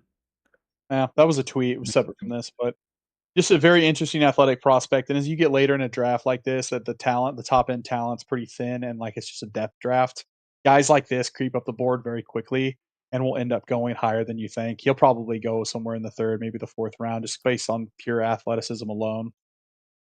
So what's his stats? This is he went 52 for 1,010 in the Ohio Valley at Lindenwood. Cincy, he went 32 for 478 and 6. This is like our new Isaac Tesla. yeah, Isaac Tesla did it at like a big D1 school though. He did it. He did it at Arkansas instead of Cincinnati. But it was the same thing of like, oh, this guy caught the ball like 30 times. How good could he be? And then he goes to the Lions and he's like, I'm just gonna moss everybody. So he could be new Isaac Tesla. By the end of my draft, I had Isaac Tesla as the wide receiver 14 in the class, and I think people thought I was a little crazy. He was a my guy too. I really liked him coming out. Yeah, I saw it. I saw his stats. And I was like, this guy sucks. There's no fucking way he's any good. And then I went and picked like my new Luke McCaffrey or whatever. Yep, exactly. Sometimes athleticism is what wins. So yep. Anyway, just some interesting names at wide receiver. This draft is super deep. If your team hasn't gotten a wide receiver yet, I do think there's a flavor for everybody. There is a ton of slot potential. There's a ton of like yak guys. There's a ton of just pure athletic specimens that can go up and get the ball. So, very interesting stuff there. And again, we've already addressed this. I think the wide receiver class is okay. The running back class is god awful. I have my wide receiver or my running back 4 on the board is a guy who's currently injured who couldn't really perform at his pro day. Being Nicholas Singleton from Penn State. I think he's extremely uber talented, and now he might not be as athletic as a Mike Washington is, as his height, weight, speed gives out. I just think that Nick Singleton's probably your better running back between the two. It's against consensus there. I think a lot of people have Jonah Coleman ahead of him, and maybe even Seth McGowan and Emmett Johnson, but really like Nicholas Singleton. I think he's going to be a great running back, a player. ESPN is Jonah Coleman all the way down here. Yeah, like I said, I think most of the time running back's a flavor pick as well. Like, do you want a bruiser? Do you want a tweener? Do you want like a speed demon?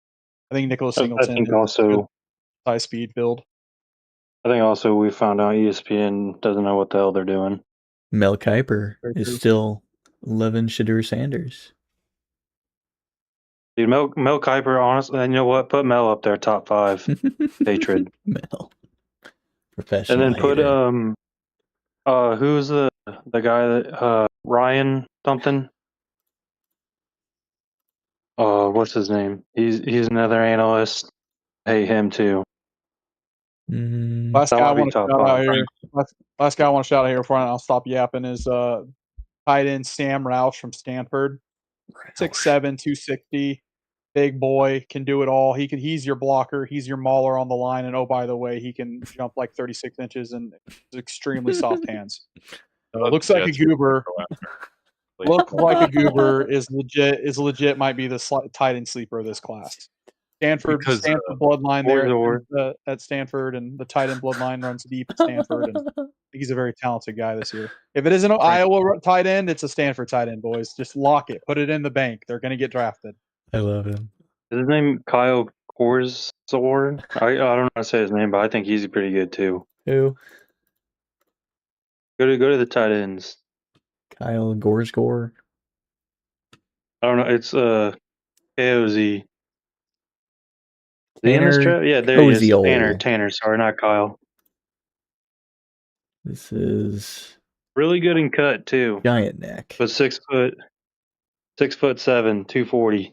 Straight out of Houston. Look at that guy. Not the same as Compton, but pretty good, pretty close. Yeah. Anyway, lots of guys that we can still target.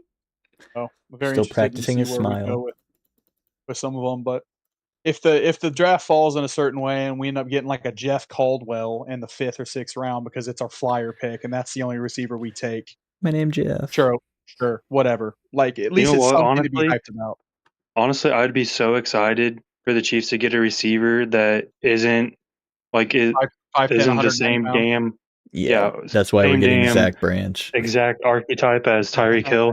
That's why I said get ready to learn Zachariah Branch. Yeah, exactly. Yeah, I was gonna say. He's a criminal. He likes to drive fast.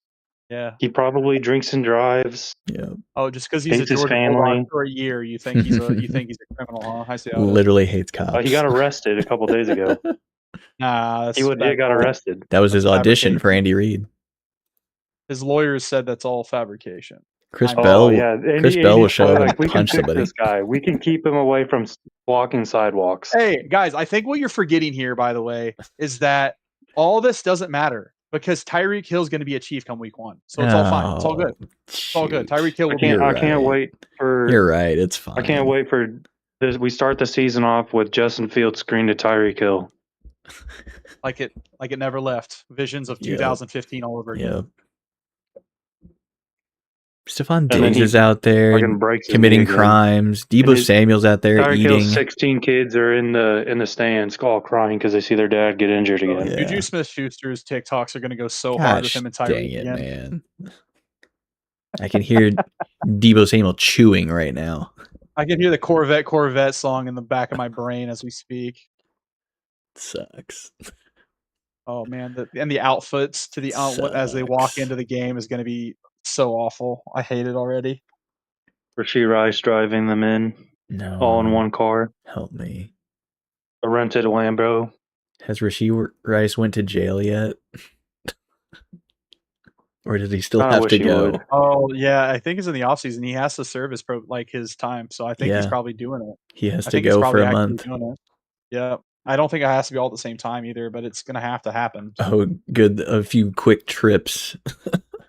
That's what they do. I don't That know if you were sucks. familiar, but from us No, small I'm not. townies over here, we know how that works. If you get popped for a DUI or whatever, and you have to serve jail time, but you have to work during the week, they'll let you serve your jail time on the weekends. That sucks.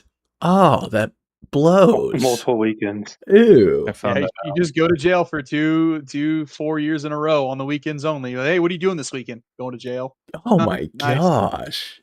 That sucks.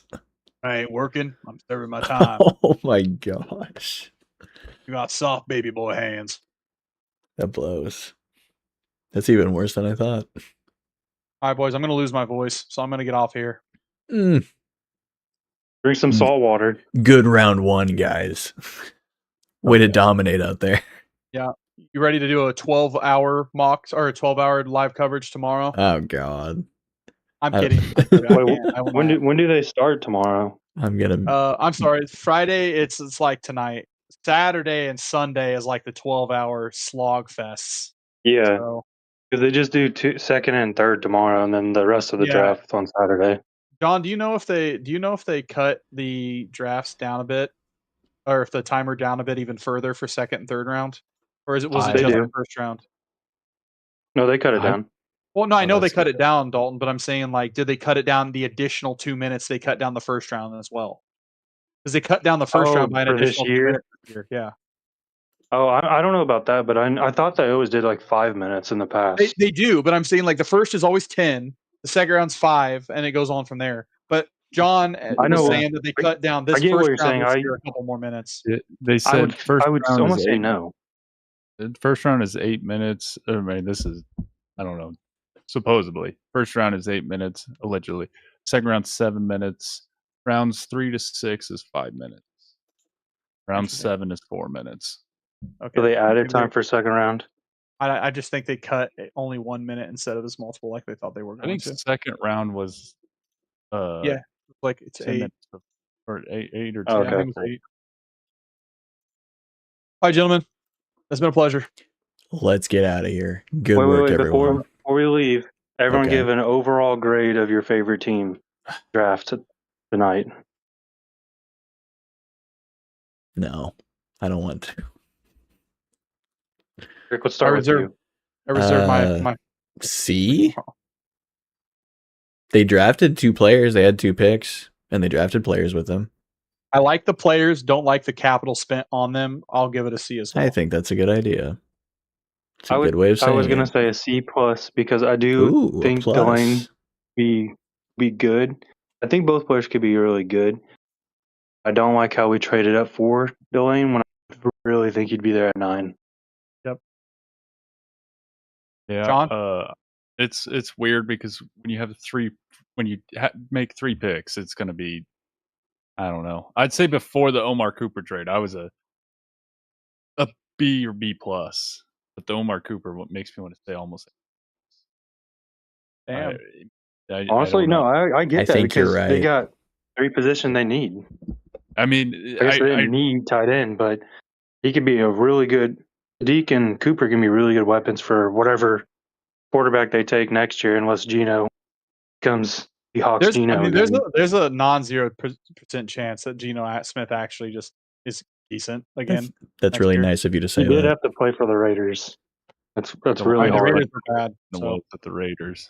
I just don't think it worked out with Pete Carroll. Like, I think Pete Carroll only did that because it's like, hey, I'm familiar with you and I'm old and senile. Let's just do it. That stuff was exhausting because they weren't the Jets. They got praised. You know, they deserved Mendoza or Dante Moore, but the Jets had a way better offensive line and Garrett Wilson. They didn't deserve him. Either of them. It's Jets tax. If the Jets got the first pick, you wanted Mendoza. Oh yeah, I mean that's a sure. Really? Even with the QBs for next year? I think Mendoza's not good. I think he's smart and can read defenses, and that's more than most quarterbacks can. I feel like nowadays can. I would So- take Mendoza right now instead of hoping and I praying think for next Mendoza's year. going to be good. Because you never know Yeah, where I you'll think- land. You may have 7 wins. And Yeah. You're not going to get that. Or like last year, we Or the thought there was QBs gonna could fall off a cliff. be a quarterback. Exactly. Yeah, exactly. We thought Nussmeier was number 1. Yeah. I think my hot take is I don't think Fernando Mendoza is a long-term starter in the NFL. Well, on the Raiders, he might not be. He'll play out his rookie contract, and then he'll be a backup. He's got Clint Kubiak I think coaching him good. up. He's got a good shot. I don't If he think he'll sucks, be- it's his own fault. But he's playing for the I don't think Raiders he'll be a top 10, too. but I think he'll be good. Like, Okay, let's do this. Over under. I'm not expecting a lot of the Raiders. Over under. Didn't He he- finishes better or worse than Justin Herbert's rookie season.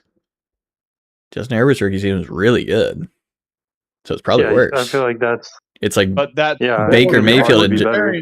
Baker Mayfield and Justin Herbert. They're like the best rookie seasons ever, so it's probably worse. Say with what he's dealt because you got the Chargers weren't. That was a kind of a weird year where they had that pick. Like that was a luxury pick because they just had one random bad year. They picked him. And Justin Because Herbert wasn't even the first QB off the board. Yeah, 2 it was. Well, that was the it's year. Not fair. It's Joe not fair Burrow to went ahead of compare him. Well, it's just not Well, fair to it's compare like- the number 1 receiver or number 1 quarterbacks from other classes because it's like the talent is not even close. What about like Cam Ward's rookie season versus Mendoza's? I mean, I think it'd be better. It'd be I think hard to not Mendoza will be better better than Cam Ward.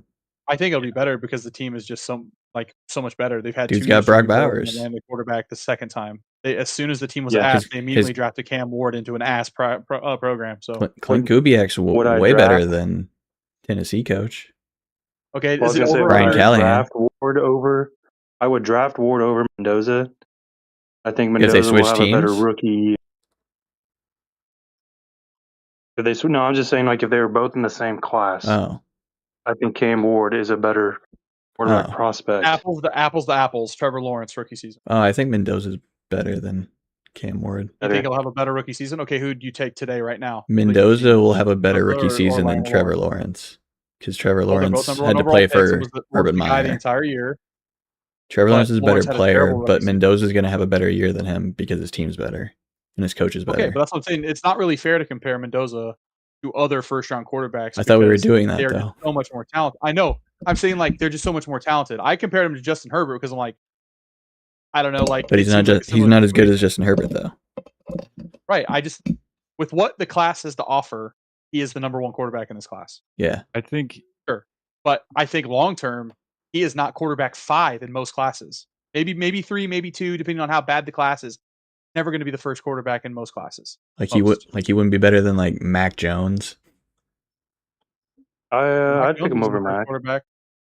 Mac Jones was the first quarterback taken. No, he's QB5. He said he said he's not even QB5 in a lot of classes.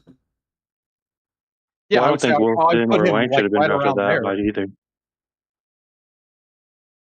I don't know. I'm I kind of just- excited. I think he's going to be like I think him and Sam Darnold are pretty similar in terms they're smart, read the defense. You know, I think he's going to be good. I don't know. He just has like a Yeah, factor to he makes the right play. He's like really good for. He's like what a coach looks He for reminds me of to a play Kirk QB. Cousins personality. He like He has a Kirk Cousins personality, and I think it's endearing, and I like that about him. And don't hear what I'm not saying. I don't hate him as a person. He's a good guy. I can tell he's a good person. He's going to be a strong locker room guy. How much? Like, I don't know. We'll see what happens. But to be fair, I'm not high on any quarterback in this class. I think if I was actually shooting for the moon, I'd go for like a guy with. I'm not big on Nussmeier either. Drew Well, Aller, probably. Nussmeier is weird because he's like really erratic for Jalen being Green. a coach's kid. Like you'd think he'd just What like about- make the right play, but he's super erratic. Yeah. But That's Mendoza like like makes the right play. That Carson Beck stuff that's been sliding in that he's going to be in the second Yeah, round. he'll be the next quarterback up. They're saying he'll be Carson quarterback 3. Carson Beck had a baseball surgery and he got nuked. Like nuked his own elbow. Yeah, I know. That's what I was like. Ever since he had that surgery, he's got like kind of a noodle arm. Well, they're saying he throws the best ball in the class, and he is. They're calling him like a savant when it comes to understanding defenses, which I find that interesting because isn't he like a Really? 4-year starter? I'd 5-year say, like starter? 28. I don't know. I hate him as a person, but I can't disrespect his game. He's a better quarterback than I can't stand to whatever look at his Georgia face. whatever fucking Georgia threw out there this year. I think if he would have just stayed at Georgia, that we're talking Zachariah Branch in a different language. But I think since the quarterback situation in Georgia is what it was, they just use Zachariah Branch that way because they're like, well, we have a good running backs and we have a couple good like fast receivers. Let's just make sure the quarterback can get him the damn ball. Yeah, I their don't know. QB sucks. Nice if the Raiders paired up Denzel Boston with Mendoza. Yeah. No, That no, would be no. I need not Tyquan Thornton. I need a Thornton to pop off for no DyNasty team. I think 6'5", ran a that- 4.3. That might be over, Dalton. Yeah. All right, boys, I'm hopping You off. never My know. throat is killing me. You never know. All Later. right. See you later. 6'5", 4.3, 40. Yeah. Calvin Johnson-esque. Calvin Johnson. Brandon was wrong. Brandon was wrong. There's more than just that guy from Lindenwood. It's him and his twin, Chris. We're good. The two. We're good. We have Dante Thorne. The two guys from Tennessee. Oh, shoot. Tennessee's on a pretty bad stretch of sending any skill player to us. They gave us Alvin Kamara and just quit. They started coasting.